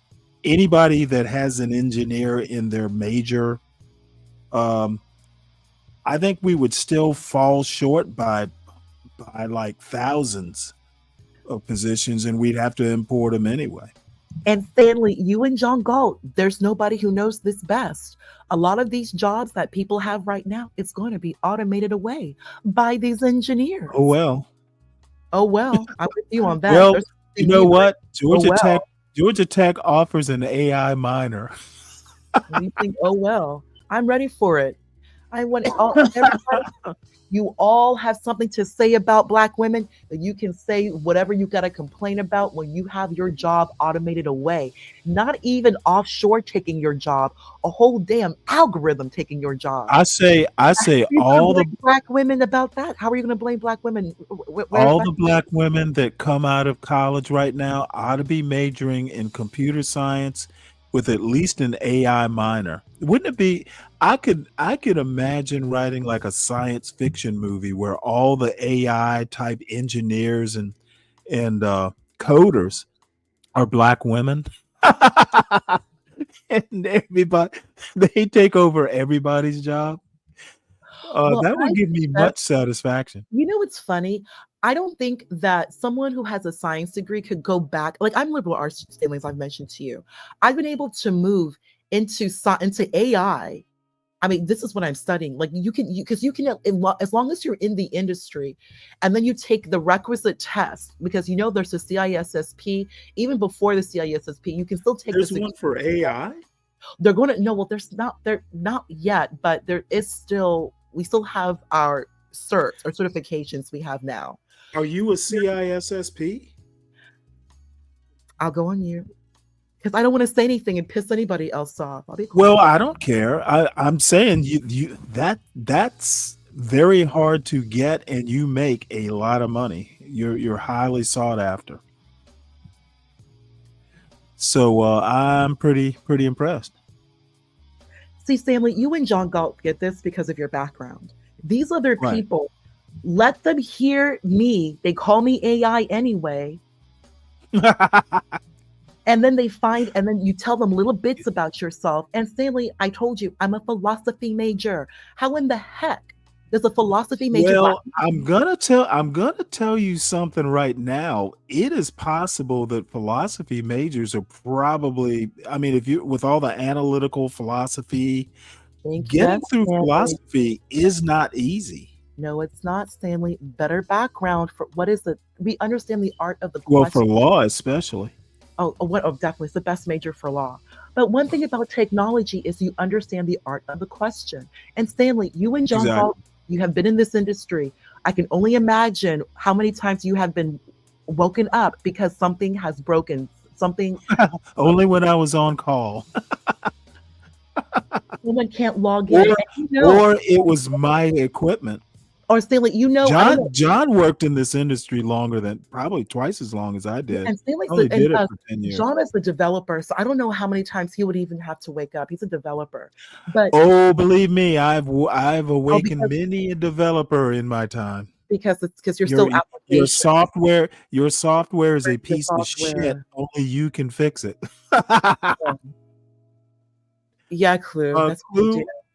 That's what they do. Yeah. Oh, dude! Can you imagine how cruel I am? I love doing that. I love waking up developers in the middle of the night. Join me in troubleshooting this. And so you make a good point because the developer, they would wake up because a P1, if at least 30 people call in an application, you can't log in. 30 people call in, that's an immediate P1. Everybody is up. Everyone is up. All hands on deck. Now, Stanley, it's not like when you and John back in the day, the government ain't effing around. The industry has become. As far as I know, I never worked for any government contracts. No. I'm not saying government contracts. I'm just saying the government is now coming hard on technology. The government's coming hard on these Really? tech. Yes, they are. Yes, How they so? are. Furthermore, first, the banks, number one, they're not messing around with online banking. Anytime you log into online banking, you better log in. Oh, yeah. You know that. Yeah. You know that. Online banking, no But problem. no, I never did anything that serious. Those two, and remember, you're touching development, online banking, treasury. These are still applications. You're touching software development. John Galt's waking up. If you're not logging in, John Galt, sir, someone's calling you. John Galt better keep that iPhone on ready. Someone's going to call him, developer or not. That's how it is right now. Stanley, Google wanted to become a bank. Google backed out. Why? They didn't want to deal with the regulation. And the minute you become a bank, let you become a depositor, let you become FDIC, the government's about to put their foot. They're putting that foot. You're not messing with this money. That's one of the outcomes of 2008. Since the government had to give the banks the money to keep capitalism from crashing down into oblivion, you and I are together forever. The government has their tentacles, their hand on anything and everything, and that includes technology. And Trump is the cherry on top of the cake. Money. You're not messing with this money. Everybody, the depositors have it the hardest. If you are accepting commercial money, everybody who has even 1 penny in your bank, they better be able to access that money. There's no such thing as just being down. You're a 24/7 operation all day, every day. We don't care what holiday. Christmas is the busiest holiday of the season. You better have people up and ready. We're not playing games with this money, Stanley. These people need to understand something. So if you have a Black woman who likes to sit at that desk and just type in work and answer these emails, you better be happy with her, because if you have a problem with her, because who else is going to do that job? You want to sit there and be entertained. You don't want to sit and work. Offshore can sit and work, Stanley. That's what they need. You need to sit at these jobs and work. Stop trying to be entertained. Stop getting pissed off because you want people to look you in the eye. You're bitch made. Well, what we need to do is we need to send all these young ladies over to India to work in like a call center. Shit, man. Yes, they do. These people are mid. They don't want to get that through their head. A lot of you are mid. A lot of Black people, and especially white people, most people are mid.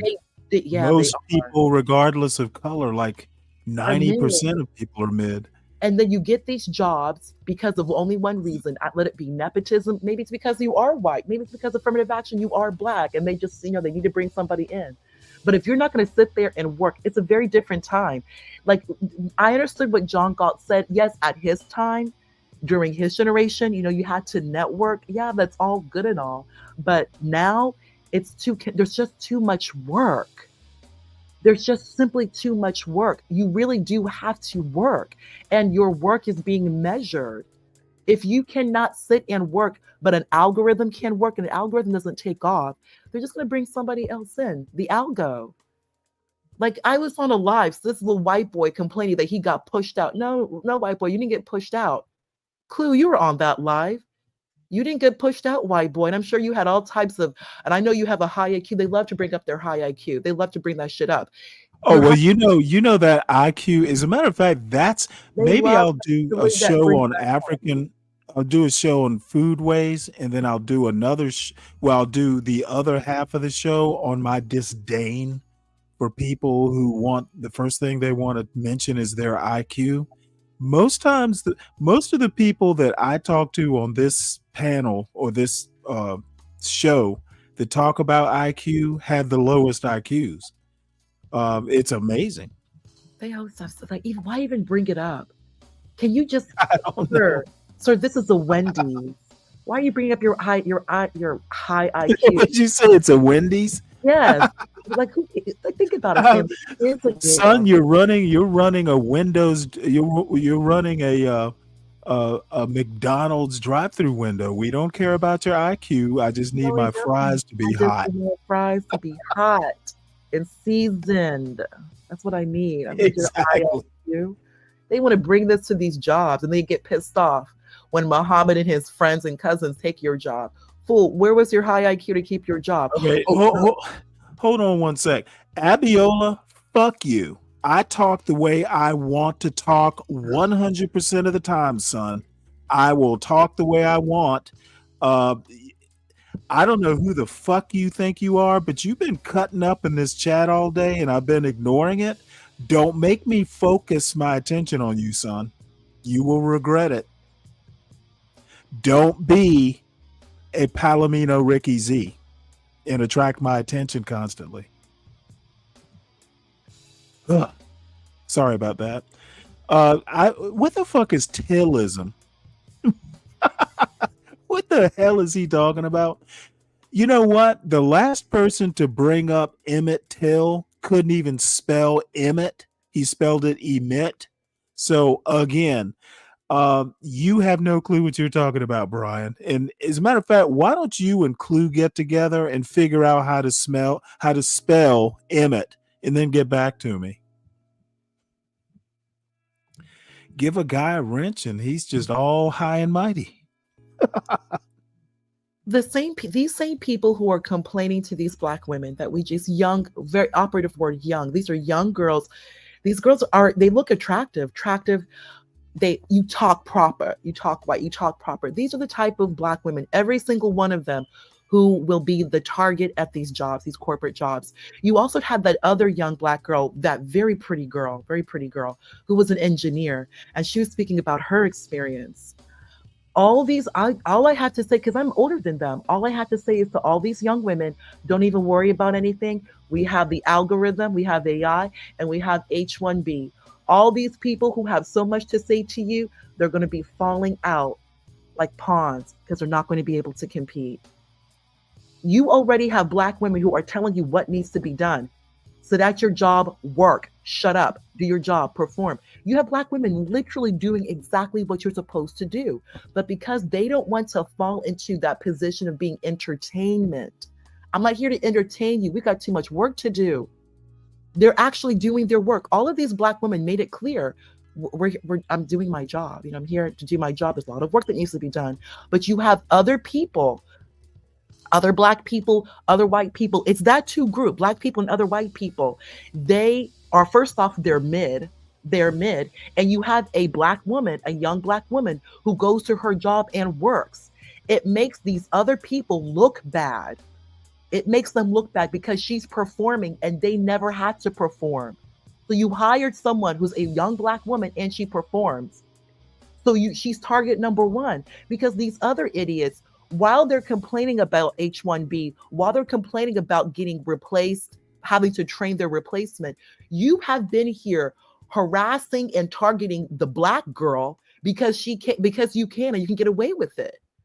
You can keep her in HR, and HR is going to be another black woman who's causing her trouble. You just caused trouble.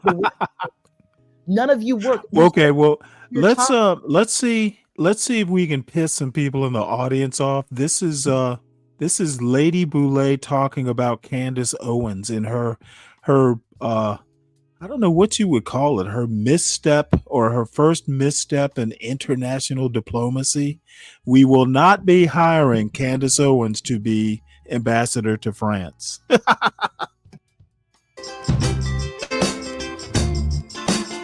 Let me skip through this. Sometimes she uses that, sometimes she not. doesn't. And y'all, it has finally happened. The First Lady of France is suing Candace Owens. I have been waiting for this. I have wanted this to happen, and I'm glad she finally is suing Candace Owens. Not a minute too soon. She should have done it before now, but at least now she's taken charge of this situation. I don't know what is wrong with Candace Owens. I don't believe she's a happy person. Anybody who makes it her profession to go after other people and tear other people down cannot be a very happy camper. Now, what she is claiming is that the First Lady of France, Brigitte Macron, is transgender. Now, you know how she does it. She goes and digs into everybody's background and she gives a convincing tale about whatever it is she's trying to make people believe. But she has no way of knowing that for certain. That's the first thing. The second thing is, what difference does it make to Candace Owens if the president of France is married to a transgender person? She's not a French citizen. She doesn't have anything to do with France or the governing of France. So what difference does it make to her what the woman is? And it's just a shame that she goes about trying to embarrass people and tearing people down. And I know she's making good money for it, but it's not good money. It's dirty money. It's dirty money and it's dirty business tearing people down. Now, I don't know what this woman is. I don't know. But if it's good enough Well, for her she's husband, it's good enough for me. well, let me tell you who she is. She is the wife of a prime minister of a major country, a major economy. Candace Owens, you know what? She is not a very graceful person. But anyway, Candace Owens is being sued by the president and first. What? If I may just give just quick background, she used to be his teacher. I'm going to say she. She used to be whose teacher? Oh, Macron. yeah, Yeah. I'd heard that. Yeah, How is that relevant? When he was a minor. So I just some people are very particular about that, given the fact that you were a woman in a position of authority and he was a minor, and now we are where we are. So I do want to just give. Well, I would actually see if she called her a groomer. A number of people have actually mentioned that. A number of people have mentioned that. But Look, once you're an adult, you get to marry who you want. That's true, Stanley. I'll go back on mute. That's true. So let's finish this is not my grandmother, by the way. The Lady Boulay. Lady of France. I wish she were. French President Emmanuel Macron and his wife Brigitte Macron have filed a defamation lawsuit against Candace Owens over the far-right Actually looks pretty influencers' good there. relentless and unjustified smear campaign, falsely accusing Brigitte of being born a man. The 219-page defamation complaint filed in Delaware State Court Wednesday accuses Owens of proliferating demonstrably false claims across her platforms, including in an 8-part podcast on social media designed to feed a frenzied fan base in pursuit of fame.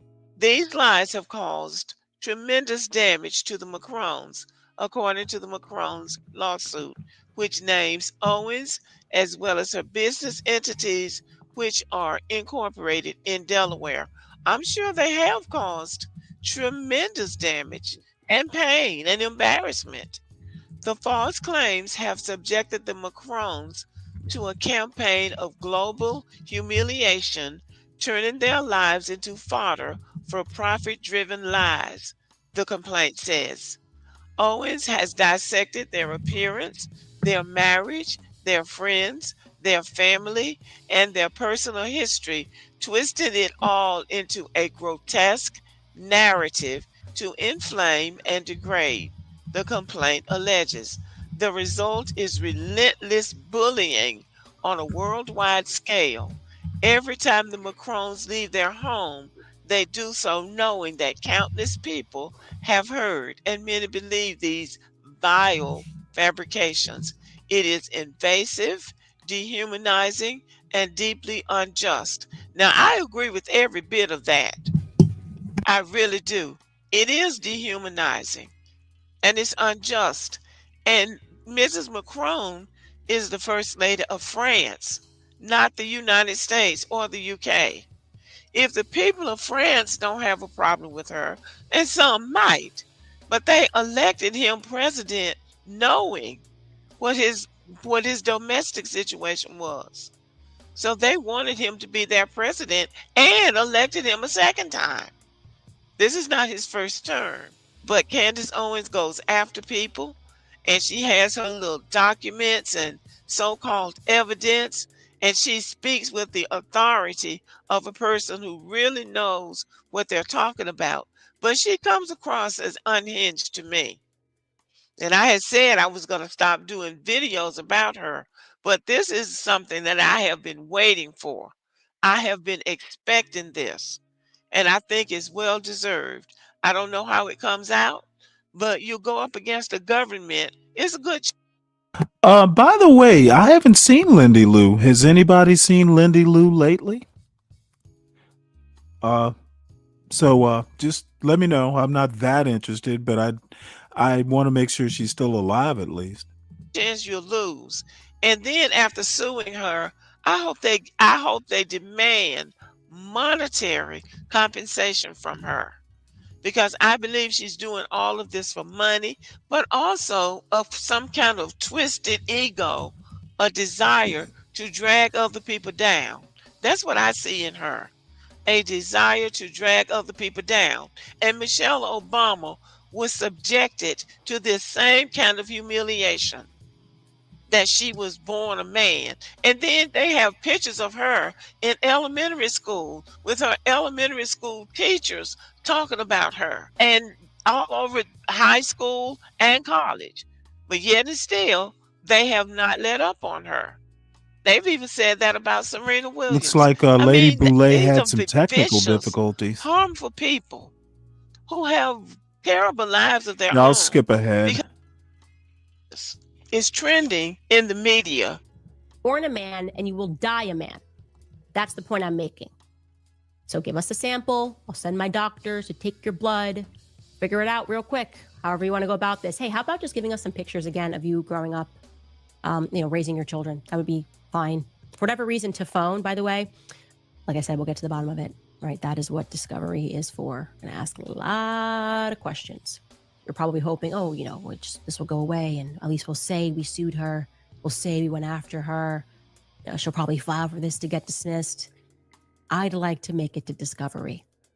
I think that we owe that to the world. Anyways, you guys, we are revolting against this. We're revolting against the perverts that run the world. And I want to be very clear here. I count you among them. I think you're sick. I think you're disgusting. And I am fully prepared to take on this battle on behalf of the entire world. Okay? That's what I'm going to say. On behalf of the entire world, I will see you in court. Bridget Macron has already won a defamation lawsuit. I don't know what the difference would be in the United States. I don't know what the burden of proof would be or what the challenges would be for her, but she's already won one defamation lawsuit. So at least she had some experience with that. She is a white woman, and that is a white government. And Candace Owens is an immigrant from the Caribbean. Now, I don't know. She might win. She might know something that the rest of us don't know. And she says she's speaking for the world.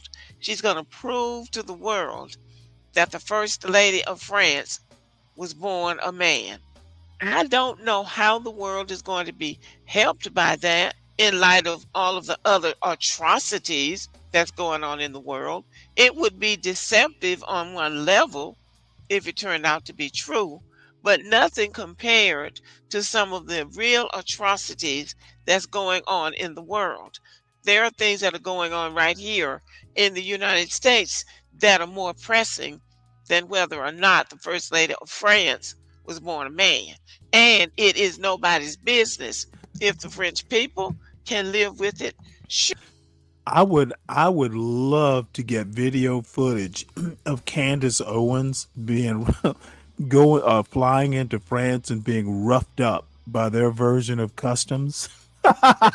they're gonna they're gonna fucking take her, detain her, and then deport her. I'm looking forward to that. Surely we can live with it in the United States. What I would really like to know is what Candace Owens's ulterior motives are. Well, what is she really wanting to get out of this? It's really not because she cares about the people of the world. It's because she cares about tearing people down. That's what I see in her. And that is why I hope Mrs. Macron wins this lawsuit. I really do. But let me Is know that what you a think. You might is be that on like some Candace sort of Owens' side. is that a hairpiece on Candace's head? See that little bit right there?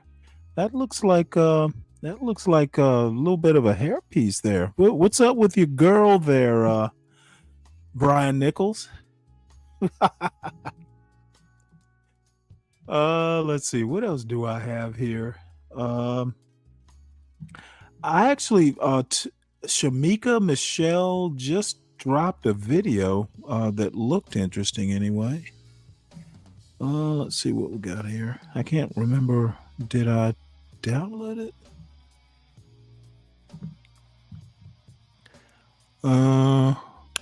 Watch later. I think that's where I put it.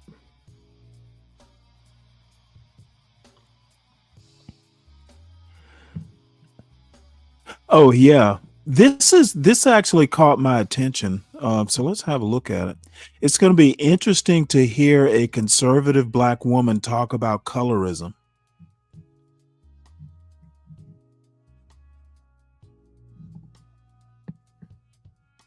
Joining me now is author and political commentator Shamika Michelle.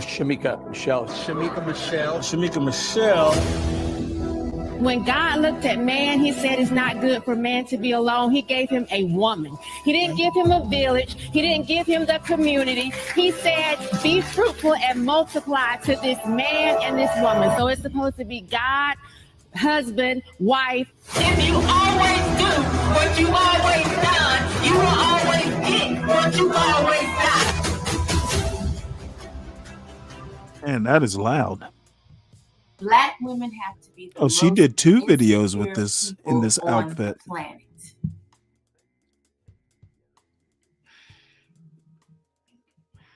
Listen, so people are taking a second look at the show Martin Lawrence created called Martin, the sitcom where Martin had the girlfriend played by Tisha Campbell. Her character was Gina. He had the friends, Tommy and Cole, and Pam was Gina's friend. People are now taking a second look at it because artist Ari Lennox has come out to say that she had issues with the show because Martin was always, we would say, scolding from where I come from. He was always scolding on Pam, who was a darker skinned woman, and it made her feel some type of way. Anyway, I'm not going to paraphrase or try to put it in my own words. Let's listen to it. Listen to it with your own ears. That pissed me off about Martin was how much he would go on Pam. Like, I know, like, And this is coming from a girl who I love me a good Well, he did that joking on ass air. movie, and it even when the joking movie is like, damn, like that was fucked up. Like, you know, I'm not like too woke or something is what I'm trying to say. Like I'm honestly not. I'm problematic. I'm pretty problematic, low key. But my point is that there are some things where I draw the line. Jihad, I think she means behind the scenes, not in front of the camera. I'm pretty sure that's what she means. And it just bothered me. Or like, I don't know, it's like Pam was so fucking beautiful and so fine. And I just feel like growing up as a chocolate girl, like I don't even know if I was able to understand the greatness of Pam because of the light that I feel like I was being fed. You know what I'm saying? Like of just like always going on Pam, always like that's all I remember. And I didn't like that. But like, so I feel conflicted because while I feel like this show is incredible and I feel like Martin is a legendary show and all of the actors and Tommy and Okay, well, I'm thoroughly confused. These are characters. If she is talking about what happened in front of the camera, it's a fucking show. What? Okay, that's why. Okay, it makes no sense for her complaining about what's in the script. This is weird. I thought she was literally talking about how he treated her off camera. Okay, this is okay. Now I get why Shamika Michelle might be wanting to do a show. like everybody, like legendary, amazing. Like I adore them all. Like you have no idea. And I adore Martin. Like I adore him. It just would piss me off. Like the joking on Pam. I just didn't like that, you know? Like I'll always kind of feel a way about that. Like Now, what I appreciate most is her saying that she's pretty problematic, low key. Not sure how low key this is. However, I saw other people, chiming in saying, let's be real. Anytime he would refer to her having buckshots or BDBs, he was looking down on dark-skinned women. Can we grow up? Can we please grow up? Now, I get it.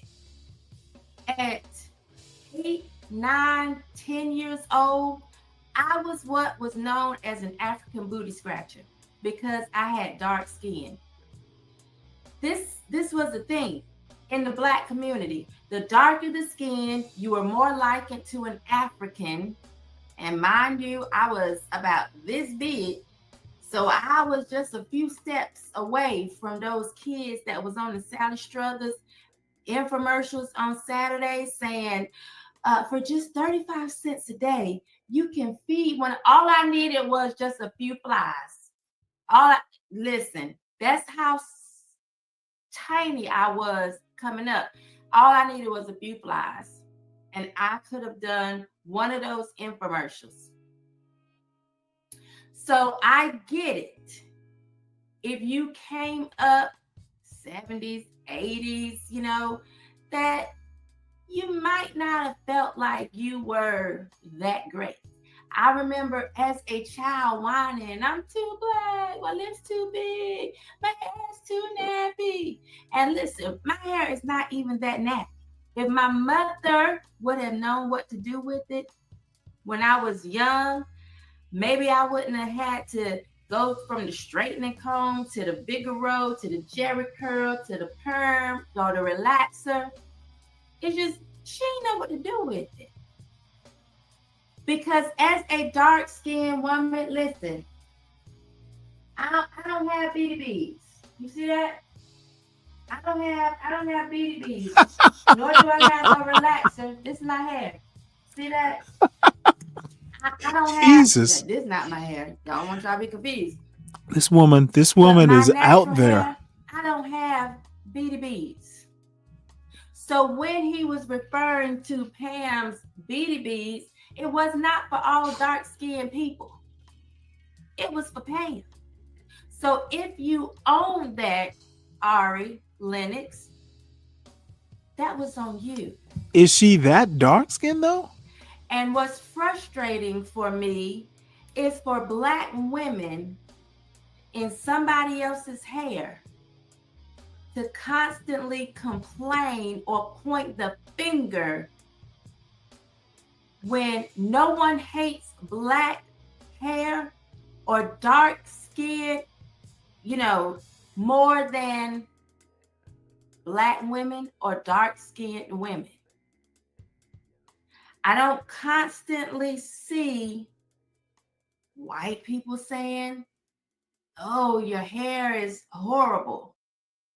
Now, when you're wearing those blonde wigs looking crazy, you're bound to get some comments.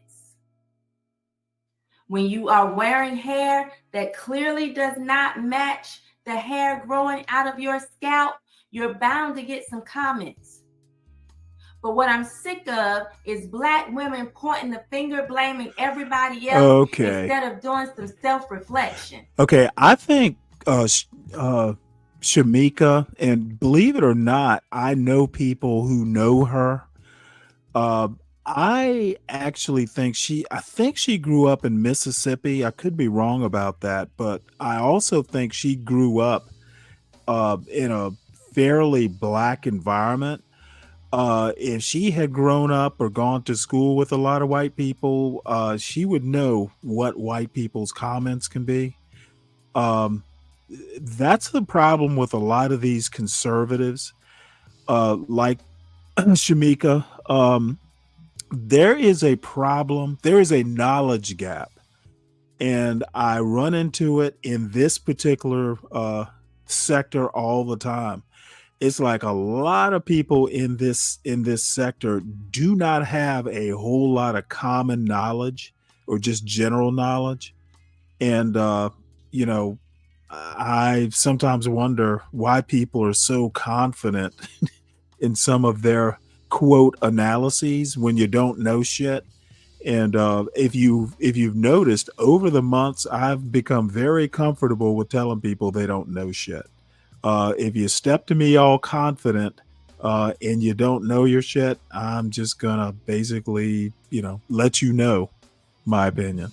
So Shamika, I think there's a dearth of experience, but she's mighty confident when she says it. So, I guess there's nothing much I can do about this video. This was a comedic show. Martin was a comedic show, and it was hilarious. I would go as far as to say it's comedic genius. And the cast, they jailed. They got along great, and it came across on screen. And when they weren't getting along great, that came across on screen as well. But this was a good show. And it's not unrealistic. I have a friend whose melanin count is just about the same as mine, whose husband, we will always go back and forth, just as Pam and Martin did. Because listen, if we're going to talk about how Martin with Joan on Pam or Skull on Pam, we have to remember Pam would also Skull on Martin. Anybody with big ears could have felt some type of way. Anybody that was short could have felt some type of way. It was a comedic show. Martin also picked on Tisha Campbell or Gina for the size of her head, for not having hips, for having a muscle butt. He picked on Tommy for having a bald head. Picked on Cole for being short and stocky. Like, this was the show. So when you have someone come out 30 years later looking for a problem, honestly, she need look no further than her own mirror. because the problem isn't with Martin. The problem is with her. And if you feel this way, the problem is with you. I am so sick of Black women projecting and being insecure when you could just own you. Own you. And then we come up with things like Black girl magic. Everybody wants. You know, this is really like missing the whole point. She is the two videos that I've seen of her so far, and God bless her, I actually like her. But dude, some of these comments that she's making or critiques, she's about she's got like a oh damn, I'm trying to think of a good term. She's one donut short of a dozen. Just like I don't understand why the actress is, going in on the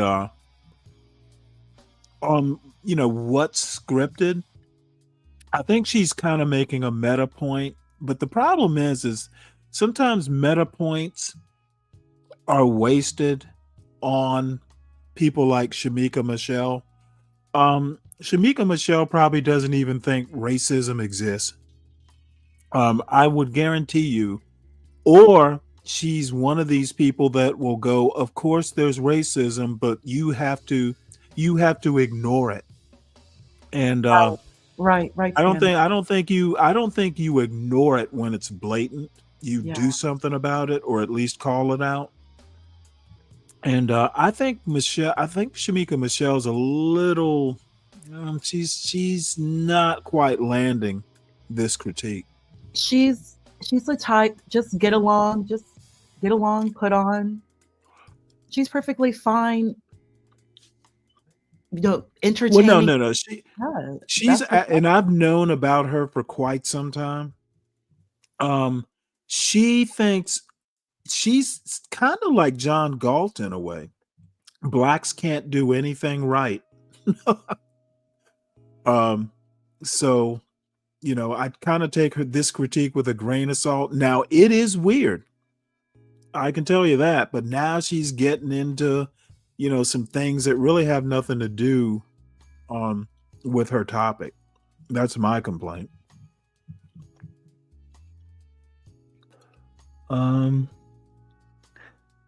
Abiola, why are you always trying to Africanize Black Americans? We're from America, the Kikuyu Hills or whatever. Nobody cares about any of that. Want to be a Black girl, they going out here, getting the lips, getting the butt, we say all of these things that it appears we really don't believe. If you really believe that, 30 years later, you would not be saying, or even then, because when I was a child, I thought as a child, I spoke as a child, but when I became an adult, I put away childish things. Focusing on skin color, something that's so shallow and has. Oh, by the way, she's very religious. She might even be ordained. But I know she's very religious. She's very traditional in a biblical way. But here's the deal. The argument that Black Americans should stop caring about skin color. Basically what you're saying, and this is just my opinion, I could very well be wrong, but it's just how I feel, not how, it's not a fact. She's basically doing that slave mentality, that Uncle Remus sort of thing where, you, or even Uncle Tom, where you have to be godly, you will get your reward in heaven. Be an example even for the massa. Just because the massa is a horrible person doesn't mean you have to be a horrible person. You got to turn the other cheek when massa slaps it.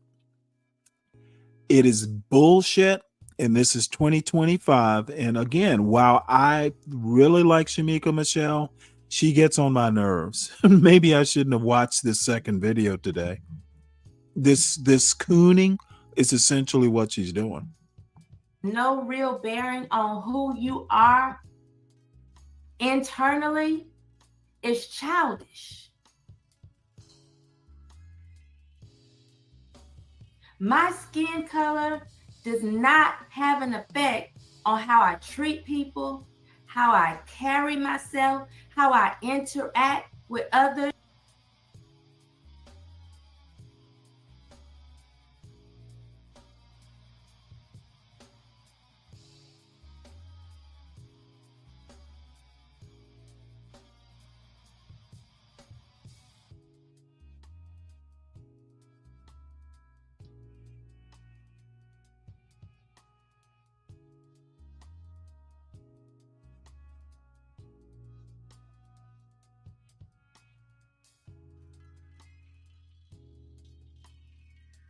Oh, sorry about that. I was fussing away. Shamika Michelle, really, we don't care about what you do, how your childhood was past a certain extent. I fail to understand why Black conservatives in particular, and I honestly can say, just doing a quick recollection here, it's Black conservatives who always want to put themselves in the middle of someone else's story. I think Black conservatives can be preachy. I think Black conservatives treat Black people sometimes like their children.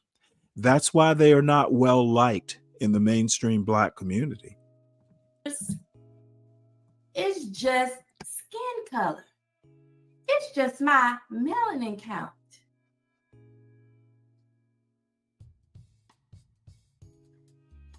So when you start to project, and I need all of y'all to hear me, Black women, y'all are the most insecure group of people on the planet. The amount of money you spend buying hair. Look at this respectability politics bullshit. Why does she think that her telling other people what to buy with their own money is going to land well? It's preachy. It's preachy. That closely or more resembles someone else's other than your own, insecure. All these fake eyelashes, insecure. The way y'all are going under the knife, putting your health, sometimes your life in jeopardy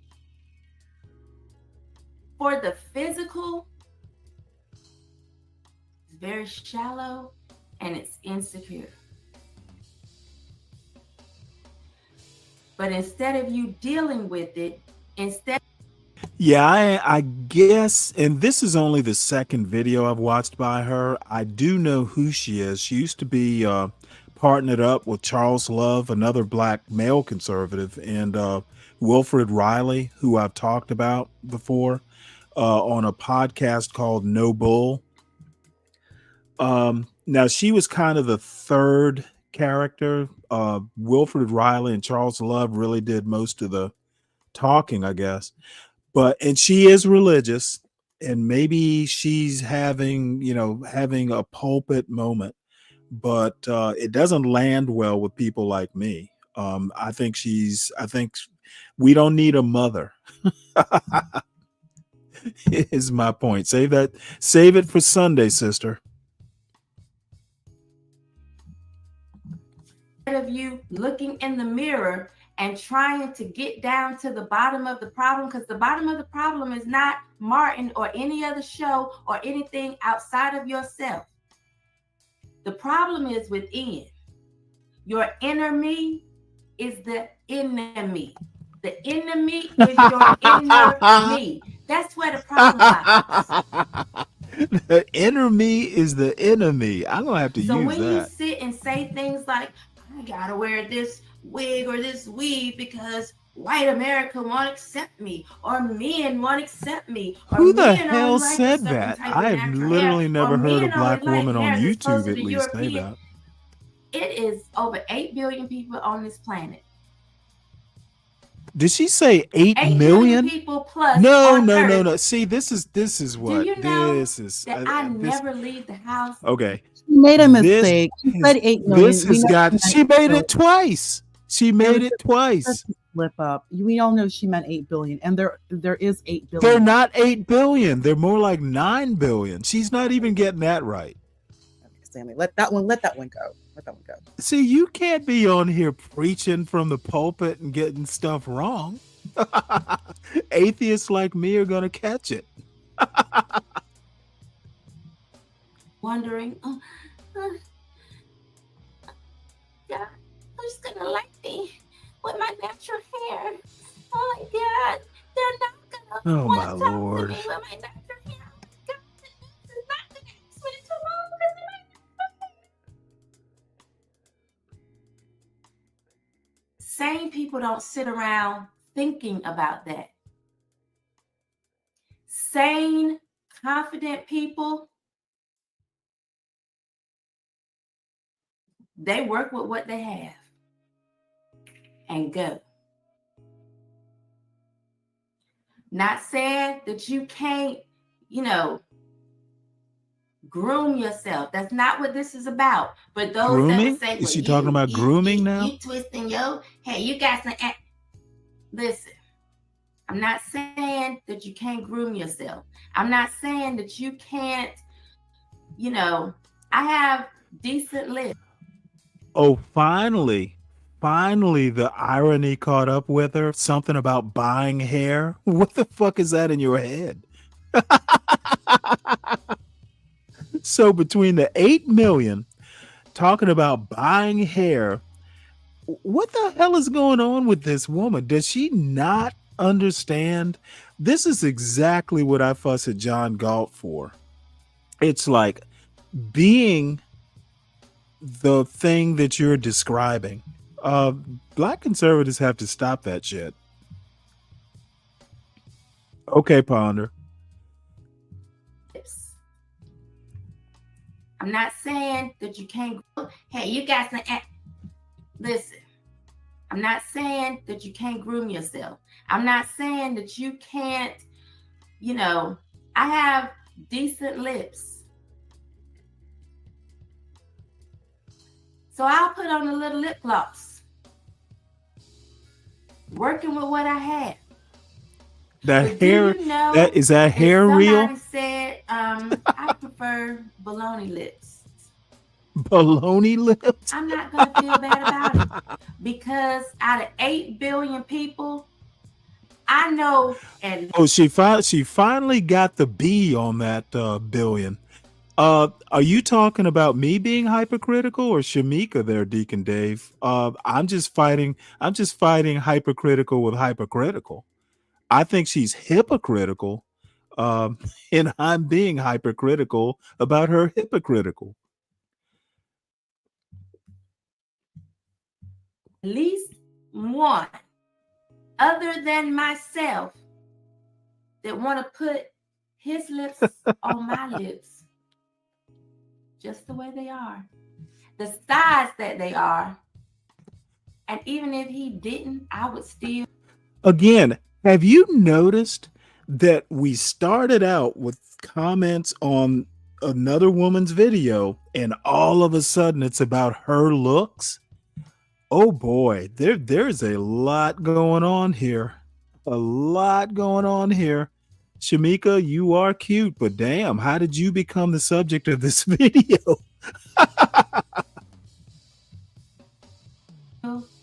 Love my lips.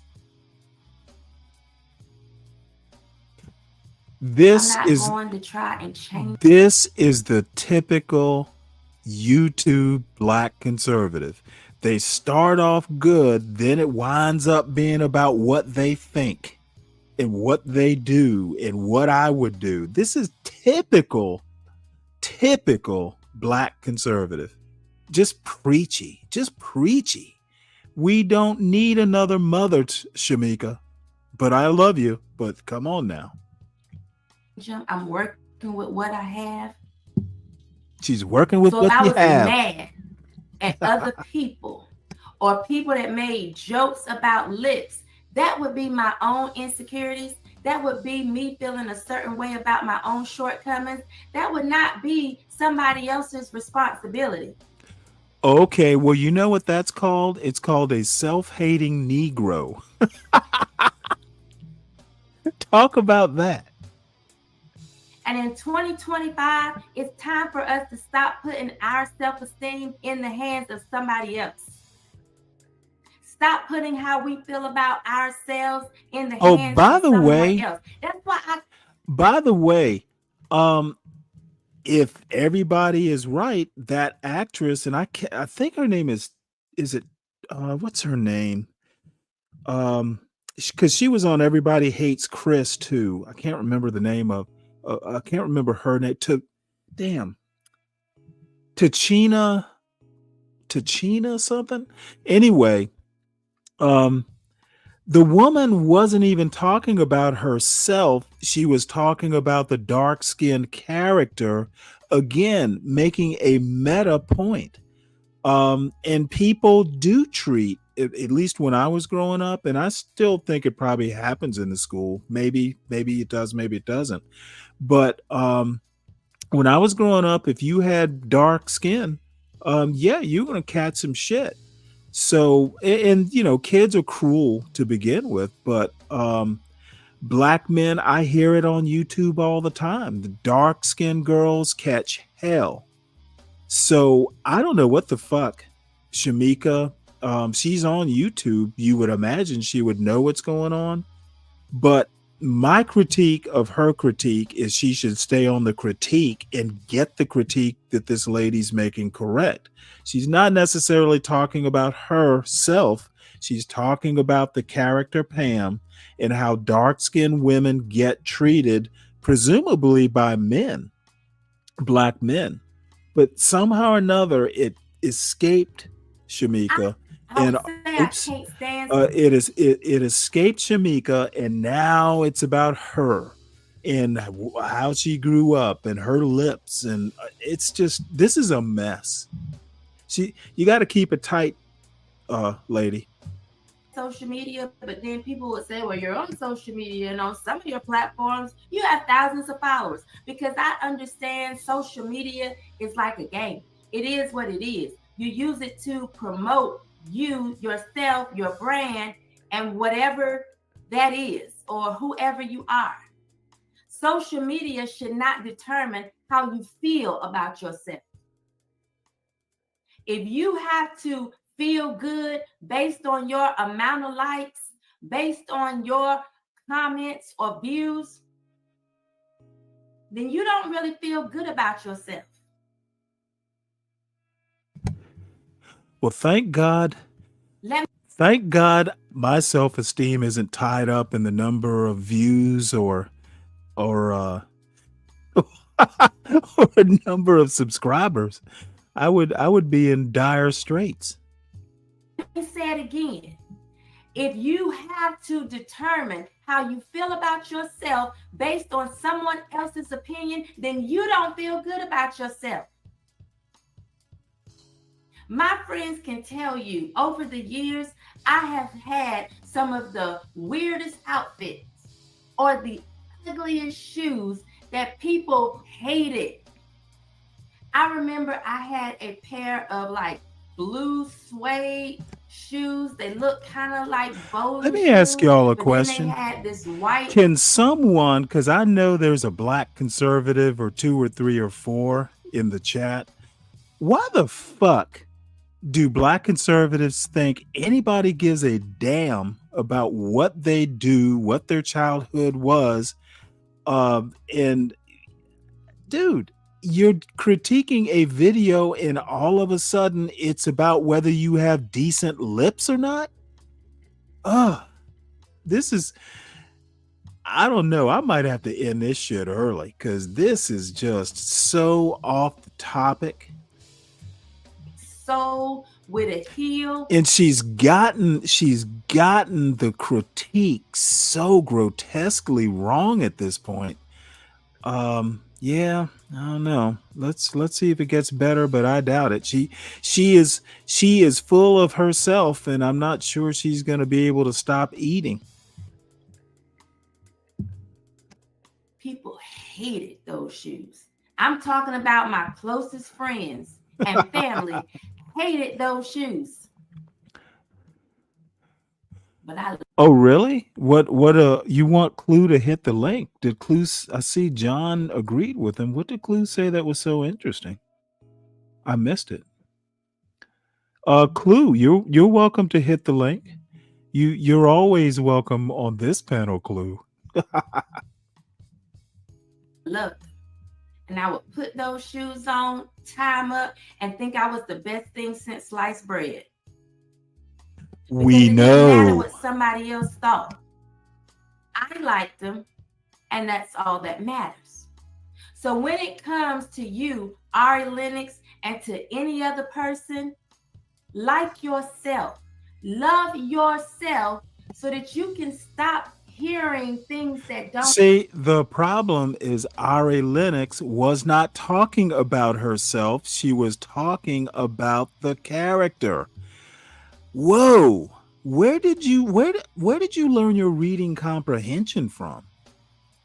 Typical Black conservative, just so consumed with yourself that you can't help other Black folk. Exist because you have low self-esteem, or you don't feel so good about yourself. For the most part, I will post something and I'm not checking to see who liked it, who viewed it, who made a comment.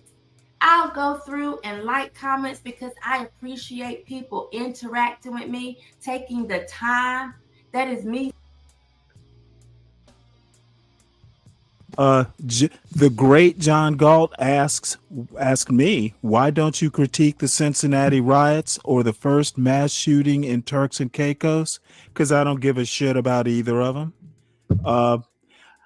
You critique the or you call the New York Times grandpa's newspaper or something like that. When either of them show up in the New York Times, I'll care a little bit about them. I don't live in Cincinnati. Therefore, what do I know that would be relevant? I've actually never been to Turks and Caicos. What would I know about them? There's nothing to critique other than what I read in the news. So I'll leave those sorts of critiques to you, John. You're the expert. You know the hood, remember? Saying thank you, but it is never me wondering for real, whether I'm approved or not. I'm approved before I even drop something because I approve myself. You have God approved. Okay, so you have high regard for self. We get that, Shamika. How many times are you going to say it? Approved me when he woke me up that morning to go about my day and do whatever it is I needed to do. I was approved. And that's some of y'all problem. You're looking some of y'all all problem. Other places for approval. Black people constantly talking about not really supremacy. Well, let me put it to you this way. I care more about critiquing Shamika Michelle's self-centeredness right now. Her Black conservative churchy self-centeredness than I do Cincinnati or Turks and Caicos. Thanks for telling me about Turks and Caicos. I didn't even know there was a shooting. Problem is not with somebody that thinks they're supreme for being white. The problem is with you thinking somebody is supreme because they're white. Because listen, if you was focused on self, you wouldn't have time to worry about what somebody else thought about you. Y'all panicked, literally panicked. Y'all panicked after white approval, somebody else approval, and go to bed sad if you don't get it.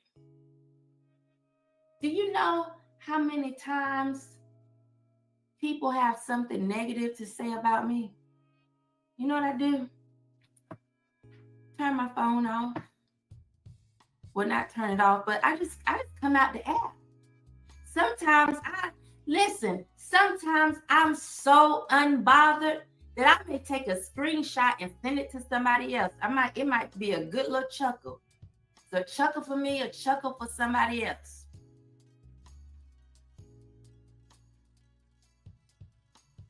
But it's time to grow up. Black women.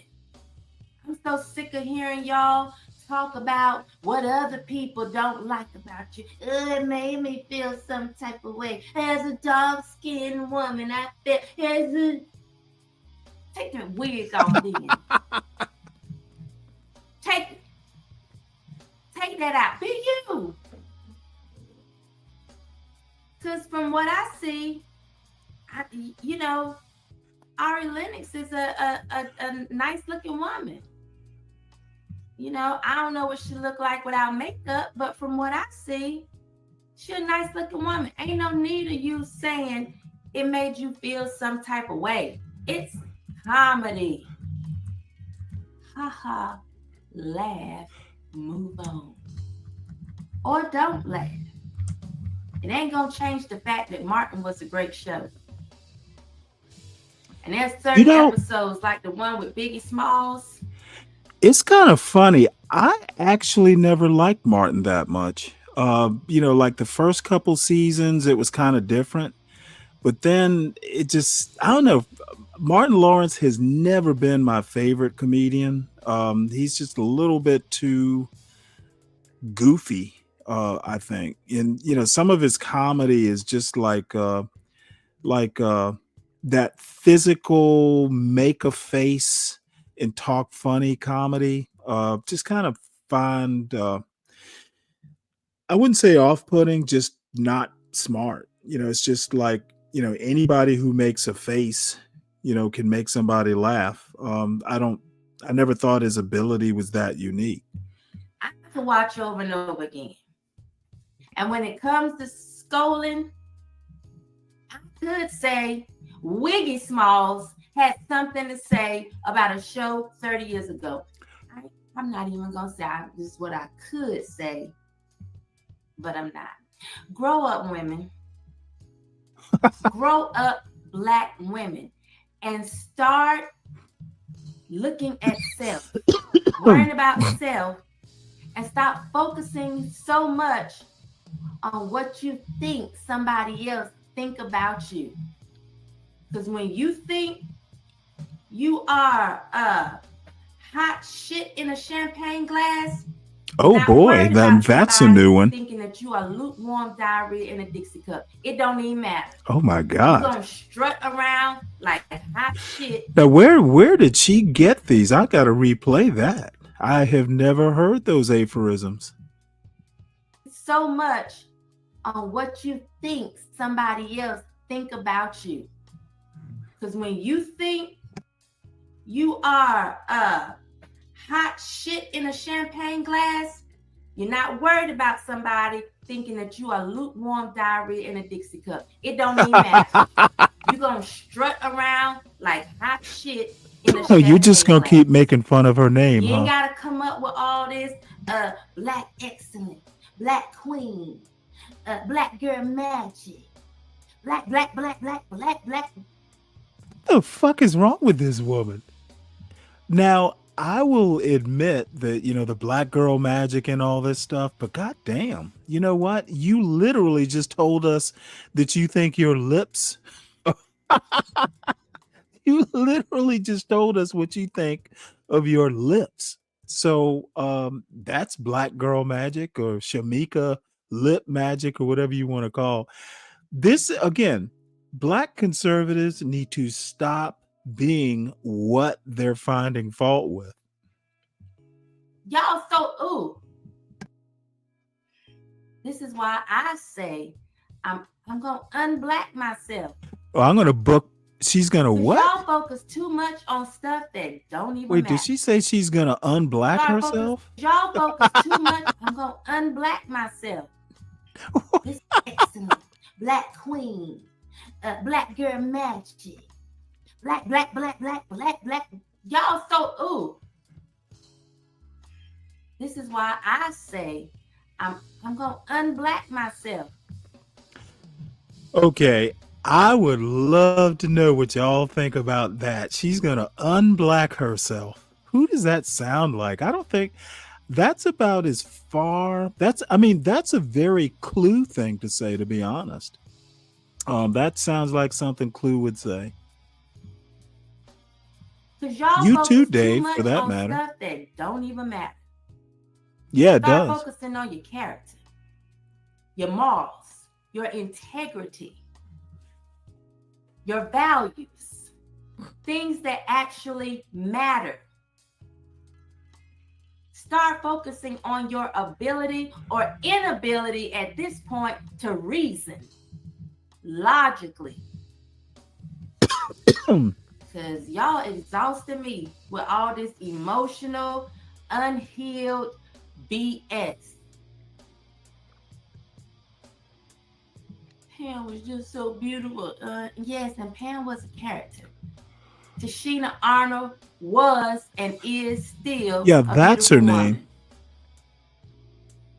The character she played, Pam, and the insults that flew around everybody. There was no respect to person when it came to insults on that show. What you harbored for yourself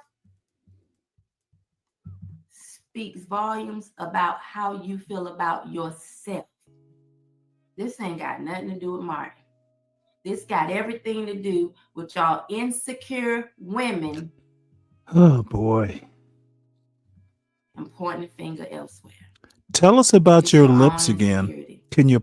Can you do a pouty face for us? Peace.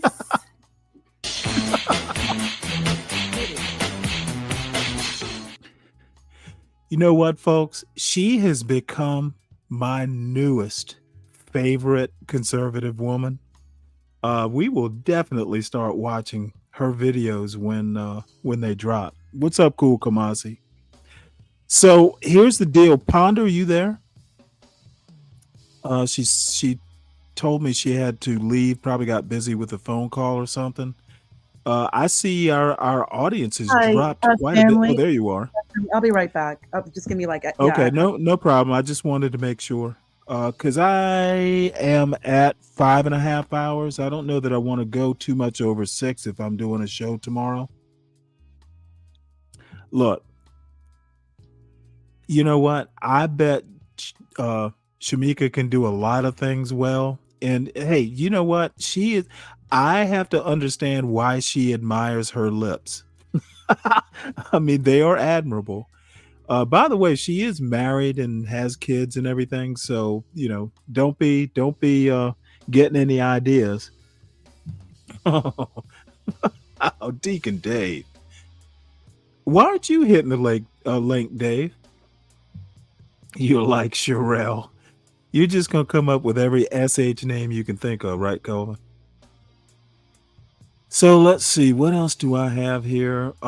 Tomorrow, I am going to talk food, and I may talk black conservatives and how obnoxious they are, too, just to see who I can piss off. What do we have here? Hold on one sec here. You know what? I have no idea. Pretty much through all the videos I thought about showing today, and John did say this was getting boring, so we We don't want the boss to be bored. Let's see, we've shown this.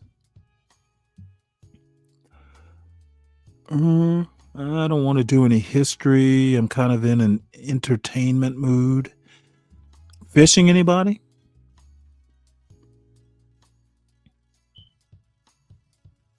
Hookworms in the myth of the lazy Southern. Let's have a look at this. Deacon Dave, didn't you say you were in cybersecurity? I think he did. He said he was working on a CISSP. Beef fat ribs. That Yes, doesn't sir. necessarily mean cybersecurity. Stanley, CISSP. Oh wait, it is a security. Actually, it is a security It's the certificate, most isn't it? elite cybersecurity certification in the industry. It is the most Well, elite. you know what, Deacon Dave will be a token for sure. He'll be what, the token? What token? What though? He'll be a token non-black man. He'll be the first non-black token ever. And the funny thing, I think you know, Stanley, that with the CISSP, you still have to have 4 years of cybersecurity to even qualify. No, for I certification. believe me, cybersecurity has never been something I was even remotely interested in. Oh my gosh, Stanley, it is everything to me. It's such a questions to ponder type of work because that's what you do. We have questions to ponder. We solve a big Oh, is that problem. where you got the name from? Oh, good. I'm in a perpetual state of questioning. I am a liberal arts major. We question. We understand the internet. Yeah, okay. Well, That's what you do in security. It's just at problem least you're not a lifelong student.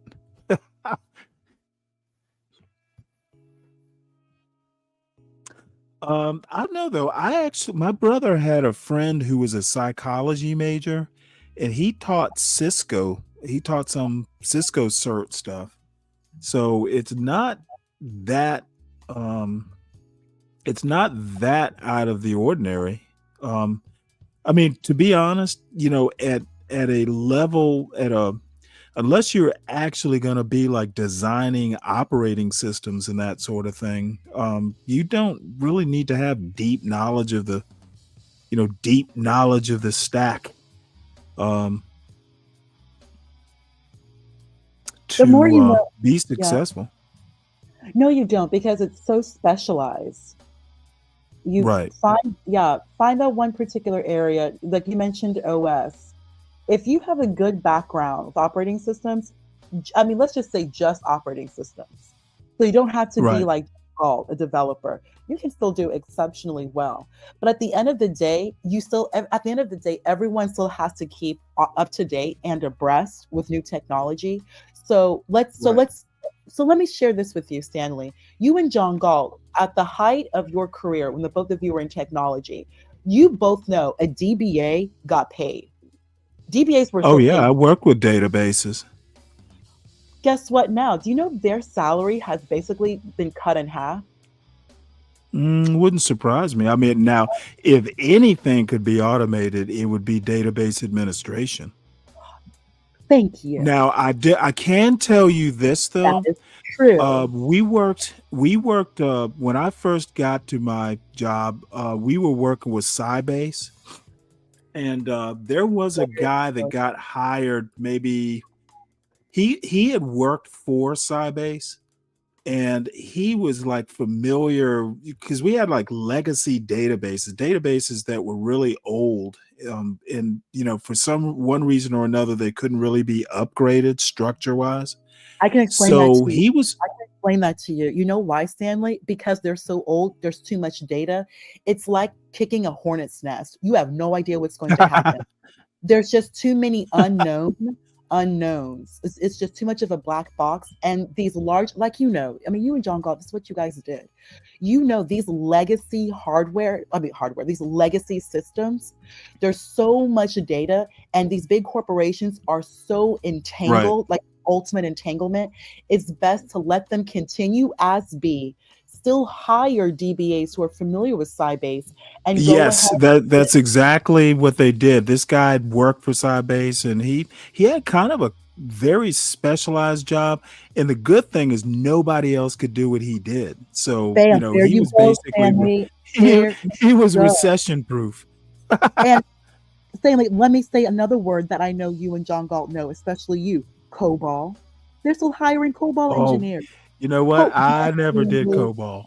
Yes, I Stanley. did Listen to what I'm Fortran and saying. COBOL were actually being COBOL. taught when I was in college. I never Isn't really that did crazy? either of them. I didn't Think about it. major in computers. I came into computers as a career change. And Stanley, you can look it up right now. They are still looking for people who are COBOL engineers between 40 and 60 per hour, work from home. Why? Because it's Oh, I legacy. have. They're not going to, they Well, can't even I tell you budget. what, I believe this or not, I knew a guy when I lived up on the mountain. He was a friend of my brother-in-law. And this dude was kind of rednecky, but you know what? He was a consultant and he did COBOL and Fortran, as a matter of fact. And let me put it to you this way. He literally, like, hey, when I need money, I go work. When I have enough to do whatever I think I need to do, I take time off. So this guy was working like 6 months a year, and he's living in a cabin up there, kind of living the lifestyle he wanted to live. Boy, I would love to have his job. Because he's so specialized. And just listen to what you just said, COBOL and Fortran. These Yeah, big nobody. companies, nobody's touching it. And insurance companies, I wouldn't touch it.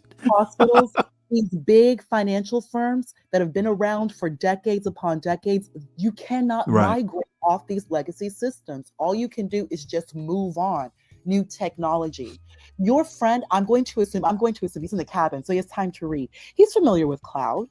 He knows what's up. Oh, I haven't seen this guy in probably 15 years, so I don't know what he's doing now. But I'm quite certain that he still knows what's up, but he still has that in his Oh, I'm back, sure. just in case. You know what? I'm still a COBOL. At the end of the day, this is my career. I have the background. If I need to make a little money, go work on this legacy system, I'll go do it. Be part of this project, I can go do it. Why? Because I'm the COBOL specialist. I know Fortran. Nobody knew. Like, my generation does not know COBOL. We do not know Fortran. Gen X and the boomers, they have that on lock. They're not taking COBOL and Fortran.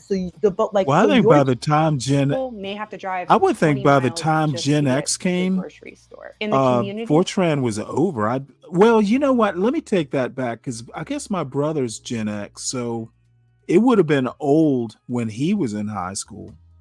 I also want to bring up something else to you, especially with your background, and I hope John Galt's listening. I don't know if you guys know this. Oh, but, John is always listening. IBM bought Red Hat. You mentioned operating systems. IBM bought Red Hat. I didn't know that. When did that happen? This happened a few years ago, not long. I don't keep up with any of that anymore. But think of IBM. IBM bought Red Hat. You know why? Because I knew they were going to do this. I'll tell you, Stanley. I was on a project at a big bank that we all know. The huge project was to move from mainframe AIX to Red Hat Enterprise Linux. Right then, as a 13, 14-year-old, I was like, okay, that's where I want to go to school. Hold on, I didn't see. I know. There we go. So I'm here. So they're moving off mainframe. They're moving off IBM's mainframe to Red Hat. Interesting. I wonder what's going to happen, because it's a huge bank is getting off mainframe to move on to Red Hat to RHEL, and they're updating to the new. Can they virtualize all that? Stanley, they're already doing it, and that was the project I was on. Okay, I figured as much. I mean, why have? Yes, they were. There's no hardware that would run it. They're moving all onto VMs. Exactly what you just said. Virtualized. Mhm. What's a VM? A virtualized machine. You know what this is? A JVM. You know what this means? Oh, I know exactly what it is. You know exactly what this means, Stanley. And think about it. You're going from legacy to now virtualized, but you still are going to need. You're still going to have a need for those who are familiar with mainframe. But what did IBM do? They went ahead and bought their competitor. Now they have both sides. IBM has both sides, mainframe and RHEL. Ooh, Stanley, it is getting so good in this industry. We're all going to be paid. Oh, I love it. Well, you're just all a flutter. I do stuff.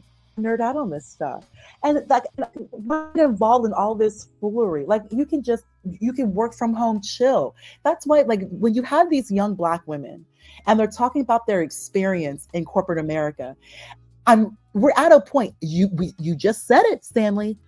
Wouldn't it be virtualized? Yes, Stanley. It is being virtualized. Yeah. Know that. So here's long story Well, short. to be honest, I'm actually surprised it's not like completed, already done. Stanley, it basically already is done. It is done because once Yeah. you have it virtualized, it makes it so much easier to move on to cloud.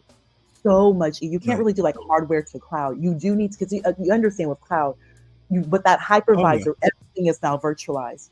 Once it's now completely virtualized, then you can move on to build like your own on-premise cloud systems. Like SD, there's a lot of projects now. And I know people in your chat who are familiar in the industry, SD-WAN, that's cloud. That's you literally building your own little cloud environment as opposed to even using a vendor. So my point is, if these people, if all these young Black women don't want to look you in the eye and they want to smile at you and they always have a problem with you, don't worry about it. We now have the environment with everything is now virtualized. We can use offshore. We don't need you.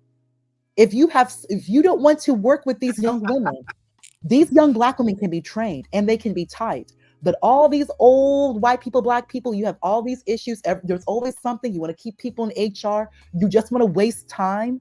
Don't worry about it.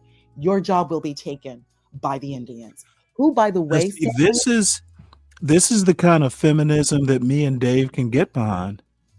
Well, it's happening. I don't get behind none of that. But I feel I feel the spirit of what you said. Stanley, these offshore is 3-1. A lot of what you did, Stanley, a lot of what you did when you're in the industry has now been virtualized, and those tasks no longer exist. They've been completely automated. A lot of the work. When I was there, they were actually moving everything to a data center.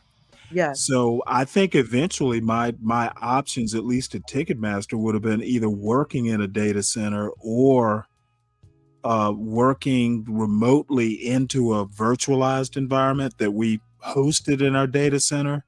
Yeah. And I was like, no, thanks. Why not? I wouldn't mind working in a data center if I didn't have to do shift work. What did you do when you was in IT? My title was systems engineer. It was kind of weird. My particular part was a standalone company that got bought by Ticketmaster, and we did season ticketing.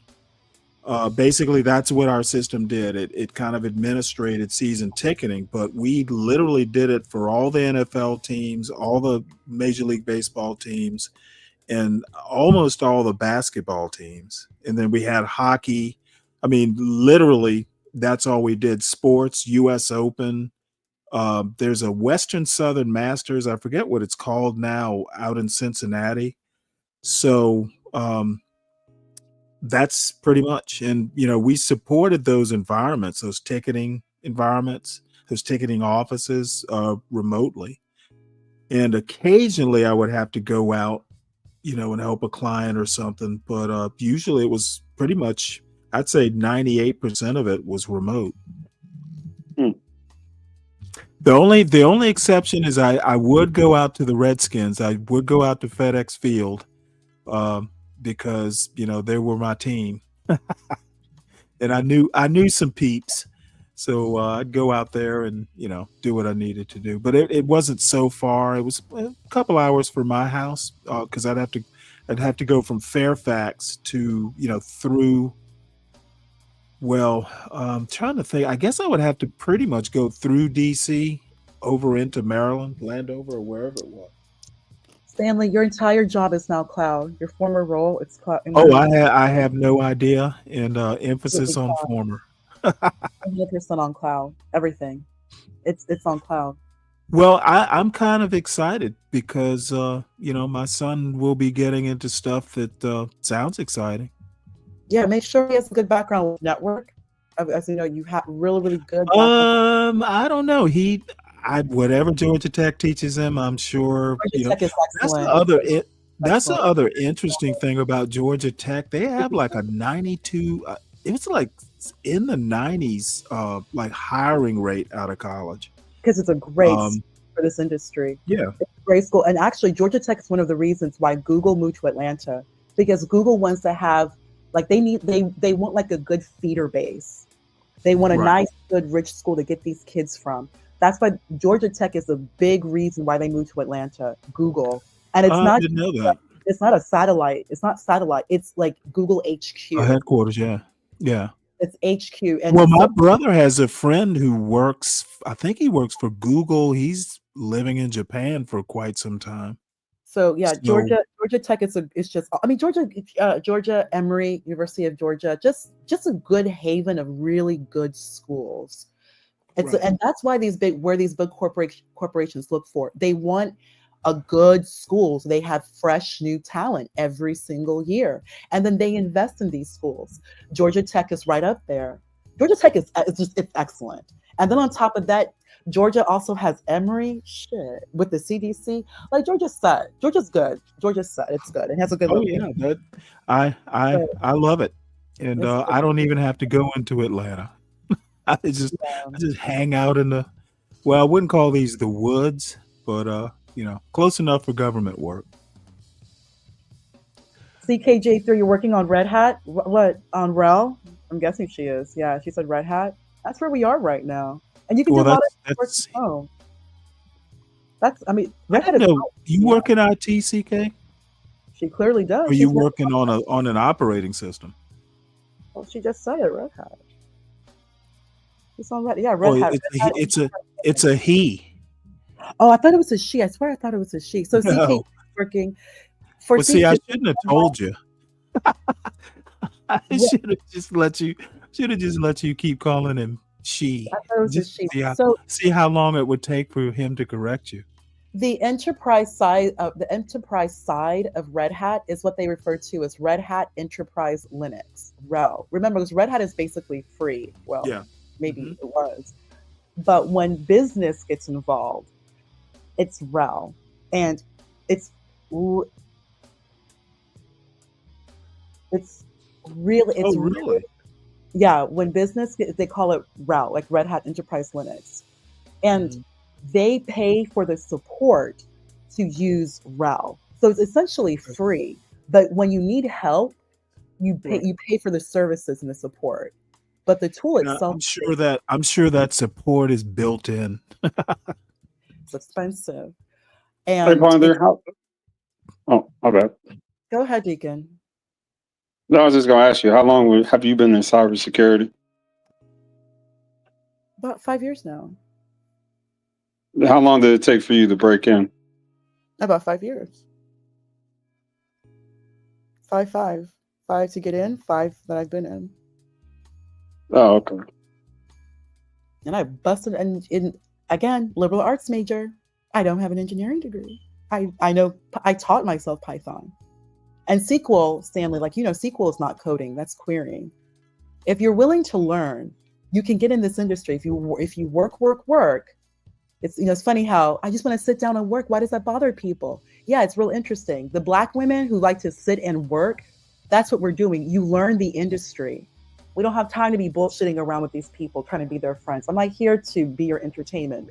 Bitch, I gotta work. I gotta learn. I treat every job like an internship. That's how I got into this industry. If you treat these jobs like internships, you go in with the sole purpose to learn as much as you can and involve yourself in every project. You're just going to, by proxy, I don't know, or osmosis, you're going to learn. Let me ask you a question. I mean, TSQL, you can build databases with it. It's not. I mean, I'm literally. Yeah, I mean, that's robust. Transaction SQL. Yeah, that's very, very robust. But remember, Stanley, you do need. I mean, yes, you should learn it. You should. I did learn it. Yeah, I mean, I know you did, Stanley. I know you did. But now, like you mentioned, everything is automated, and now database is just essential. It's just cloud. Oh yeah. I know what you mean. Yeah, it's all click. But I can tell you right now, being able to script, if you're doing like server maintenance, that sort of stuff, being able to script, because basically I would say TSQL is a scripting language. Yes, it is. Yes. Right. So, I mean, but being able to do that helped me, just being able to automate stuff, um, being able to automate tasks, was really what I like scripting for. But yeah, I mean, people should know that stuff. If you're going to get into it, you need to know everything you can know. And the funny thing is, a lot of like TSQL, even damn, I can't even think of the name of the scripting. What's the new Windows scripting? Damn it, I can't think of the name of it. Man, I'm having senior moments. Basically, Windows had the Windows operating system had PowerShell. That's what it was. PowerShell is a lot like SQL. Yeah, PowerShell. Believe it or not. They still teach PowerShell. They do. Yeah. I would imagine, because it was I mean, it was new about maybe 10, 11 years ago. It was fairly new then. So that's going to be I love that. Now, see, I love scripting. If essentially you would want to learn PowerShell, which I believe they're teaching a PowerShell along with C#, then you'll be pretty strong. Yeah. Yep. But also, I had to let you know, Stanley. I'm sorry for diverting your live, but I just want to share something. Well, that's all right. I'm going to watch this girl, no matter what. Me and Dave.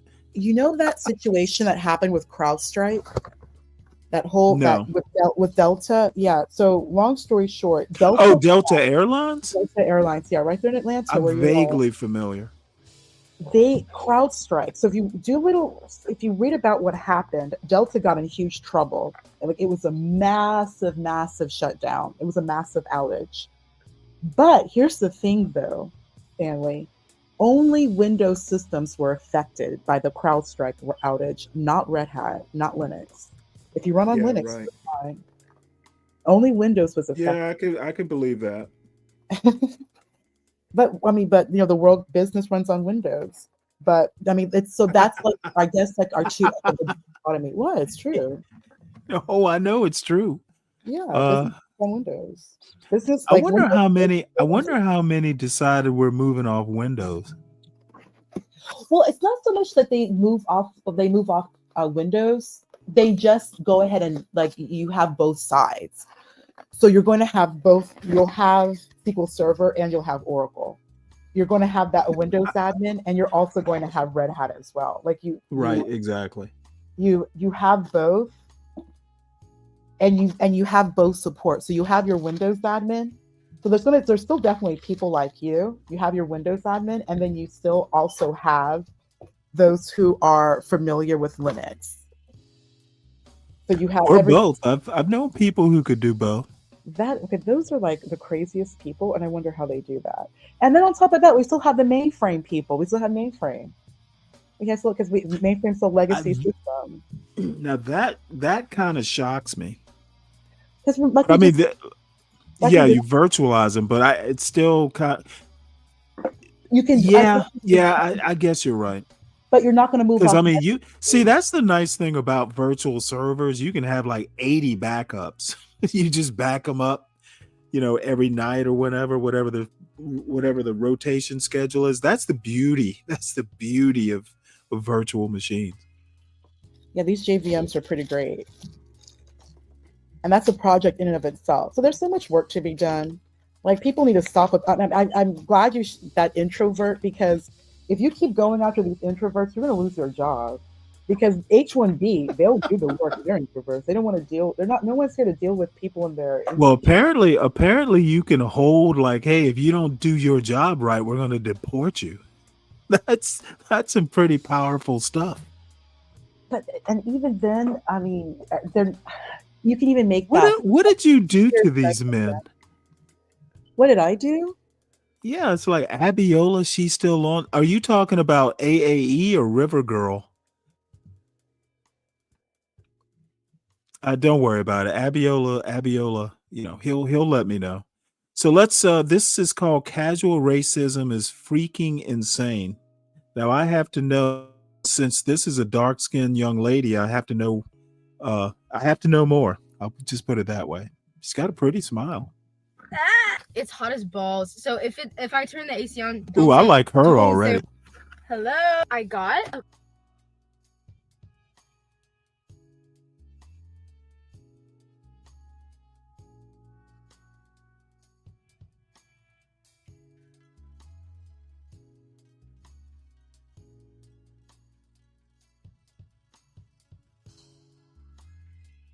Did you pause the video?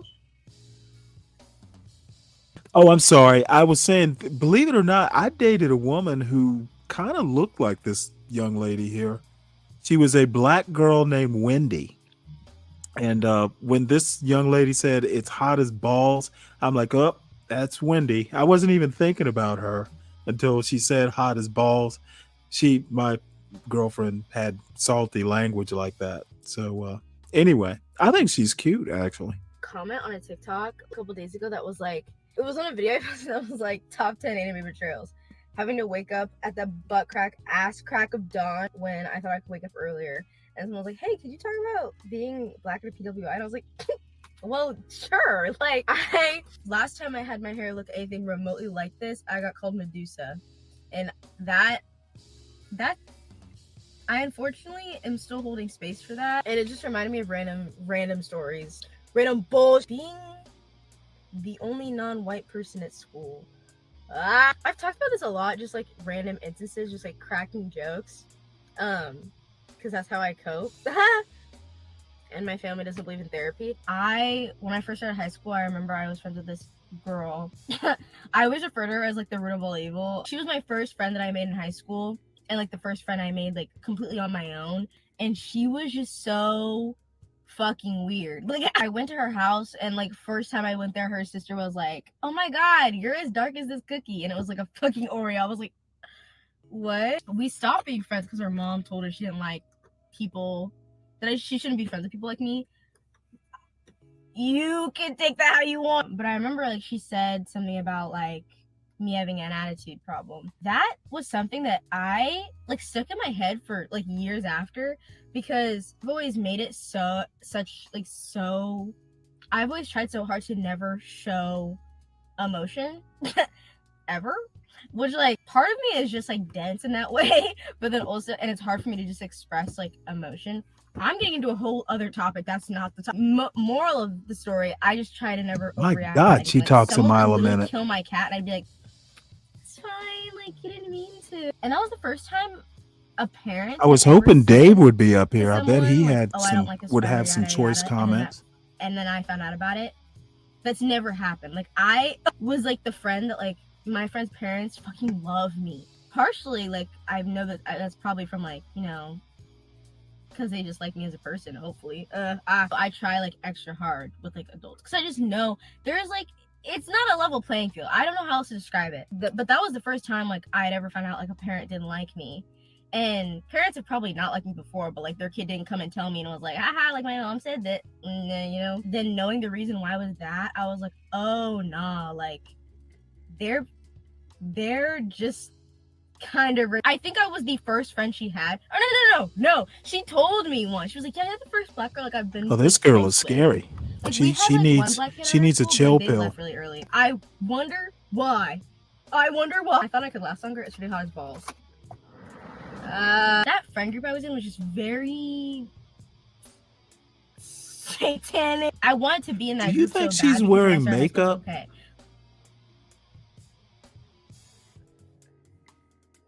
Miss Ponder?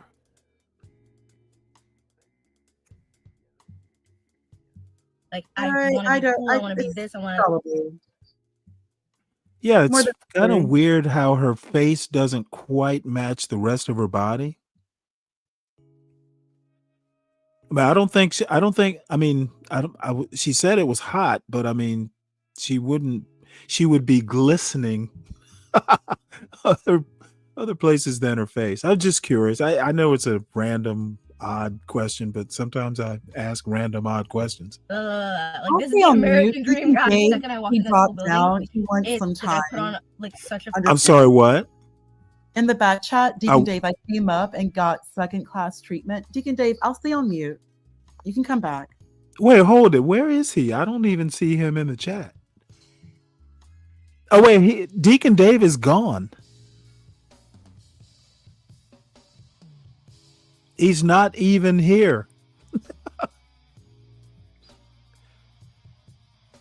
And my recommendation is you tell Deacon Dave to go fuck himself. He doesn't have the power to do this on my panel. That wrench has gone to his head apparently. So he's gone. You can talk anytime you want.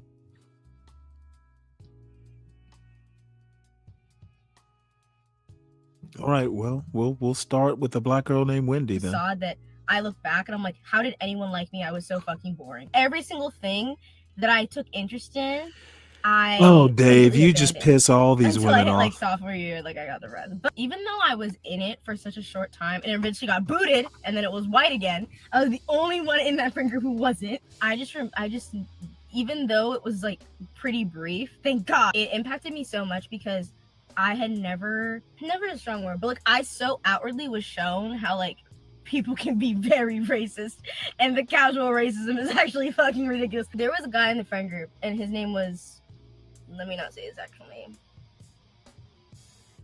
Matt. Fuck you, Matt. He brings up how his mom thought we were dating.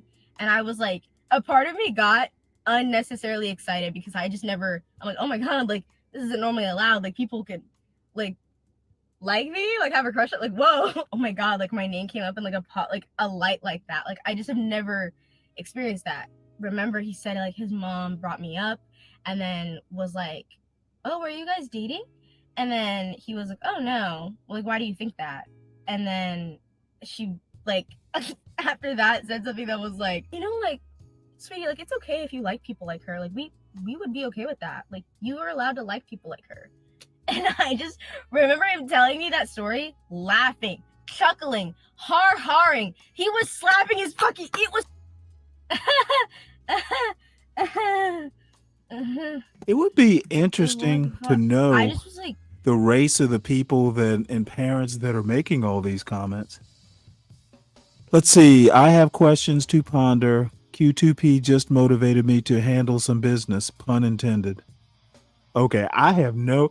That sounds vaguely. That sounds vaguely TMI there, Dave. Handle. Okay, well, I'll take this down off the screen so you can have some privacy.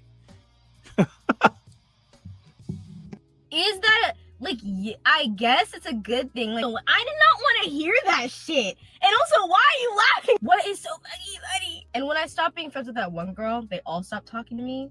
And that's like, whatever. But I just remember being like, I would notice that when I stopped being friends with them, they were not friends with, I was the only person of color like they were ever friends with, really. And like, the other ones I did know that they were friends with were always the butt of the joke, and they would come to me and we would have conversations. I don't know how you were in that friend group, or they say this to me, or they're so like just stuff like that, and I'm like, 1, 2, eat my fucking poop. What the fuck was I even saying? Wait. Oh, I hate when people do that. every day. Yeah, I think she might be Abiola. Myself almost like a nauseating amount. Because it's almost like making up for lost time. Because I'm almost like, I spent all this time like putting on a front. But actually, I'm gonna say this. I know 18. Like, obviously, you can't say is. I know 18-year-old girls. Well, my niece. She does talk a lot, I guess. But I've known others that don't chatter on like this. But hey, it's a YouTube video. Aren't you supposed to chatter? Because you're black and I've never, you can't say that. But like, are the other things true? Am I quiet? Yeah. Was I at the time quieter and like never really talked and like I have a bad RBF? All of those things are true. But I've met people like that, and the first impression is like, oh, like you were really cool. You were like mysterious. But I'm a fucking monster. Then I have to remind myself of like where I am, the place like that I live in fucking Kansas. Just hearing people say things, and I'm like, this doesn't even pertain to me, and I know this shit is weird. I vividly remember, and there was this kid named Evan. We were like talking about like, I think I don't know why we were talking about other religions in English, but we were talking about other religions because my English teacher was like unexpectedly woke. Like she was love her, and this kid goes like, yeah, like I have Indian neighbors and they have these weird statues in front of their house and they're like weird, and I was just like, do you not hear the casual racism in school, especially because like I feel like it was like in a concentrated place where I went to school because it was Catholic and so everyone was white. When it comes to like, I was talking about this with Jude last night about like we were talking about liking people and something like that. It's because we were talking about someone and we were like, oh my god, like he's so bad. Then we like it was like 11 and we were driving and then it got like really deep and we were just talking about like we feel like it's almost like in your mind you kind of have it set as like it's not really allowed for like people to like me. Like, this isn't really allowed to happen. So when it does happen, or like you kind of don't want to entertain the idea of anything ever happening, period, because if you get your hopes up, then you'll get your feelings hurt. But if it never really mattered to you, then your feelings aren't hurt because it was like, oh, whatever, like, whoa, ow. And the reason I always thought like that was because, okay, well, like no one's like allowed to, you know, like sometimes like that friend I had at the beginning of high school like made it very apparent to me that it was weird. I asked a guy to homecoming.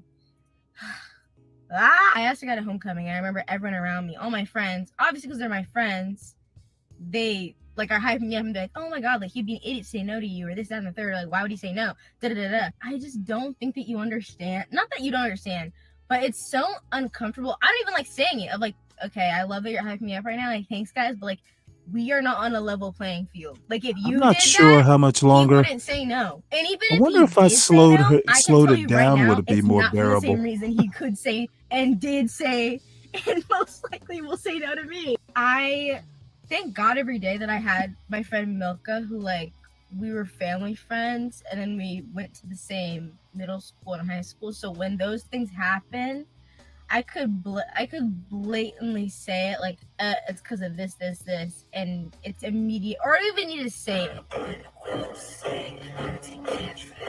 I didn't even need to say it sometimes with her. I just like I feel this way because, you know. I know plenty of people with a bad RBF. Worse than mine, I'd argue. But then I'm the scary one. It's like, I feel like I can never, and what made me really think about this like a lot was Love Island. The way that I couldn't escape the online discourse about everything about it, I was just like, oh. I feel like I basically watched it, if I'm being for real. Like, I could tell you the entire storyline, everyone, Nicolandria. Like, I just watched, like, literally this morning when I was getting ready, I watched the Kiki Palmer interview podcast with Alandra and Shelly. And Alandra was talking about, like, you know what, like, I liked Nick, but, like, people, and he is my type, and I do find him attractive, but, like, people like him, like, where I'm from, like, they're very traditional. And just hearing her say it like that, I was like, wow, like, it's like you get it. Even though I felt like I didn't really struggle with it anymore, I was like, whoa, like it was seeing some of the most beautiful people I've ever seen in my fucking life. I don't think that I've seen someone hotter than you ever. I don't think that's possible, and you have the same insecurity and struggle that I have. The memes are funny as hell, but community college is probably the place I've met the most diverse group of people in my life. Like, now being outside of my high school, Does slowing this down help, look at Abiola? my friends, and I'm really bad at like I don't have any like acquaintances, like surface level friends, because I'm like I don't like that.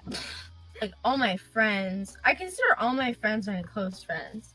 So when I think about my friends, like my friend group is low-key the United Nations. I love it. Like this is what I was thinking about, how like this is like what my younger self like longed for so bad. I had, especially at the beginning of high school and like middle, before COVID a lot, and even a little bit after COVID, like I didn't have a lot of friends in high school, but I do look back, like sometimes I did have a friend, and sometimes I did question, like, oh, like, why are you fucking a guy who says the N-word? Like, oh my god, like, your ex-boyfriend called our friend the C-slur and you broke up with him, but like, you did so many worse things before that. I hated feeling like I ever had to think about, like, okay, push came to shove, if I sat you down right now and asked you these things that are like basic morality,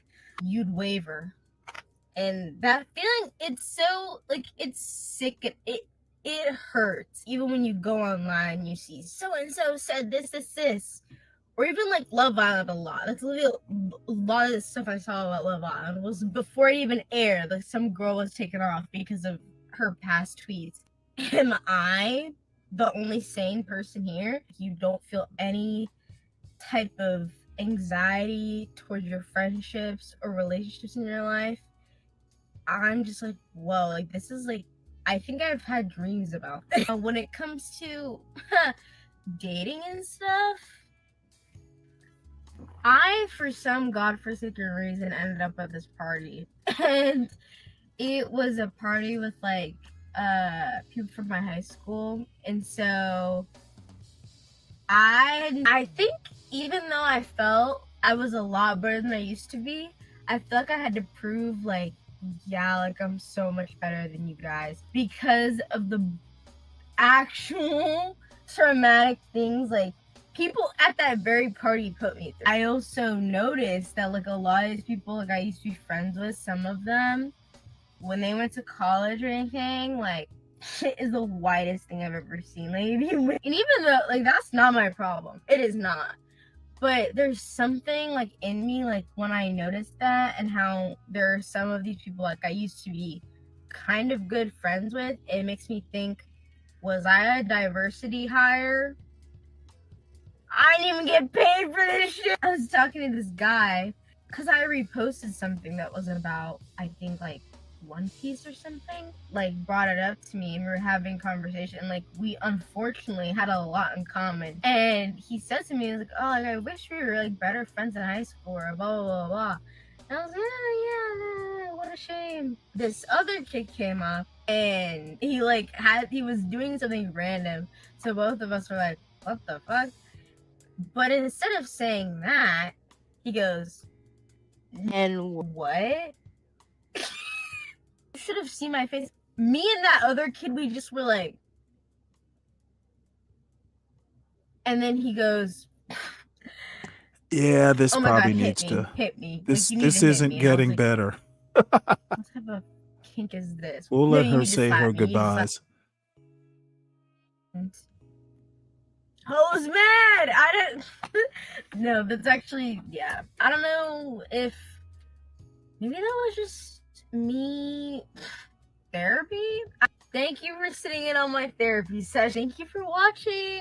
If maybe I love it when I lose my train of thought. You can follow me on Instagram at Kelsey Lele if you want.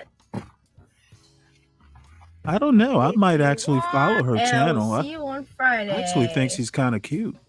Bye. I would love to know how old she is. Let's see what we got here. You know what though? This is kind of creepy. She's probably like between 18 and 21, maybe 22, 23, but she's definitely late teens. Oh, I can like her. But I do get that this might be a tad creepy. Yes, I wore my cereal. Okay. Kelsey, Yeah, I'm glad you're here. Is it creepy? Well, she's. Oh, so I need to know how Well, I old think she is. she's kind of. You what? I think she's late teens, early 20s. She's late teens. It doesn't matter. But she's like, Well, look at this title. Yes, I warm my cereal. How interesting is that? That she wore her Cheerios and her cornflakes, but You know what? I don't care. I'm gonna subscribe. it's like she's probably like she could be as young as her grandchild. I think But she is. Well, in theory, she could. I think she's adorable. she is And I adorable. don't mean kind of. She's kind of like I would. She would be the grandchild I would pawn off on her parents as soon as I could. If something came up, I need to bring her back. But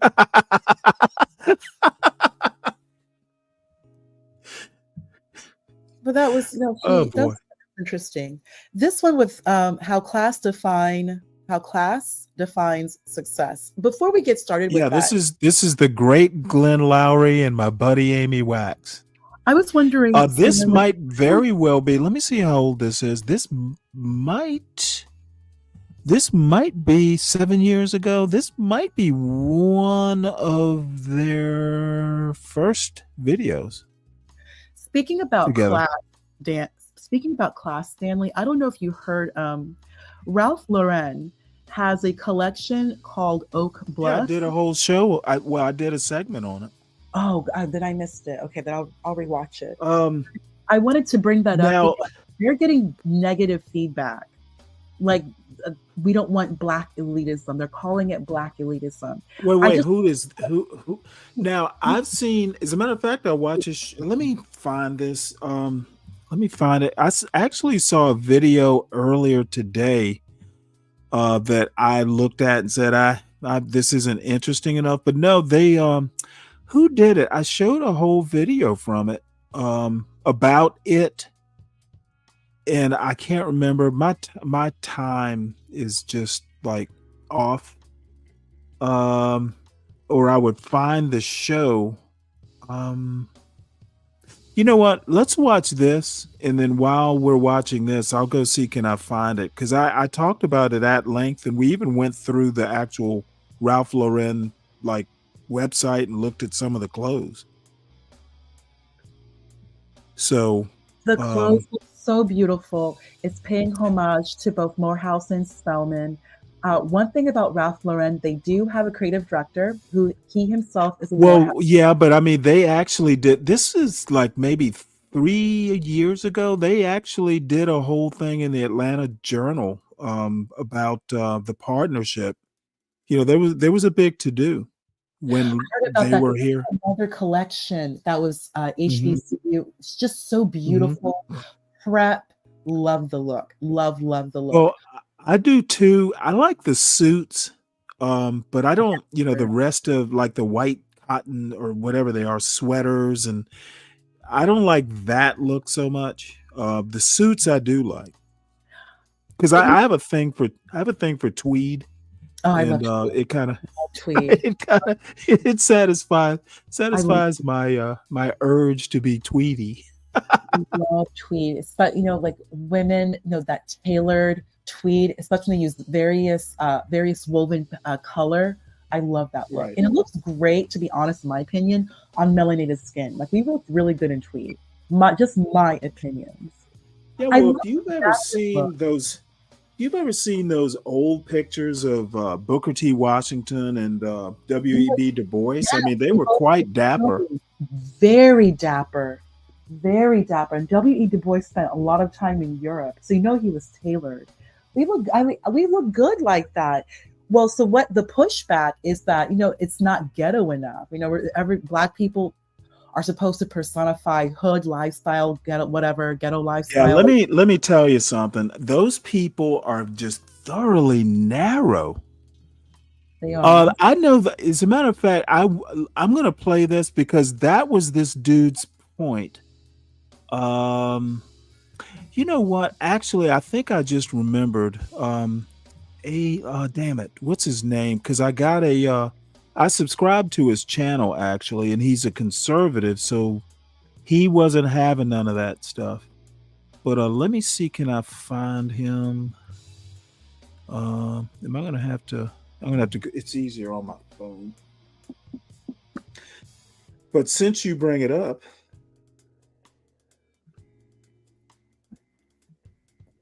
Just give me 1 sec here. Am I gonna have to go into my alerts? Cause the dude who did that video, I got a pop up. He did a show today.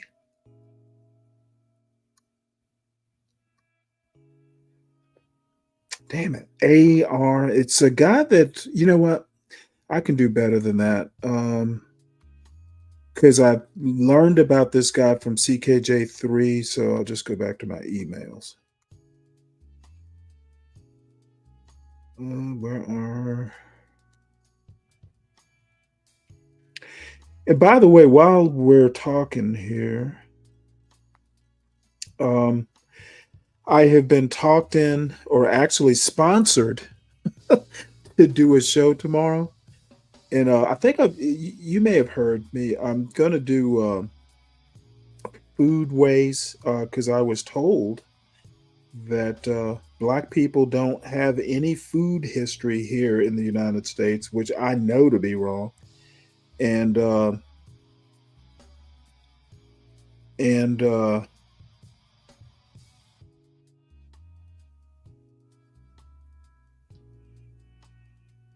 damn. No, this getting old stuff is not all it's cracked up to be. Well, I'll just play this and then I'll see can I find that video. The Glenn Show at bloggingheads.tv. And I'm here with Amy Wax, who's professor at the law school at the University of Pennsylvania.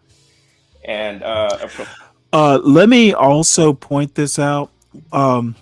Believe this or not, this video is old enough that I think they actually did this.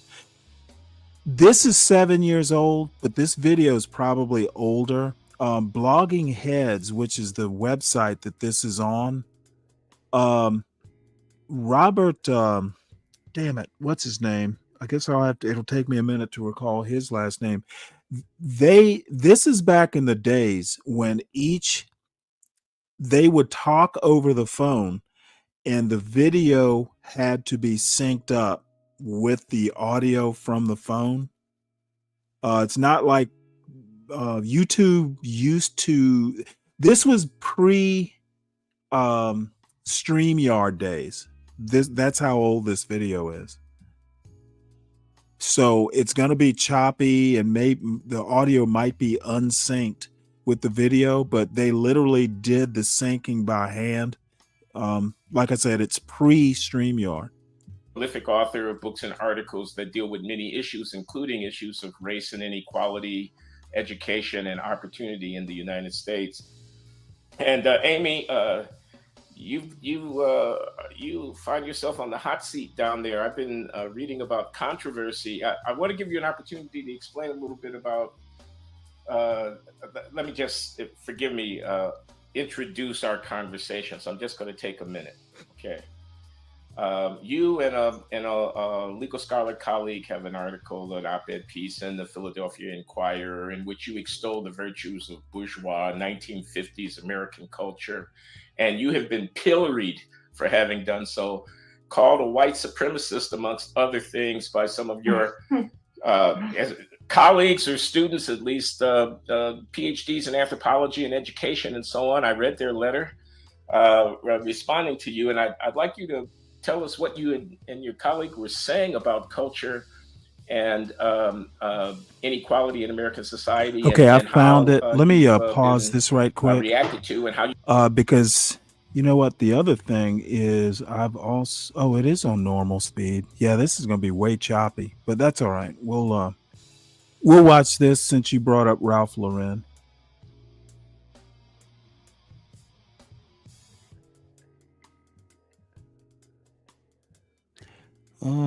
Playlists.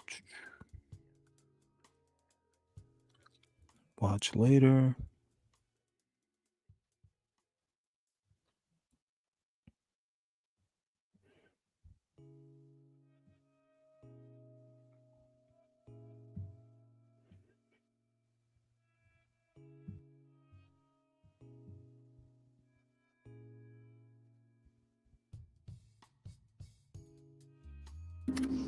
We made the concerted choice. Okay, and before we start, what have you heard? I mean, I know that there are a lot of people who say it isn't modern enough, but that's the whole point. This clothing line is throwback.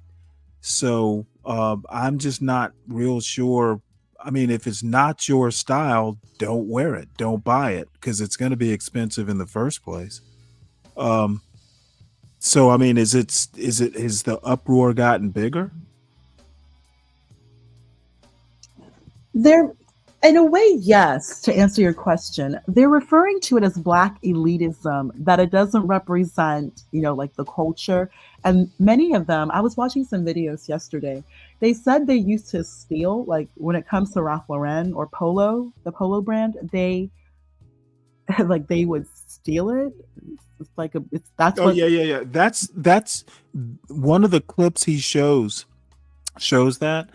But here's the deal, the culture, okay, there are cultures within the culture, okay? Hip hop culture does not define Black culture.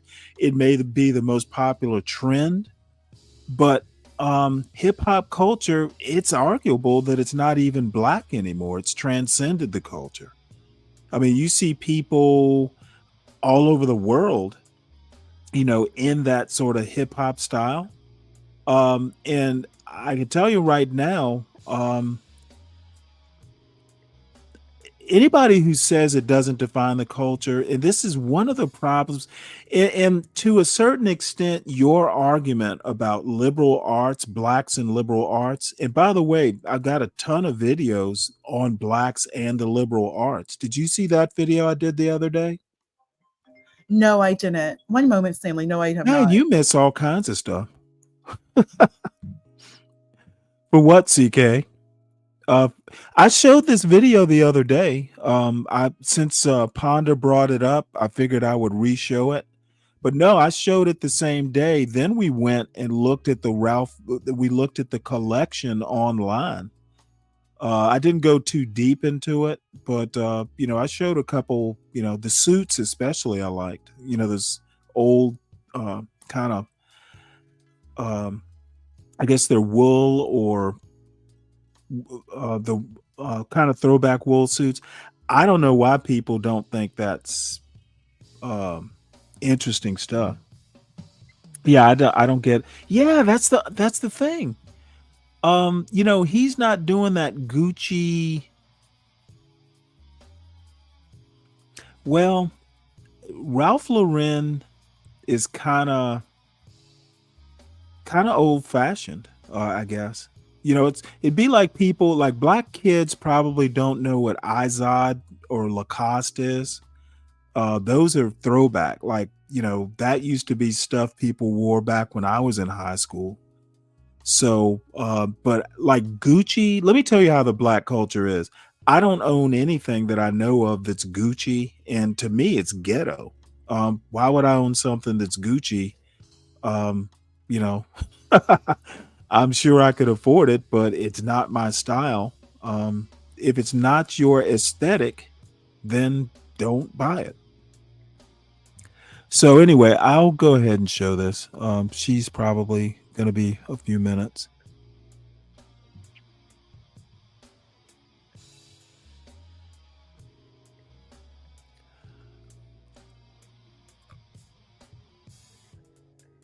In Europe, high school is up to 19 years. Well, it can be here too. We made the concerted choice to be here in Oak Bluffs because we knew we would be safe. This place nurtures from the heart, from the soul, and from the environment that's here, and the way that you're able to build bonds with people. Morehouse and Spelman allow for people who have been pushed to the margins to feel centered, at least for a moment during the summer months. By the way, every now and again, you'll hear somebody like a Fox News type person going on about, well, Barack and Michelle Obama lived on Martha's Vineyard. blacks have been on Martha's Vineyard for quite some time. Why is that? Why don't these Fox News and these media types know this? So we are able to feel that way in Oak Bluffs. What's There's up, something Wally? so peaceful about the vineyard. You can exhale. When I set foot on that soil, I breathe differently.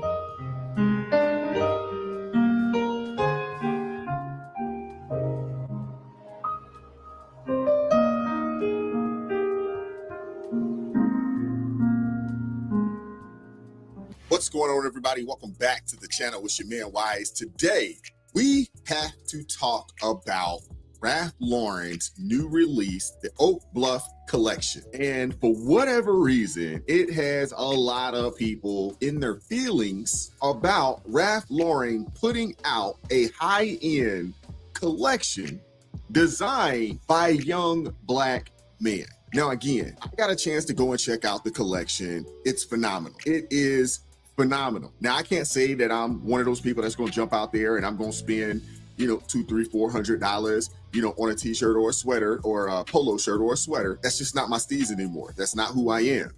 But it is phenomenal. It also pays homage to Morehouse as well as Spelman, two historically black institutions that have been a pillar in Black America for a very long time. Why this has people in their feelings, for the life of me, I don't know. But I am starting to come to the conclusion that it's really not about the amount of melanin one has. It really isn't. It's about ideology. It's about mindset. It's really about the caste system, because again, just because you share the same amount of melanin doesn't necessarily mean that we all think alike or that we agree and that we're 100% lockstep with each other in ideology. And this right here is just showcasing that. We're going to get into a couple clips. Like, share, subscribe, turn the notifications on to all so you never miss an upload. Oh yeah, you know what? Let's get That into just it. reminds me. Got to get the same way. Before we get too far into this, everybody, please make sure you're hitting the like button. Make sure you subscribe to the John Galt Urban Landlord channel. And I'm going to drop the link to my channel in the John Galt channel. Y'all, please go over there, click the link, go over there, hit like, subscribe, and then come on back if you want. Same show. I'm just sending it to two places, my channel and John's channel. So it is important to help me out here, so one of these days I can get monetized. And also make sure you subscribe to the Urban Landlord Clips channel. That's where John's street interviews and other clips wind up.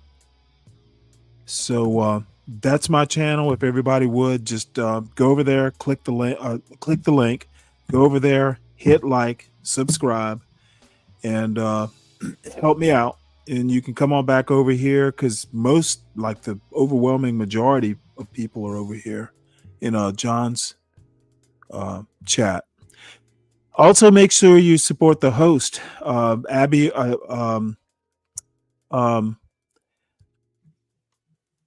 Deacon Dave and Lupin are basically sponsoring tomorrow's show. So if anybody else wants to contribute, I would do something, kind of crass and go, hey, the more money I get, the longer I go. But I want to avoid doing that. So please make sure that you support the host. And at some point, I will have to end this show at some point, I think, and go get beer or something. But who knows? And make sure you support Portia, our executive producer. And we'll get back to this Ralph Lauren thing here. Supremacy does. I don't give a fuck how you present it to me. I don't care. James Jeter just dropped his second collection with Polo Ralph Lauren. The first one, Morehouse and Spelman, HBCUs were the craze. Totally get it. That was a layup. I understand. Now we're in the second collection is based off Oak Bluff, the only section in Martha's Vineyard where Black people can gather and do their thing. Cool. I don't give about none of that. I do not want a Black all-American story when it comes to Polo Ralph Lauren, because that is not how we and people who look like me have engaged with Polo Ralph Lauren.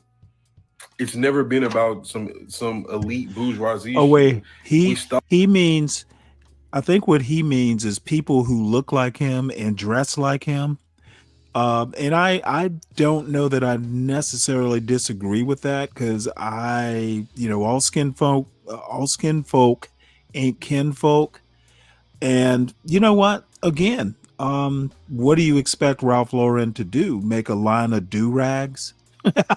So I guess it's content though. Oh, that shit. Like the things that you are creating, the things that you're trying to create, the things that, like this is Black excellence or Black elite or whatever, we stole that shit. That is not how we engage with Polo Ralph Lauren. And for you, and while I feel like you are overly qualified to sit at the seat as creative director, you must tell these people, if you are going to leverage my Blackness to help your company, we have to do it how Black people have done it. At some point you got to recognize what the fuck is he at some talking point, you got about? to recognize these other groups of people. How we have like done us, it. How we were. What it have was you a done, for son? us to wear these things, it was a rebellion to the American dream, to the all-American standard. We stole that shit. And for us who are using our dollar to buy polo, at best we're talking about a Macy's Dillard level. And for most of us, it's a Marshalls and Ross level. You have to, if you are going to sit at the creative director seat, you got to understand, like, the access is at that Macy's Dillard level and down. We gonna steal that shit up there. That $600 jacket, the booster's back. You know what I'm saying? And I'm not saying this like to promote, you know what I'm saying, nefarious behavior and shenanigans. I'm saying it because that's how we engage with this shit. That is. We did not engage with this shit on some like, we don't give a yes, fuck. ma'am. Shit is what we give a fuck. Hold on one second. And it's kind of disingenuous that you're trying to pass it on. Like, I'm sorry, what? This man made it clear that boosting thievery is part of the culture. And it is? Stanley, it is. These women, a lot of them, they steal a lot. Okay, well, boosting is a part of all cultures. Okay, I'm gonna basically say, this idea, and it's like overly over attributing. Okay, most Black people don't steal. Stealing is a part of every culture. Stanley, at least But Stanley, I'm talking about like when it's like an aspect, like it's part of the culture in and of itself that celebrates. Okay, well, I need numbers. Okay, let's quantify this. Okay, because one of the problems you're going to have if you go and you start looking at statistics, I'm not absolutely sure, but repeat offenders count. Okay, it could very well be that you have a limited number of people who are recidivists and just keep doing it. I don't think you can actually prove that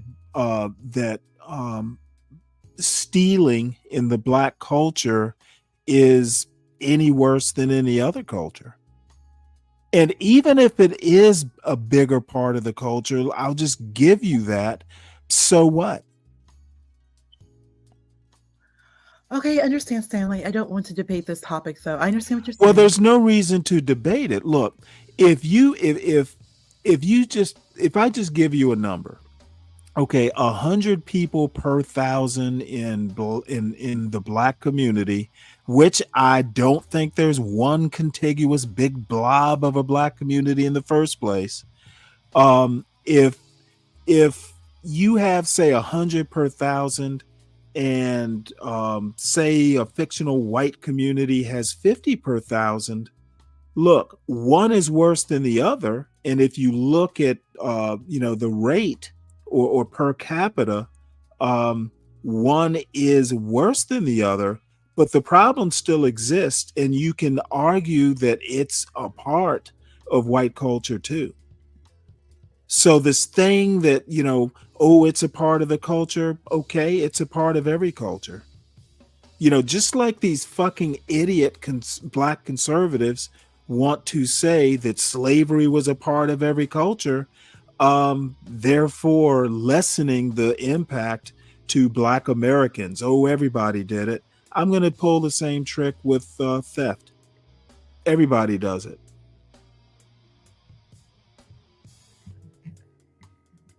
So I'm just talking. What I'm bringing up is organized retail crime. Organized retail crime. And okay, yeah, stealing. Let me just say, stealing is stealing. Yeah, but we also know there's organized crime. It's more than just like some girl. Do we? There's organized crime. You're moving. So what? Okay. Okay, so you know what? Organized stealing of every theft is organized in some way, shape, or form.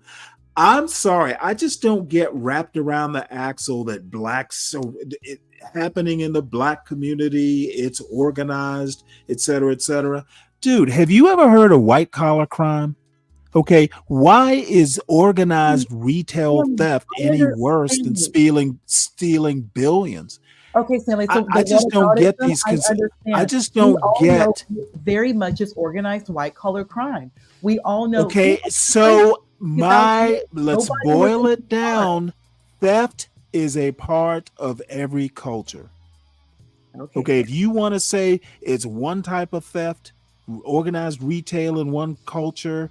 And by the way, I don't think Black culture is separate from American culture. They're the same. One is part of the other. I don't buy that argument either.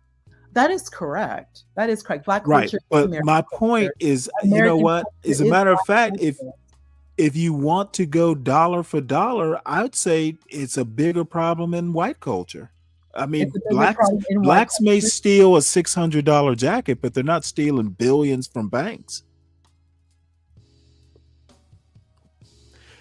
A lot of it is real relative, and it's really a matter of perspective. And I am not these unthinking Fox News bullet point Black conservatives. I actually think before I spout out shit, and a lot of these guys get bitter when I do it.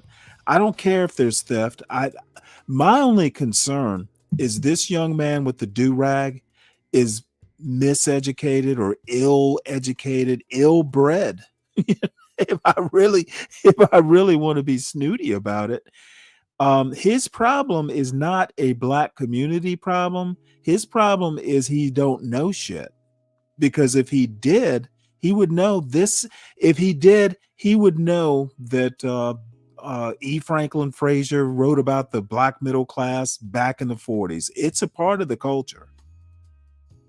I mean, literally, there is a Morehouse. It's got to be part of the culture. Doesn't this dude understand? Now, I don't expect him to know how culture works necessarily. I just find his ignorance appalling, and he shouldn't be given any credence. So I'm done. I'm done with my Shamika Michelle style homily. Soliloquy. It's so stupid. That's crazy to me. I'm embarrassed. What? It's embarrassing. Like to even say something. Why? No, why is it embarrassing? No, there is no Black elitism. And even if there was, you know what? Great. I think there is.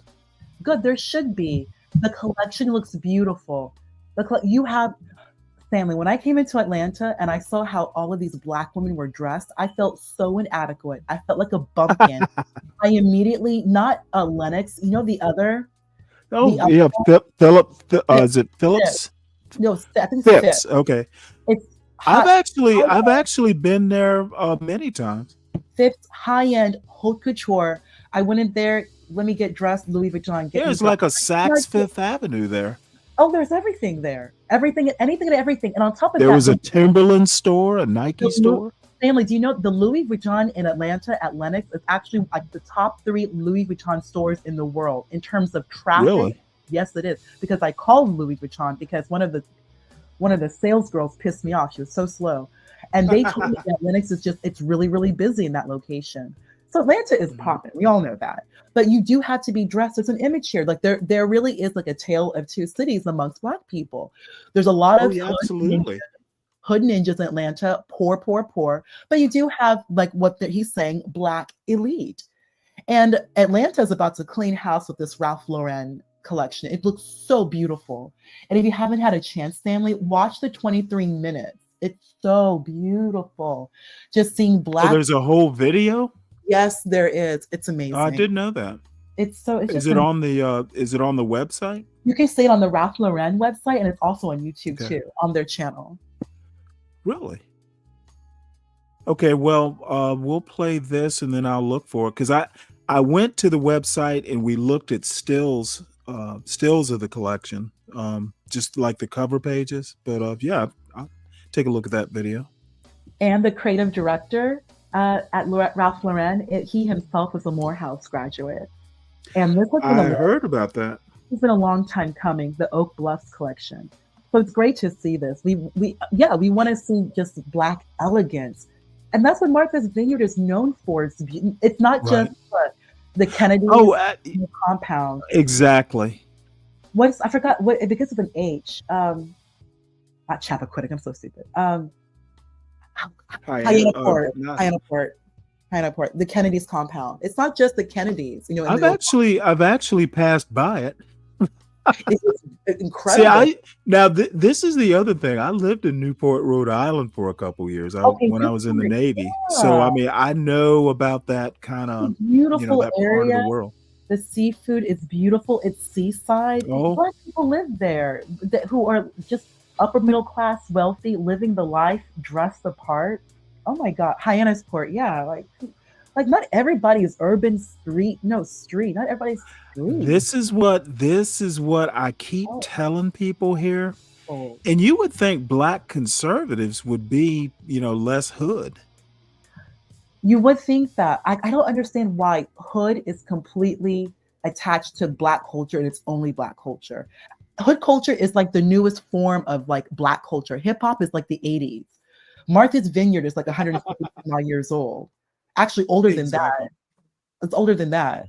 Well, I guess people would call it antique, or maybe let's say classic. But Black people have been on Martha's Vineyard. Well, that's a better word. Have been in the country. Hyannisport is new. Black people have been on Martha's Vineyard since literally, like we're talking, from what I read, mid-late 1700s.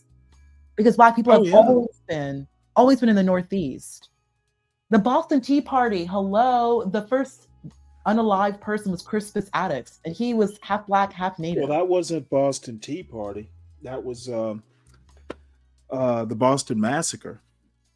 Oh, are you serious? I thought it was the Boston. Oh my gosh. Ooh, my bad. No, it's the Boston Massacre. Wait, is the Boston Tea Party and the Boston Massacre one and the same, or am I thinking two separate things? No, they're two separate events.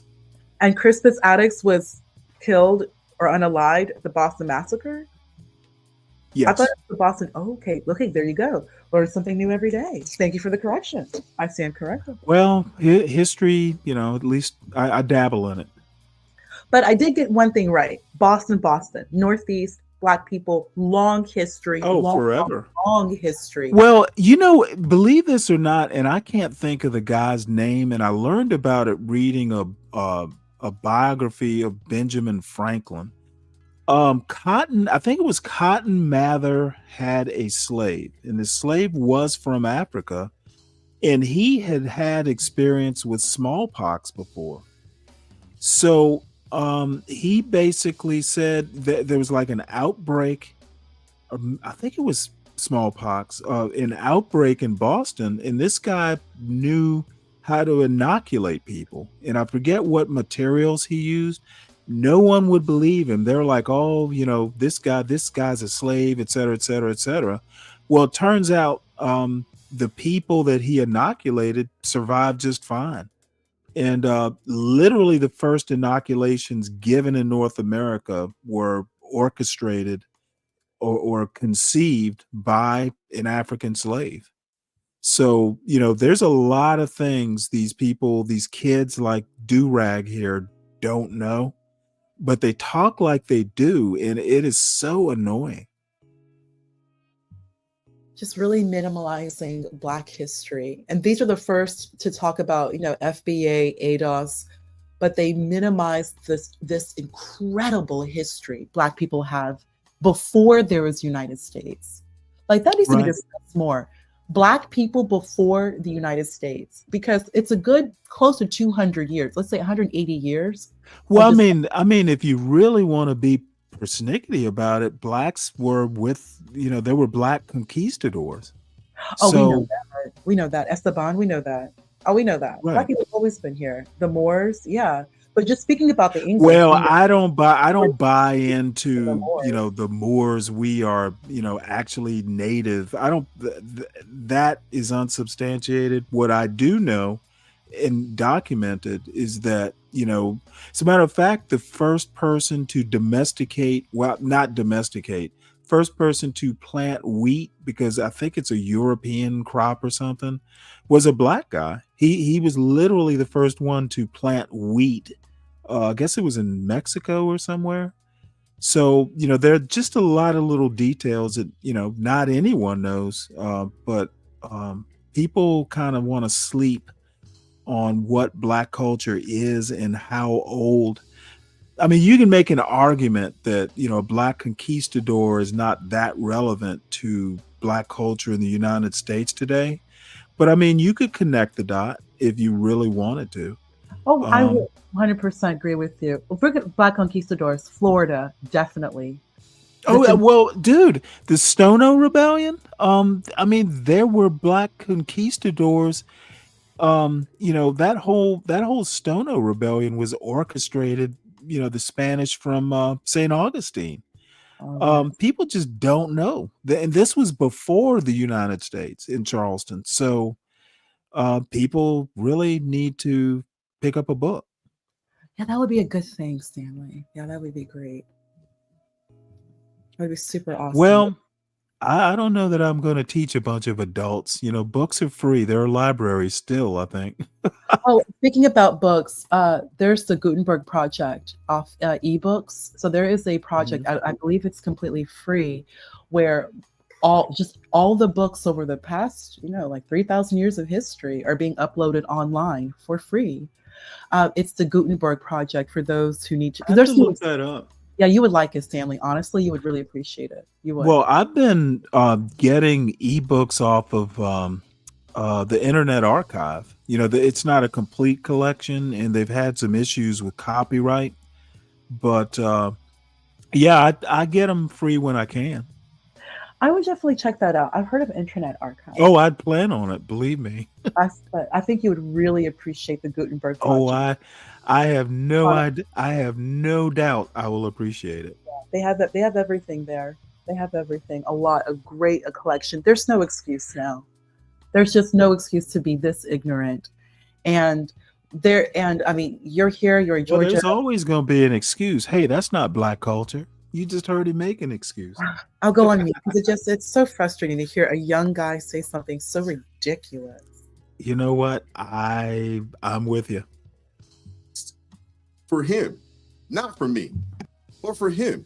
Now, back in the day when I was in high school, this was in the 90s, I had a preppy moment and we wore the polo boots, the khakis, the polo shirts. We wanted that more preppier style. That was for a moment. But the fact that this dude can get on social media and say what he just said is flat out ridiculous. And you wonder why a lot of other ethnicities in our nation doesn't take Black people seriously because of this foolishness. This young man created a line. The line is fire, representing HBCUs. It's showcasing clothing that is, it's posh, it's clean, but at the same time, it's very nice looking.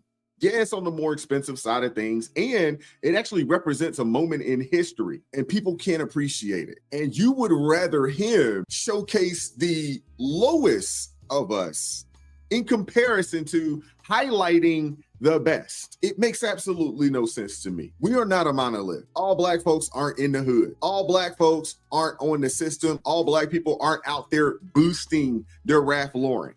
I rocked Ralph Lauren back in the day. Never stole it a day in my life. Now, I might have did some other things, but I didn't do that. This is ridiculous, man. And sometimes, man, I really think that some people just don't necessarily need platforms. I understand, TikTok, there's a lot of money being made over there. I understand even on YouTube and Insta and Facebook, but sometimes some things aren't worth being said. It's better to keep it to yourself. And this was one of them. Seriously. And the fact that you won't here hilarious. With your glasses and a do-rag on, that tells us everything that we need to know about you, sir.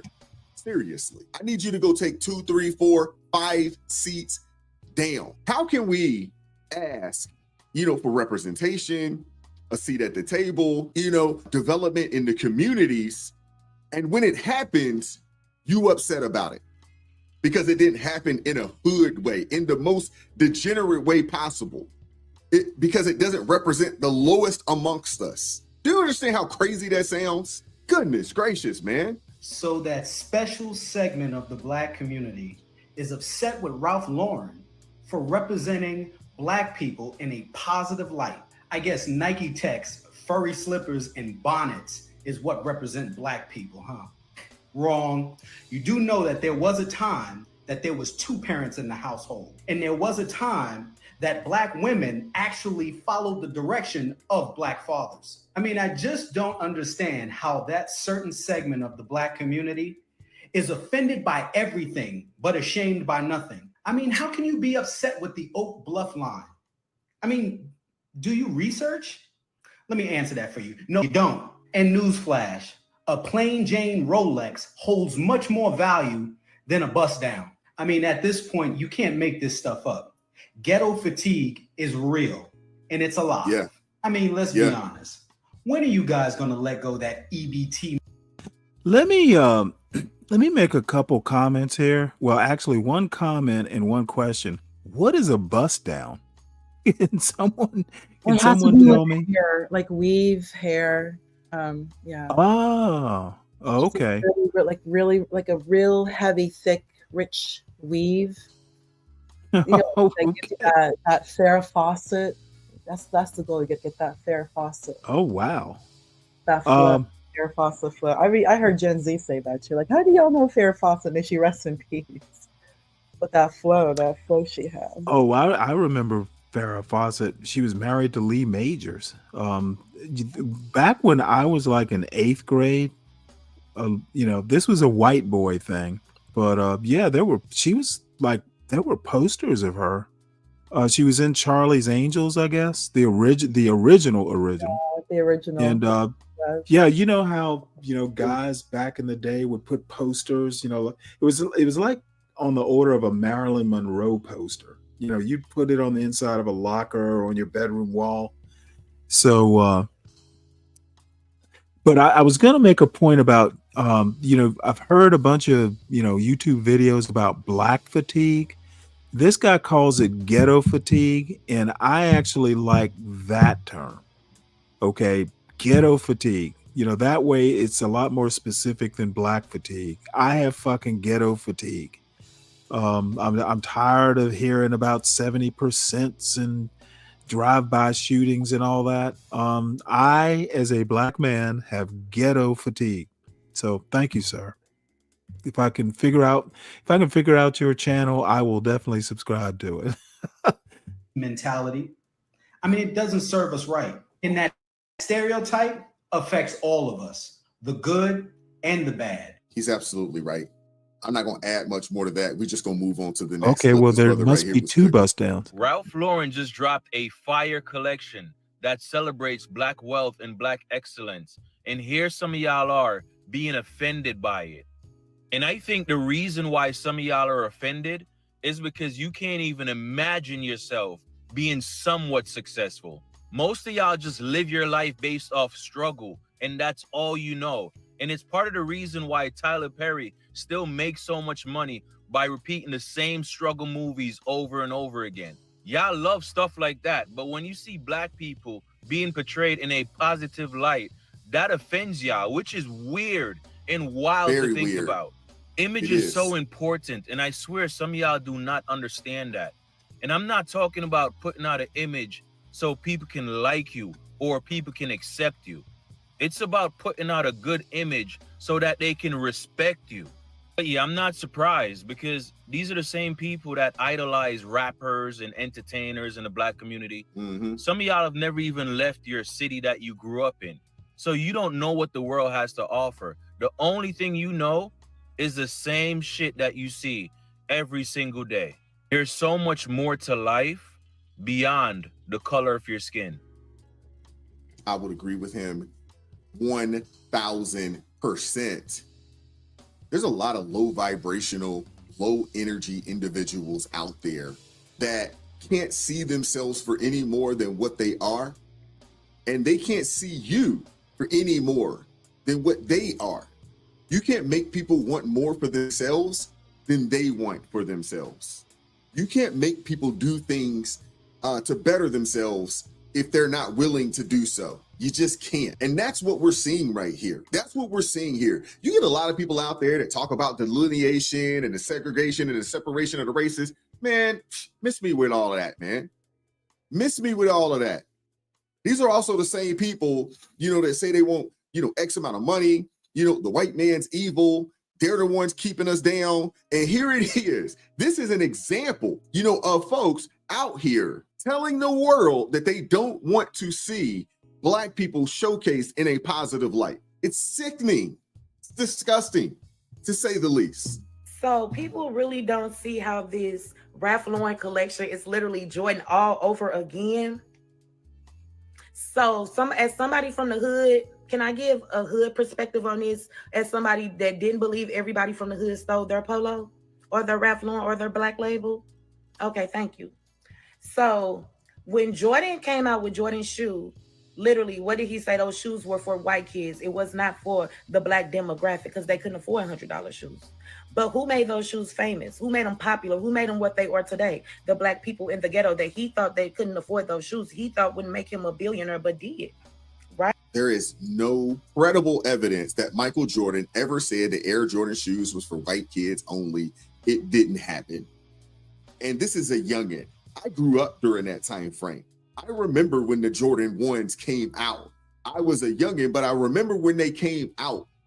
I never heard that. And this particular quote, it's been wildly circulated, and it's been attributed to him that, he makes shoes for white suburban kids, not the poor Black kids.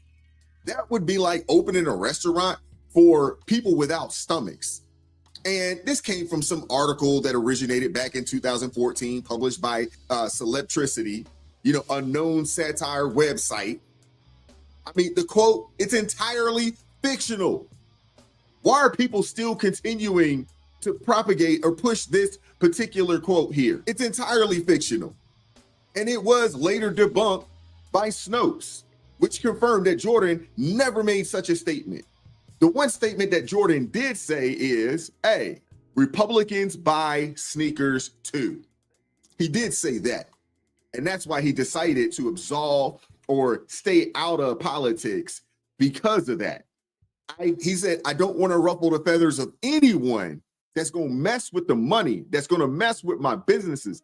Bottom line, I'm not going to jump on and cape for no Democrat. I'm not jumping on and caping for no Republican. I'm going to stay out of it. I'm going to do me privately, which is what the GOAT has been doing for quite some time. Although I am looking forward to him being on NBC throughout the NBA season. I may not watch NBA games, but I will pull up to listen to the GOAT. That's the fact. Right? So the connection between Ralph Lauren and the Black community, I'm sorry, it's not the Jack and Jills. It's not the HBCUs. And I'm not hating. I love the fact that they got the HBCUs in there. I love it just as much as I loved it when I saw Cardinals on a Ralph Lauren shirt. Right? Exactly. So with that being said, I'm not hating on nobody. But I do want y'all to see the connection because Black people in the hood have been wearing Ralph Lauren as long as rappers have been wearing Ralph Lauren. The Wu-Tang Clan, they literally was Ralph Lauren down. You saw them in Ralph Lauren before you saw Aaliyah and Tommy. That's how deep the connection with the ghetto do Ralph Lauren polo go. Authentic, big boys. jackets, hoodies, all of that. But guess what? They never stopped buying that in the hood. They never stopped buying those $200-$300 jackets, those $200 shirts with a big rap or L on them. Black people been buying that in the hood. The reason why Black people even are relevant to Ralph Lauren to this day is because of people from the hood. Y'all can say I'm crazy. Y'all can disagree all you want. But let's be real here. The same people y'all saying that cannot afford it, or the people that's been buying it and affording it. It's actually disrespectful, because just like Jordan was disrespectful thinking that Black people from the hood couldn't buy his shoes, they surprised them and they maxed them out. Just like they been maxing Ralph Lauren out.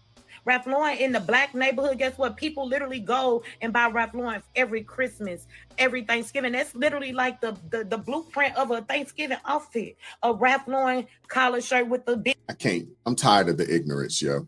Seriously, I'm tired of it, man. This is, yeah. I'm sorry, but getting on the internet and being upset about the Oak Bluffs collection from Polo Ralph Lauren with Spelman and Morehouse lets me know that you need to do the internal work to unpack why the personification of Black wealth makes you uncomfortable. A lot of people don't like to acknowledge the fact that Black wealthy people exist. And I'm talking about wealthy people who exist outside of like the entertainment industry or sports. I'm talking about people who are presidents, CEOs, partners, who have built immense generational wealth for their families, who engage with brands like Ralph Lauren the way in which it's depicted in their new collection.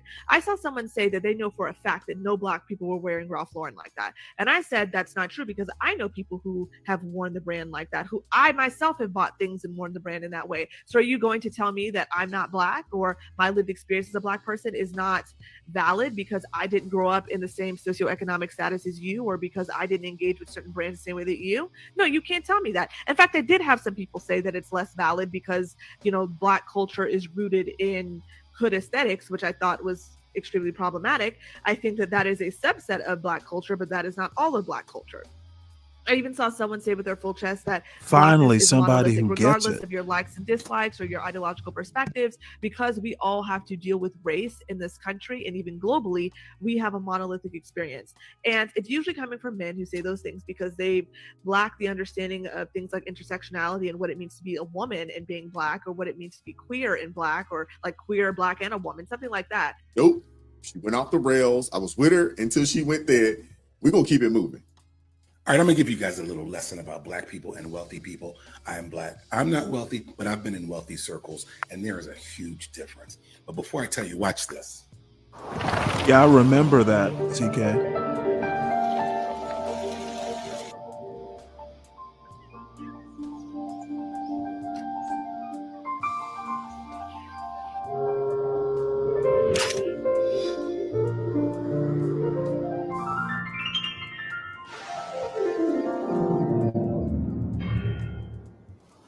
So Ralph Lauren is doing a campaign called Oak Bluff, and it's about, the wealthy Black people in Martha's Vineyards and places like that.